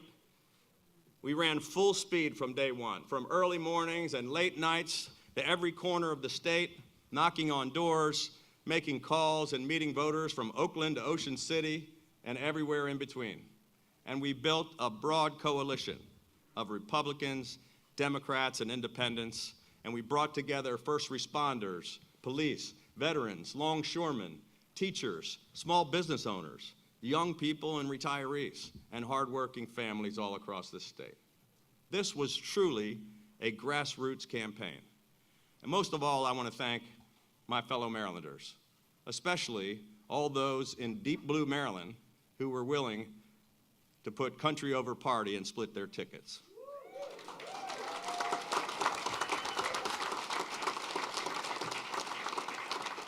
If the pundits and the politicians were more like the good and decent people that I meet every day on the campaign trail, our country would be so much better off. We got into this race for the right reasons, to fix the broken politics and to put our country on the right track. And we ran the kind of campaign that represents what politics can be and what it should be, driven by the people, not the party bosses, and focused on the issues that actually matter to families all across Maryland. From day one, this was the only campaign in America that reached out to Republicans, Democrats, and independents alike, because that's what it's going to take to solve the serious problems we face. Americans today are thoroughly convinced that we're hopelessly divided, that Washington is completely dysfunctional, and that our entire political system is fundamentally broken. The voices of the exhausted majority are ignored in deference to the demands of the loudest and angriest few who seem hell-bent on tearing America apart.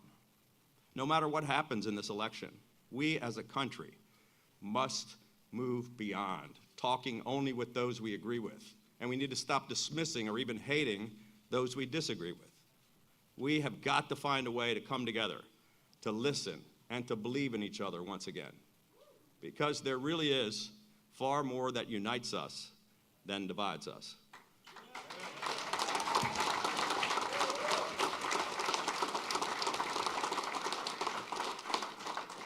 While tonight did not bring the outcome we had hoped for, we can all hold our heads high.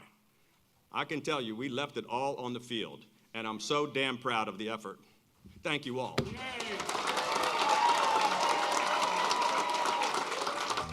Thank you all.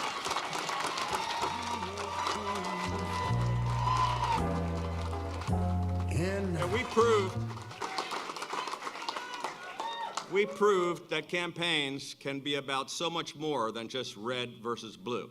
I kept stressing that we need to get back to the red, white, and blue. Though this chapter ends tonight, our work and our commitment to a brighter future and a better path forward will continue. The stakes are far too high for any of us to walk away and just sit on the sidelines. So to everyone who stood with us in this cause, who worked, fought, and believed in this campaign, let me say this. You should never apologize for standing up for decency and common sense.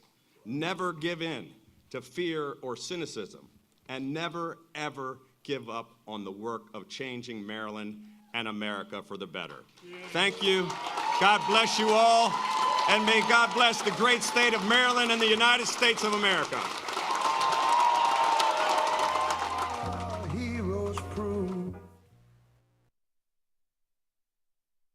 Hey guys, you look great. What a great group. Thank you. Wow, this is so beautiful to see you guys here. And I just got to say, this is my partner who dragged me to Virginia as a Kansas kid 40 years ago. My wife, Ann. You're welcome. We are celebrating our 40th anniversary on November 24. And it is really good to stand right here in this place and see you. I want to thank all of you for being here, but especially just give a thank you to Mark Warner. We met so many years ago. I have been his lieutenant governor to the governor, his junior senator to the senior senator. I say I'm like his Colonel Tom Parker to his Elvis Presley, his Rasputin to the Tsar Nicholas, his Ed McMahon to his Johnny Carson. You guys are all too young to know any of those. But we have been friends and colleagues, and if you have a good colleague in the work that you do, no matter how hard the work is, it gets a lot easier. So give it up for Mark, for Lisa. I've got some thank yous and then just a short message about tonight. So I want to start with my great campaign team.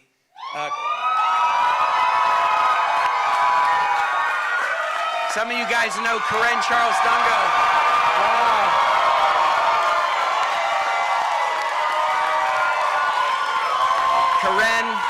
Kaine is now 2 for 2 in big, tough statewide campaigns and has done a great job for me, and I'm so thrilled that she's put together such a great team. Raise your hands if you're part of the Kaine campaign team, right?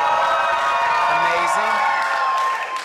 I want to thank my Senate staff and my Senate Chief of Staff, Mike Henry, So where is Mike?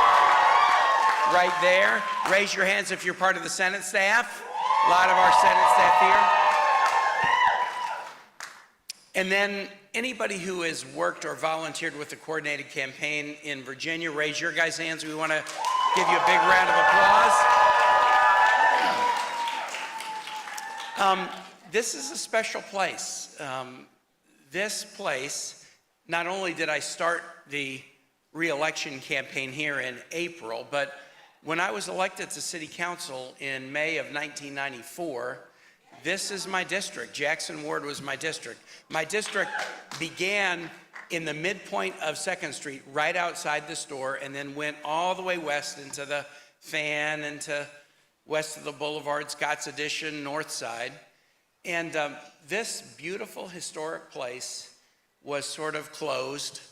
And we did a lot of things in Jackson Ward and with the Hippodrome and other places to revitalize this beautiful neighborhood and this beautiful place. And when we were thinking about where we wanted to do tonight, we said, you know, why not come to the Hippodrome, because it connects to the first thing that I did in public life, but also we're right around the corner from the Maggie Walker house. And there are very few sites in the National Park Service that are named after African-American women. Very few, very few. African-American women have made a lot of history in this country. They just haven't been recognized for a lot of the history that they've made. And obviously tonight we're standing on a precipice where we might be able to make history again, but not just make it, but make it and recognize a very talented African-American woman who is a friend, a great leader in her state of California, a great U.S. Senator, great Vice President, Kamala Harris. And she has won Virginia.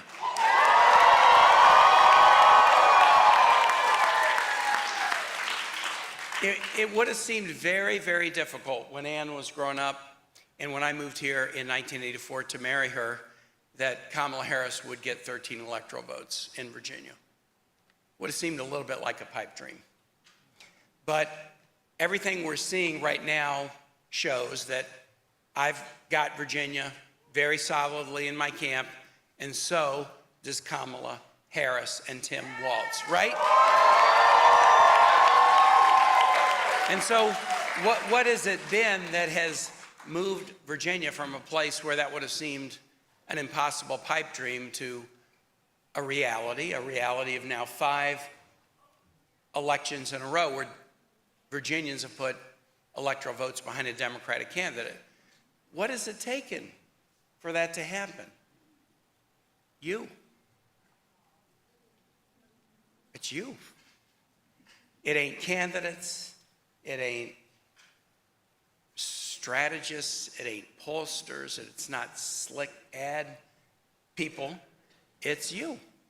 It's you, Virginians, who decided that we call ourselves a commonwealth. The wealth we hold in common. It's a community word. But for a lot of our life, we didn't really live like that.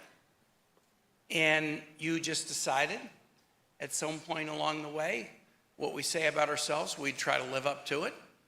And there's nothing we're doing we can't do better. There's nothing that we can't improve upon. But this is the generation of Virginians that has just decided, let's just be true to what we say about ourselves. And that's why Virginia is putting 13 electoral votes behind Kamala Harris and Tim Walz. Now, it's going to be a long night. It's going to be a long night because as Virginia has been moving ahead, it's not like everybody's been like walking down the path with us. Some states that have been moving ahead, some states been moving behind, some states standing still. We got a lot of results still to collect, gather, determine. And as you know, this could take a while. And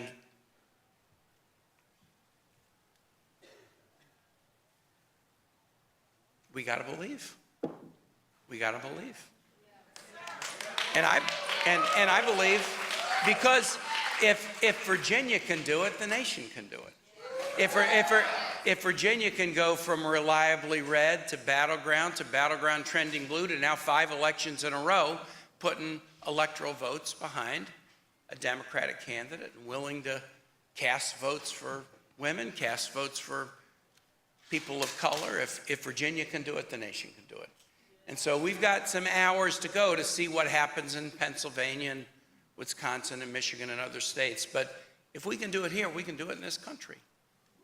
And so I just want to thank you for trusting me to be somebody who will walk side by side with you. When I was a missionary in Honduras, there was a phrase that was used, and it was about the highest compliment that you could pay to someone. And it was something that I aspired to. If you said somebody had the capacity to andando con la gente, walking with the people, andando con la gente. And that has been just, a touchstone and a North Star for me since I started as a civil rights lawyer here in Richmond in the fall of 1984, embarking on a marriage, moving to a new community, embarking on a vocation, a calling, to try to just help people as much as I could. There is so much more work we have to do in Virginia, in Richmond, in this country, in this world. And I'm very fortified by the strength and the energy and enthusiasm and the perseverance that you embody, and by the progress that you've demonstrated. So it's going to be a long night. We're going to have, however all these results go outside Virginia, we're going to have a lot of work to do. We're going to have a lot of work to do to promote more peace in the world. We're going to have a lot of work to do to create this economy that is not just for a few, but for the many, and expand healthcare options and protect reproductive freedom and fight gun violence and battle for a cleaner environment. And there's so much work to do, but we've shown in Virginia that if we link arms, we can walk side by side, we can andar con la gente, we can walk side by side with people and make progress. So thank you so much for putting your faith in me, and you may or may not, over the course of the next 6 years, agree or disagree with this or that, but I won't embarrass you. I won't let you down. I won't cause you to lose a moment of sleep, and we will keep moving Virginia and this country forward. Thank you so much. Thank you so much. The chances are insurmountable right now. It's mathematically almost impossible. But I will not call, Senator Kaine until 100% of the votes are in. But I want to tell you, as my friends, that it's pretty much lost right now. But I want to tell you this, though: we moved the heck out of that needle.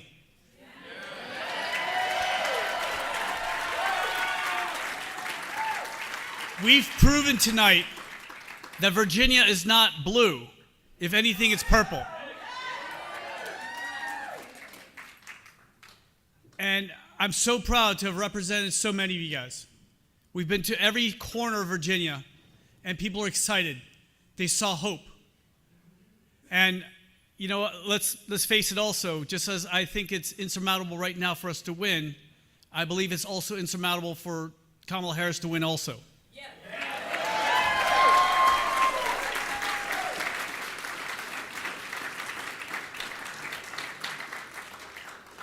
So when President Trump is re-inaugurated as the 47th President of the United States, I will be proud to do anything he needs to serve this country that saved our lives.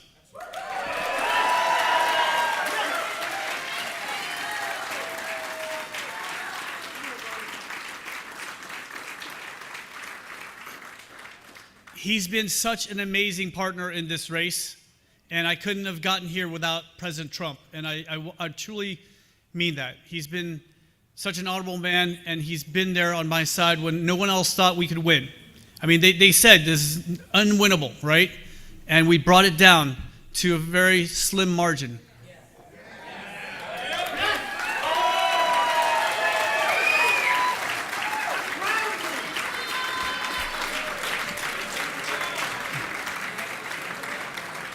We brought it down with no outside help. We had no support from any establishment. The only support I got was from 120,000 different donations that averaged about $25. And we were able to raise $10.5 million from the 120,000 donors.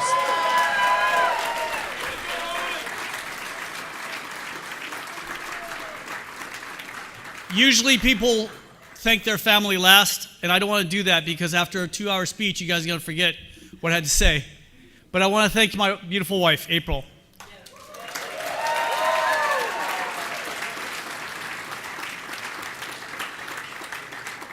She stood by my side for 26 years, through deployments, to combat.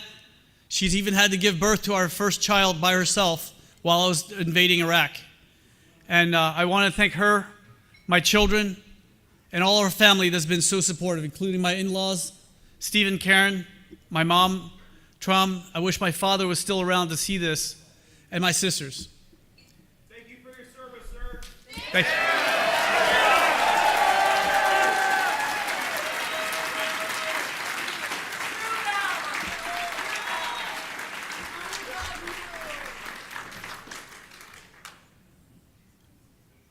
I also want to thank the Vietnamese community. They came through for me. I mean, they really, across the nation, the Vietnamese community has been just the best partners in this, and they gave from their hearts, and that's how we're able to raise so much money.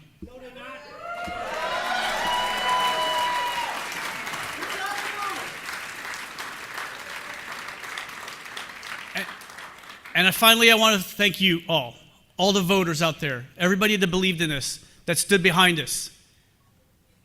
We moved a lot of things in Virginia. Like I said, they said it was not doable. They had him at 20%, 13%, 9%. And we just took it down to this small, slim margin. And that is because of you. And I want to thank you all for that.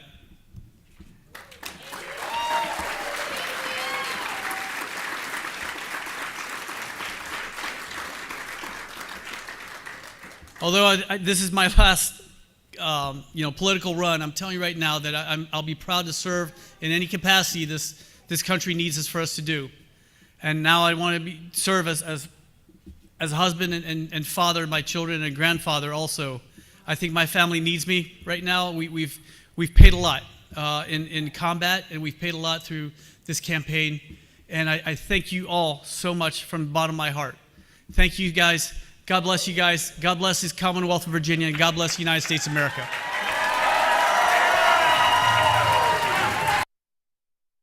I'm humble, and I'm also excited, man, that the people of Ward 8 came out in the tens of thousands to vote and support me. I'm going through a lot of controversy, but the people have spoken. I spent over 23 years of my life serving in this ward, even before the council member. And they showed up today. I've been serving and working in the trenches, creating bridges for people, and they came out today to support me, so I'm excited today. You kind of briefly touched on it, some of the controversies you've experienced. Did that give you any pause or concern going into the election? And how are you feeling now that you've been reelected? Absolutely not. I feel like historically, people have been behind me and supported me through my ups and downs. And so they came out tonight. Over 17,000 people counted already and supported my leadership here in the ward. I just want to send a message loud and clear to DC Council and the naysayers that we're here to stay. Absolutely. Is there anything you want to say to just the constituents as a whole about what they should expect from you going forward in your next term?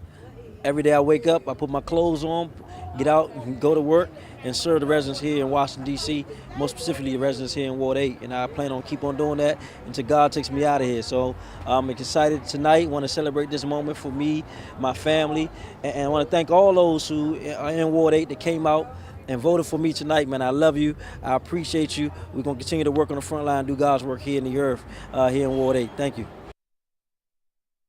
Doesn't it feel good to be in Maryland tonight? Oh, yes. Well, first of all, to Alex, she forgot to tell you one important part of that story. She's the one who got on the bus after I had to race after her first grade friends and said, well, we have to wait for a certain 40-year-old to come across the park. Well, I have to say, first of all, tonight, I must give credit to the absolutely unfailing God that I serve. One whose grace has been sufficient at every turn. I don't have enough words to say thank you to God, whose faith has been unfailing. I want to thank him so much. And just a moment ago, I received a call from Governor Hogan congratulating me on tonight's victory.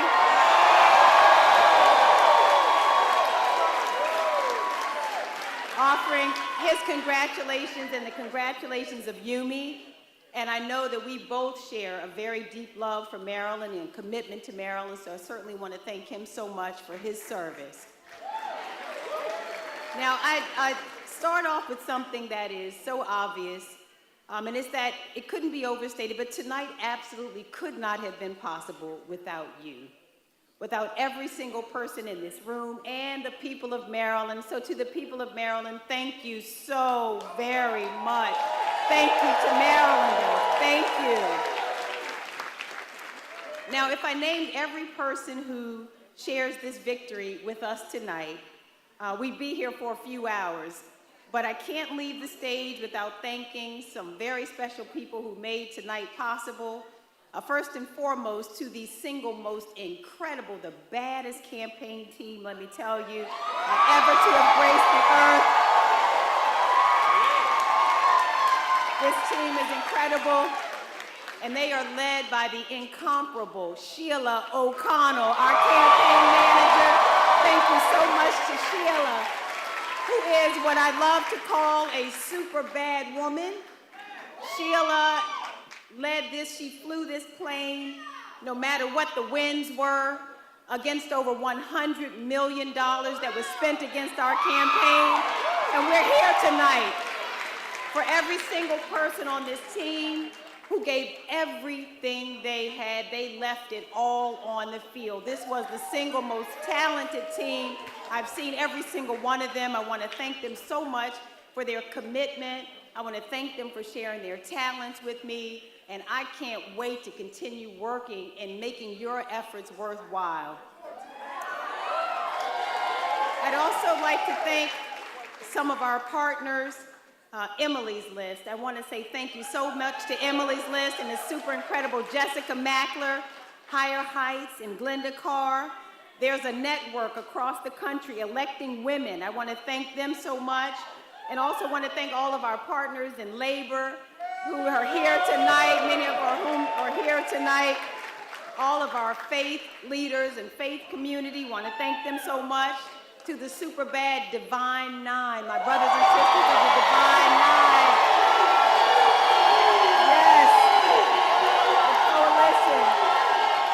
Yeah, yes.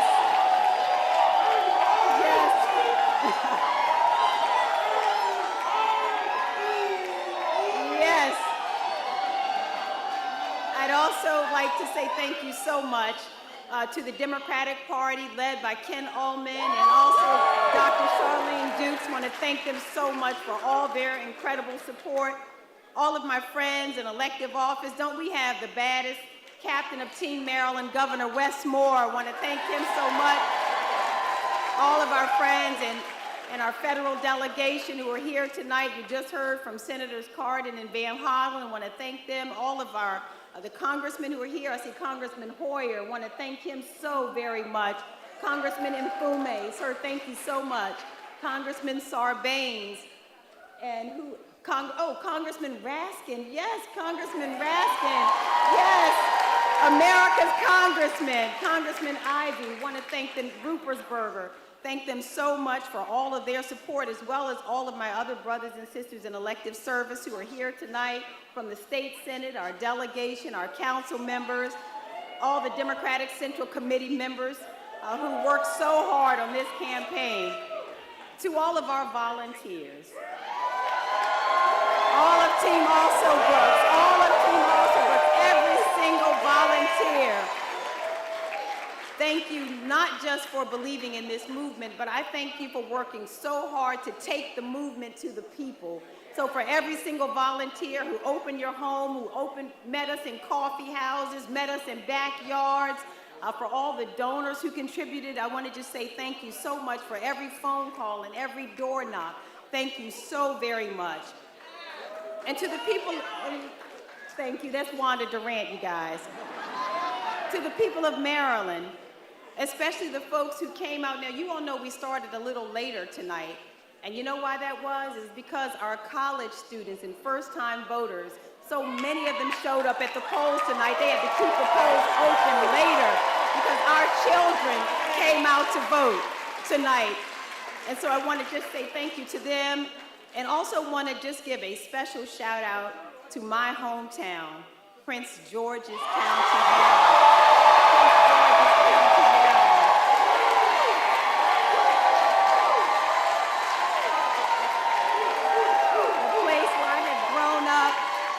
The ones who I love so much. You know, I woke up this morning to my neighbors who lined my street and hosted a pep rally for me as I left my neighborhood. And I want you to know that this is the Prince George's County that I have known. The people who cheer each other on, where greatness grows. At times we struggle together and we work to build a better future for all of our children. And to those Marylanders whose support I have yet to earn, I may not have won your vote, but I want you to know that I hear your voice, and I will be your senator too.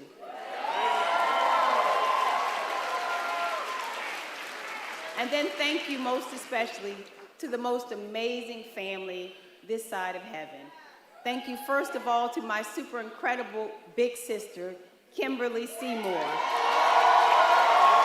who is my protector and my hero, the best sister in the world. And you know, Kim, we're going to be up pretty late tonight. We're going to be celebrating this one for a moment.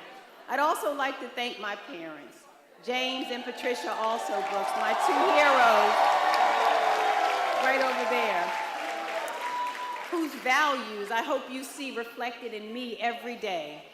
And you see as well their love, the profound love that they taught me for other people.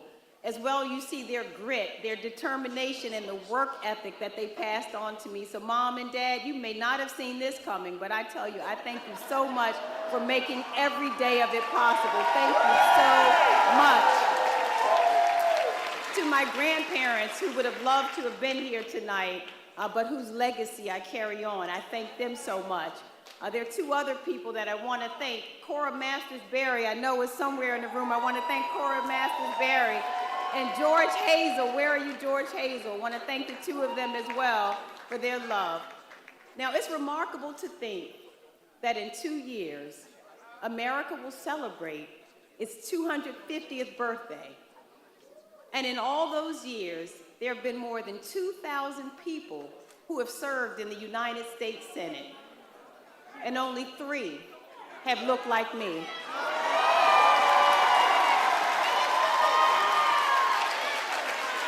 And so I want to salute all of those who came before me, who made it possible for me to stand on this stage tonight, whose sacrifices and stories I will continue to carry with me. And from the bottom of my heart, I thank each and every Marylander. To serve this state, my hometown, is the honor of a lifetime. And there are few places, be clear, like Maryland. Marylanders are absolutely amazing people. Absolutely amazing people. And I know how amazing they are because I've had the great honor of traveling all across this state, meeting Marylanders where they live, where they love, where they worship, where they build businesses, where they educate their children, and where they dream of a better day. And I stand here tonight for all those people who dream of a better day. We stand tonight united as one Maryland. And to each and every Marylander, I say this: I will make your care my concern, your hope my focus, and your dreams my work in the days and years to come. And to the people who did not vote in this election, I want you to know that I see you too, and that I will never stop working to prove that public service, that the work we do can and must change the lives of people for the better. And lastly, I stand here tonight for my North Star, for my reason for being, my incredible daughter, Alexandra.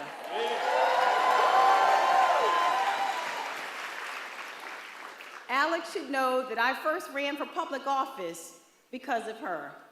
And I ran for the Senate because of all of you, for the young people and the elders of our country, about the future that you one day will inherit, and the country that I know we all can be. I know that we can be a country that yells less and listens more, that fears less and trusts more, where we see the humanity in each other before the hateful word. And as divided as we may feel, in America, I still believe there is no us against them. There is only us.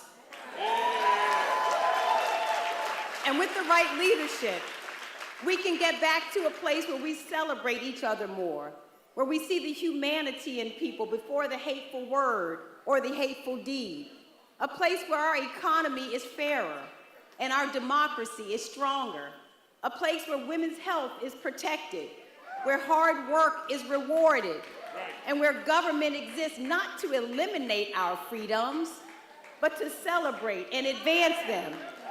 A place where you and your generation and all the generation, our kids' generations, can enter the workforce, knowing that not only will you have a chance to achieve the American dream, but that your children will also be able to achieve their dreams as well. And I've often said, and I'll say it again, the number one issue as I've traveled across the state is economic opportunity. And it is my great desire that each of our families, that all of us will not live on the margins, but it is my desire that you will live beyond your wildest dreams. That is what I will work for. And a place where you have no doubt that you can dream and be whatever you want in this country. And so to Alex, to all of our children, to all of our parents, I say to you that this is the America that I will continue to work for, to make it work for each one of you so that you can experience the American dream, that we together can reinforce the values that we share as Americans, the democracy that we believe in, that we believe in freedom and human rights, that we believe our leaders should have integrity and be decent people. This is what we will continue to fight for. And as I've said a few months ago in Chicago, it's always darkest before the dawn.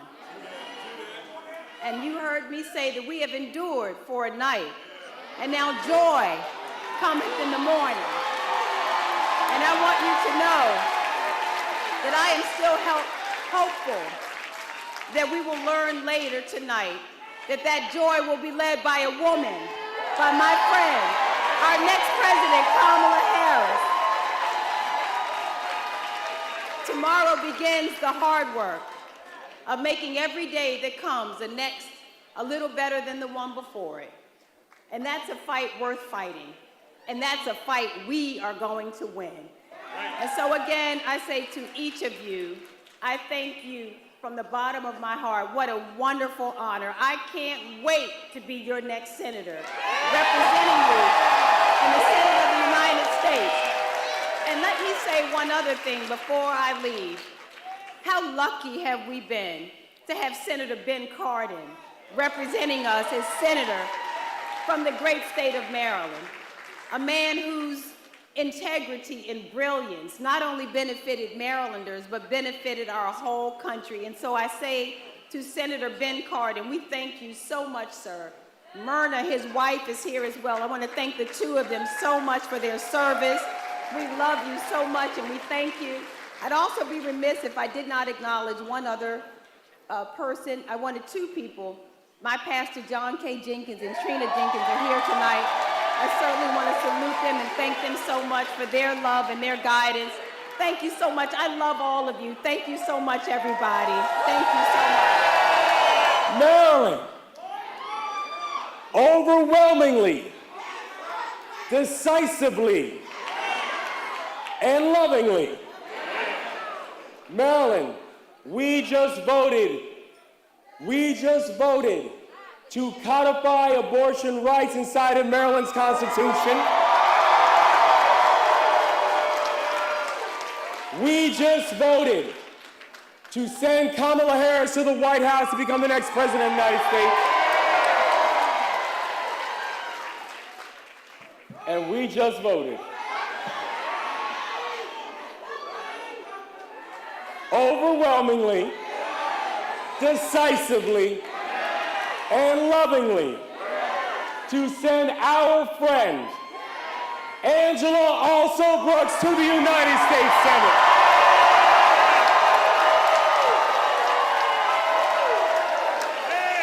Y'all, we did a thing. And I gotta tell y'all, I wanna say thank you to this state and this crew, because 2 years ago, I was humbled and honored that together we made history. And now tonight, I stand with y'all tonight, humbled and honored that tonight we made herstory.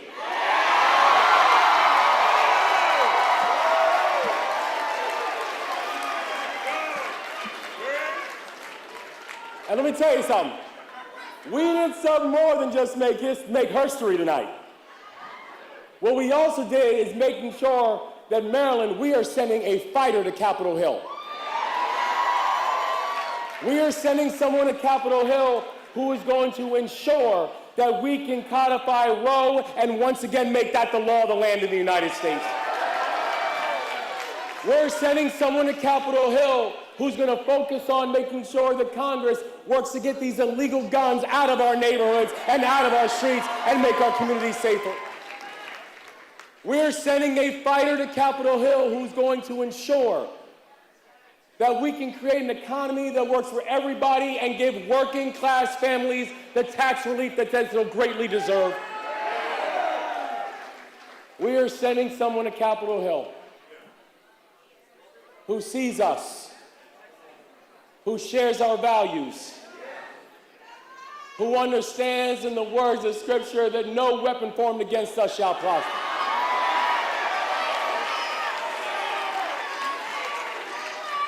And who never loses focus as to who she's fighting for. And so I want to tell y'all, people have asked me and they said, you know, why was it so important to get behind Angela so early?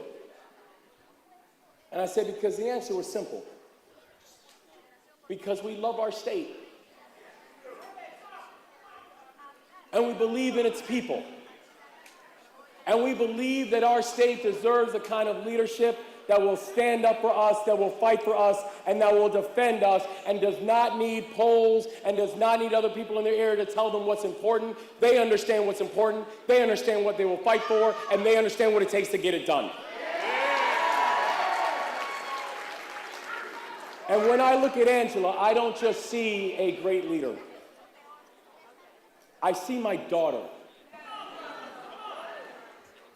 I see my wife. I see my sisters. I see my mom. I see all of those who came before us, who I know right now, they are smiling from ear to ear and they are watching us from up high. And they are looking at us and they are saying, Maryland's, we understood the assignment and we got the job done.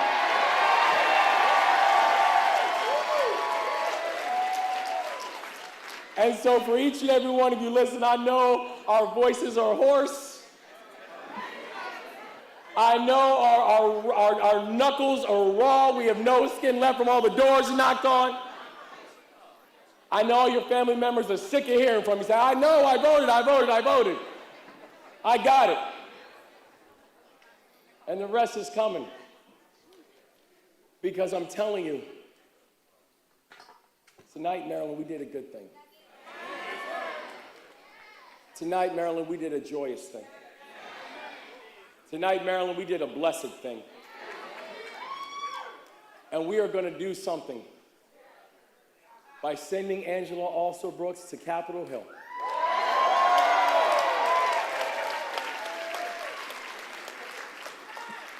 She is someone who's going to make a contribution to the world, but someone who will proudly and always say, but she's ours. And so to Marilyn, I want to say thank you. Thank you for all the work. Thank you for all the effort. Thank you for the push. Thank you for the fight. Thank you again. Because I'm telling you, y'all, we have someone who's going to fight for us. And generations from now, we'll be able to look at the impact that Senator Alsobrooks is going to make, and they're going to look back at this crowd with...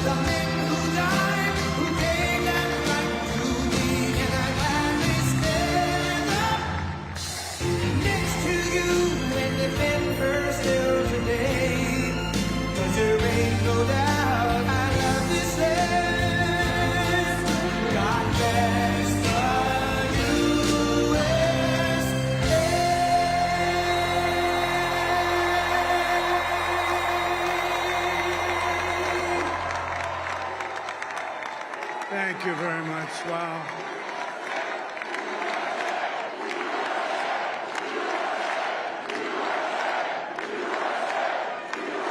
Well, I want to thank you all very much. This is great. These are our friends. We have thousands of friends in this incredible movement. This was a movement like nobody's ever seen before. And frankly, this was, I believe, the greatest political movement of all time. There's never been anything like this in this country, and maybe beyond. And now it's going to reach a new level of importance because we're going to help our country heal. We're going to help our country heal. We have a country that needs help, and it needs help very badly. We're going to fix our borders. We're going to fix everything about our country. And we made history for a reason tonight, and the reason is going to be just that. We overcame obstacles that nobody thought possible, and it is now clear that we've achieved the most incredible political thing. Look what happened. Is this crazy?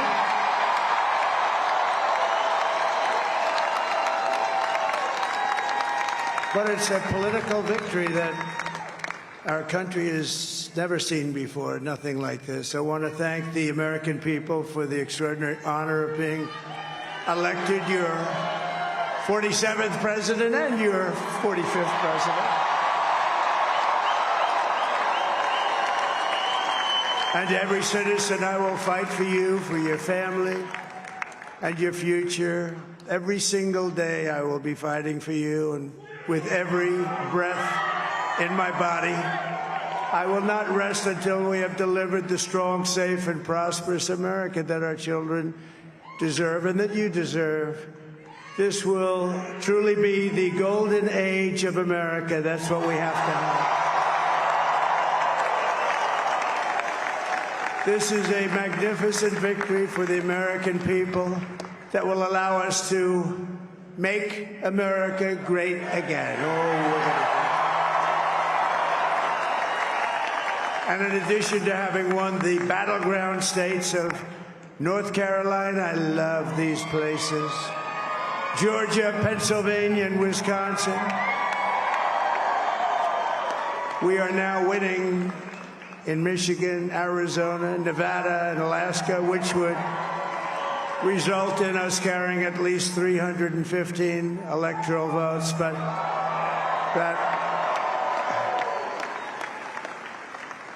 it's much easier doing what the networks did or whoever called it because there was no other path. There was no other path to victory.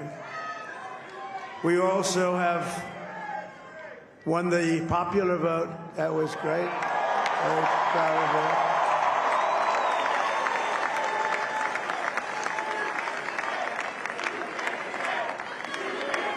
Thank you.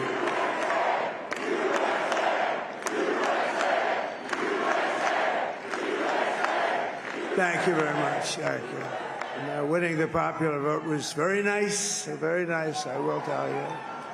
It's a great feeling of love. We have a great feeling of love in this very large room with unbelievable people standing by my side. These people have been incredible. They've made the journey with me, and we're going to make you very happy. We're going to make you very proud of your vote. I hope that you're going to be looking back someday and say that was one of the truly important moments of my life when I voted for this group of people beyond the president, this group of great people. America has given us an unprecedented and powerful mandate. We have taken back control of the Senate. Wow, that's great. And the Senate races in Montana, Nevada, Texas, Ohio, Michigan, Wisconsin, the great Commonwealth of Pennsylvania, were all won by the MAGA movement. They helped so much. And in those cases, every one of them, we worked with the senators. They were tough races, and I mean, the number of victories in the Senate was absolutely incredible. And we did tele-rallies. We did tele-rallies with each one of them. And sometimes we did 2 or 3 and it was amazing to look at all of those victories. Nobody expected that, nobody.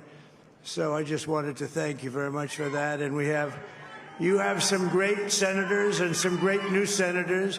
And it also looks like we'll be keeping control of the House of Representatives.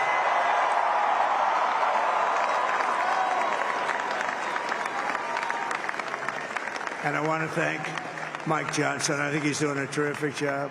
Terrific job. I want to also thank my beautiful wife, Melania, First Lady.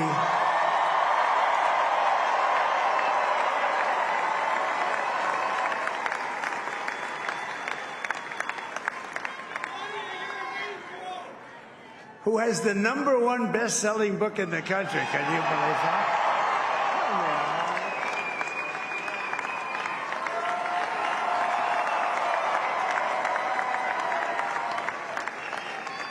Oh, no, she's done a great job, works very hard to help people. So I just want to thank her. But I want to thank my whole family, my amazing children, and they are amazing children. Now, we all think our children are amazing. Everybody here thinks their children are amazing, but that's a good thing when you think they are. But Don, Eric, Ivanka, Tiffany, Barron, Laura, Jared, Kimberly, Michael, thank you all. What a help. What a great.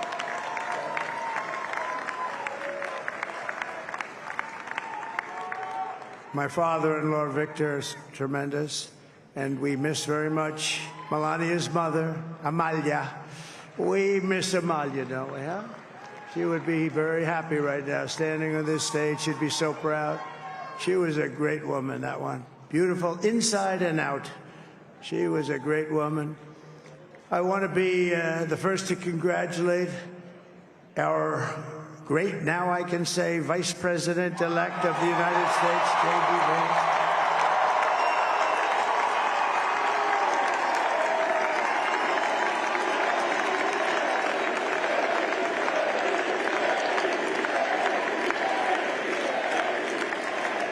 And his absolutely remarkable and beautiful wife, Usha Vance.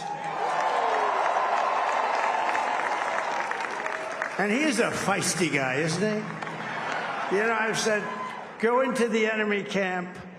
And you know, the enemy camp is certain networks. And a lot of people don't like to, sir, do I have to do that? He just goes, okay. which one? CNN, MSDNC. He'll say, all right, thank you very much. He actually looks forward. He's still like the only guy I've ever seen. He really looks forward to it, and then he just goes in and absolutely obliterates them. Say a couple of words.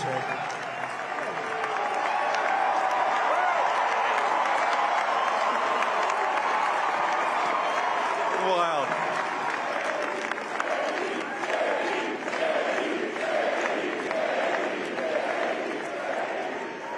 Well, Mr. President, I appreciate you allowing me to join you on this incredible journey. I thank you for the trust. And I think that we just witnessed the greatest political comeback in the history of the United States of America.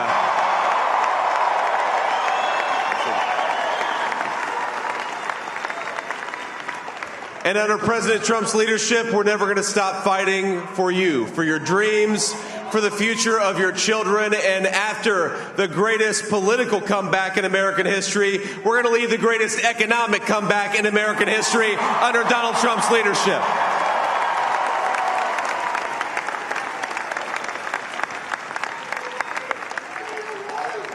Thank you very much. He's turned out to be a good choice.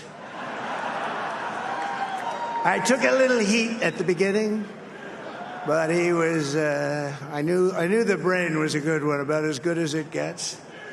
And we love the family, and we're going to have a great 4 years, and we're going to turn our country around, make it something very special. It lost that little thing called special. We have to make it so. We're going to make this so great. It's the greatest country and potentially the greatest country in the world by far. And right now we're going to just work very hard to get all of that back. We're going to make it the best it's ever been. We can do that. If we had to wait longer, I don't know. It was going bad, and it was going bad fast.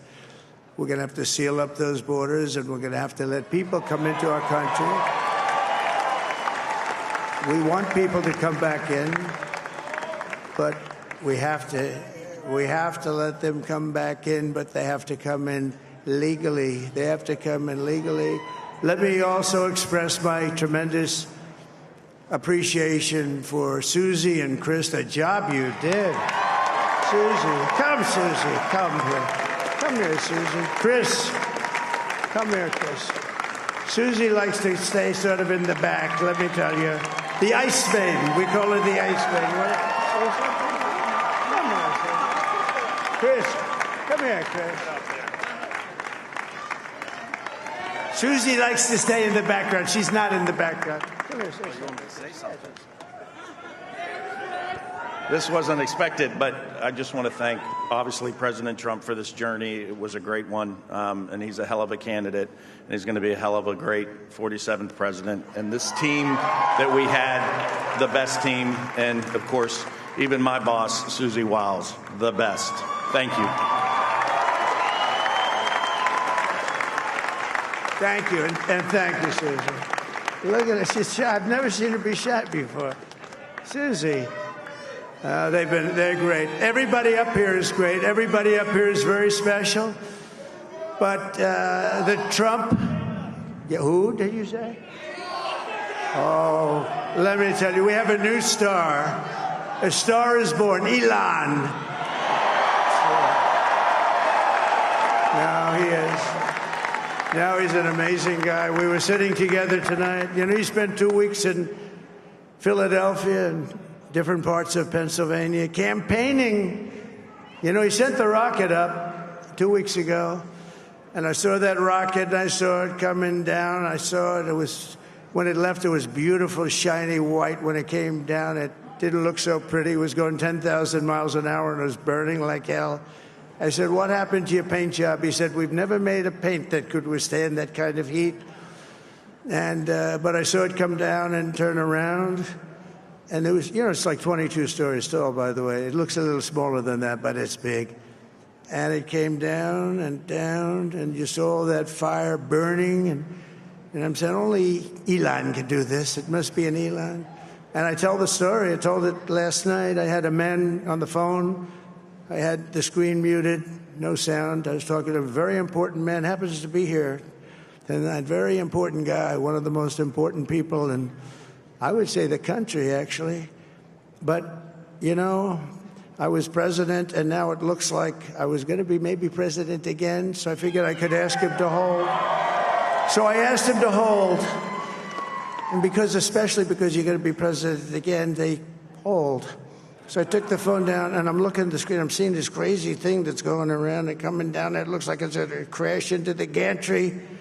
And I said, oh, no. And I said, do me a favor, do you mind holding for a couple of minutes? I want to see this. I thought it was a space-age movie or something. I put the phone down. Bad part, I didn't pick it up for 45 minutes, and he was holding.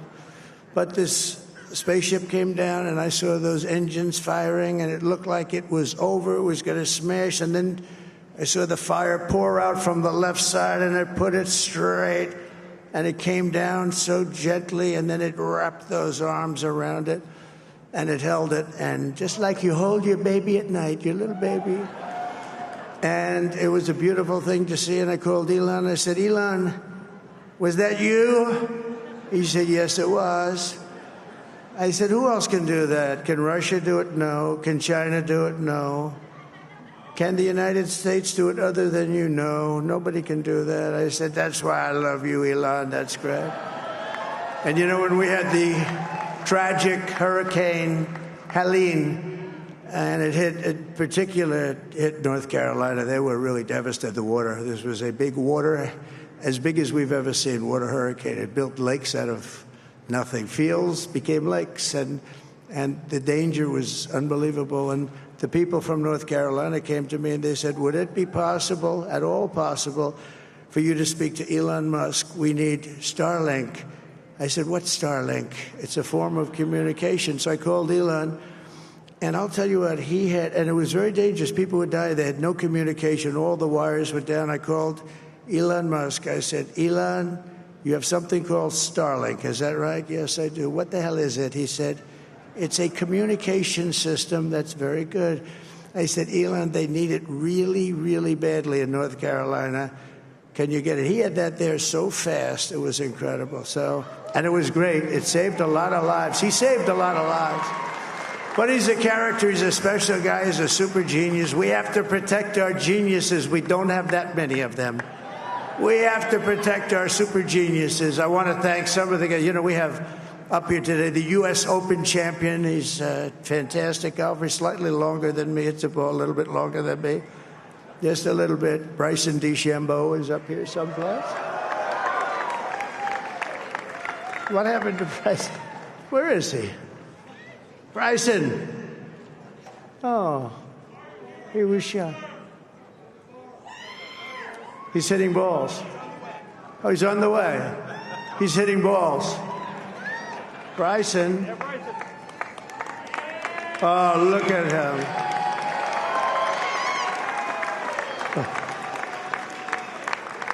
He's got a great career going. Great U.S. Open, Bryson. That's a fantastic job. And we also have a man, Dana White, who has done some job. He's a tough guy.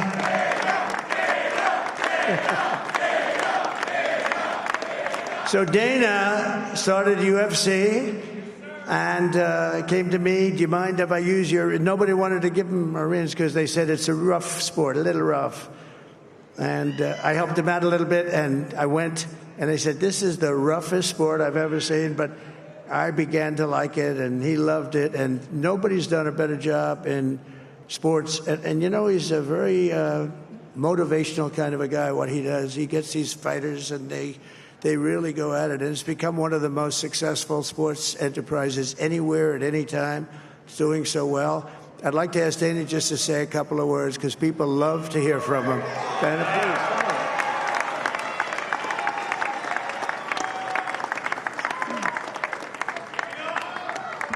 please. Nobody deserves this more than him, and nobody deserves this more than his family does. This is what happens when the machine comes after you. What you've seen over the last several years, this is what it looks like. Couldn't stop him. He keeps going forward. He doesn't quit. He's the most resilient, hard-working man I've ever met in my life. His family are incredible people. This is karma, ladies and gentlemen. He deserves this. They deserve it as a family. I want to thank some people real quick. I want to thank the Nelk boys, Aiden Ross, Theo Vaughn, Bussin' with the Boys, and last but not least, the mighty and powerful Joe Rogan. And thank you, America. Thank you. Have a good night.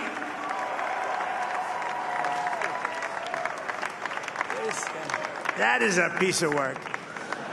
No, he's really an amazing guy. But most of all, I want to thank the millions of hardworking Americans across the nation who have always been the heart and soul of this really great movement. We've been through so much together, and today you showed up in record numbers to deliver a victory like like no other. This was something special, and we're gonna pay you back. We're gonna do the best job. We're gonna turn it around. It's got to be turned around. It's got to be turned around fast, and we're gonna turn it around. We're gonna do it in every way, with so many ways, but we're gonna do it in every way. This will forever be remembered as the day the American people regained control of their country.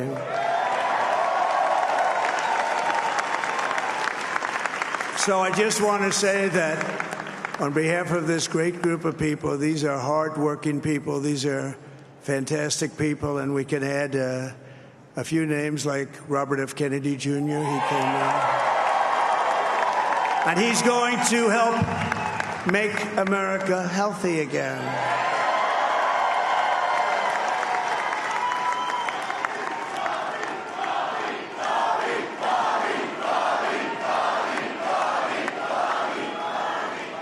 And now he's a great guy, and he really means it. He wants to do some things, and we're going to let him go to it. I just said, but, Bobby, leave the oil to me. We have more liquid gold, oil and gas. We have more liquid gold than any country in the world, more than Saudi Arabia. We have more than Russia. Bobby, stay away from the liquid gold. Other than that, go have a good time, Bobby. We're going to be paying down debt. We're going to be reducing taxes. We can do things that nobody else can do. Nobody else is going to be able to do it. China doesn't have what we have. Nobody has what we have. But we have the greatest people also. Maybe that's the most important thing. This campaign has been so historic in so many ways. We've built the biggest, the broadest, the most unified coalition. They've never seen anything like it in all of American history. They've never seen it. Young and old, men and women, rural and urban. And we had them all helping us tonight. When you think, I mean, I was looking at it, I was watching it. They had some great analysis of the people that voted for us. Nobody's ever seen anything like that. They came from all corners, union, non-union, African American, Hispanic American, Asian American, Arab American, Muslim American. We had everybody, and it was beautiful. It was a historic realignment, uniting citizens of all backgrounds around a common core of common sense. You know, we're the party of common sense. We want to have borders. We want to have security. We want to have things be good, safe. We want great education. We want a strong and powerful military, and ideally we don't have to use it. You know, we had no wars. 4 years we had no wars, except we defeated ISIS. We defeated ISIS in record time, but we had no wars. They said, he will start a war. I'm not going to start a war. I'm going to stop wars. But this is also a massive victory for democracy and for freedom. Together we're going to unlock America's glorious destiny. We're going to achieve the most incredible future for our people. Yesterday, as I stood at my last stop on the campaign trail, I'll never be doing a rally again. Can you believe it? I think we've done 900 rallies approximately from them. Can you imagine? 901, something, a lot of rallies. And it was sad. Everybody was sad. Many people, I said, this is our last rally. But now we're going on to something that's far more important, because the rallies were used for us to be put in this position where we can really help our country. That's what we're going to do. We're going to make our country better than it ever has been. And I said that many people have told me that God spared my life for a reason.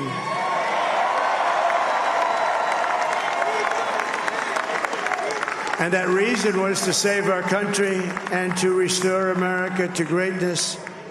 And now we are going to fulfill that mission together. We're going to fulfill that mission. The task before us will not be easy, but I will bring every ounce of energy, spirit, and fight that I have in my soul to the job that you've entrusted to me. This is a great job. There's no job like this. This is the most important job in the world. Just as I did in my first term, we had a great first term, a great first term. I will govern by a simple motto: promises made, promises kept. We're going to keep our promises. Nothing will stop me from keeping my word to you, the people. We will make America safe, strong, prosperous, powerful, and free again. And I'm asking every citizen all across our land to join me in this noble and righteous endeavor. That's what it is. It's time to put the divisions of the past 4 years behind us. It's time to unite. And we're going to try. We have to try. And it's going to happen. Success will bring us together. I've seen that. I saw that in the first term. When we became more and more successful, people started coming together. Success is going to bring us together, and we are going to start by all putting America first. We have to put our country first for at least a period of time. We have to fix it. Because together we can truly make America great again for all Americans. So I want to just tell you what a great honor this is. I want to thank you. I will not let you down. America's future will be bigger, better, bolder, richer, safer, and stronger than it has ever been before. God bless you, and God bless America. Thank you very much. Thank you. Thank you very much.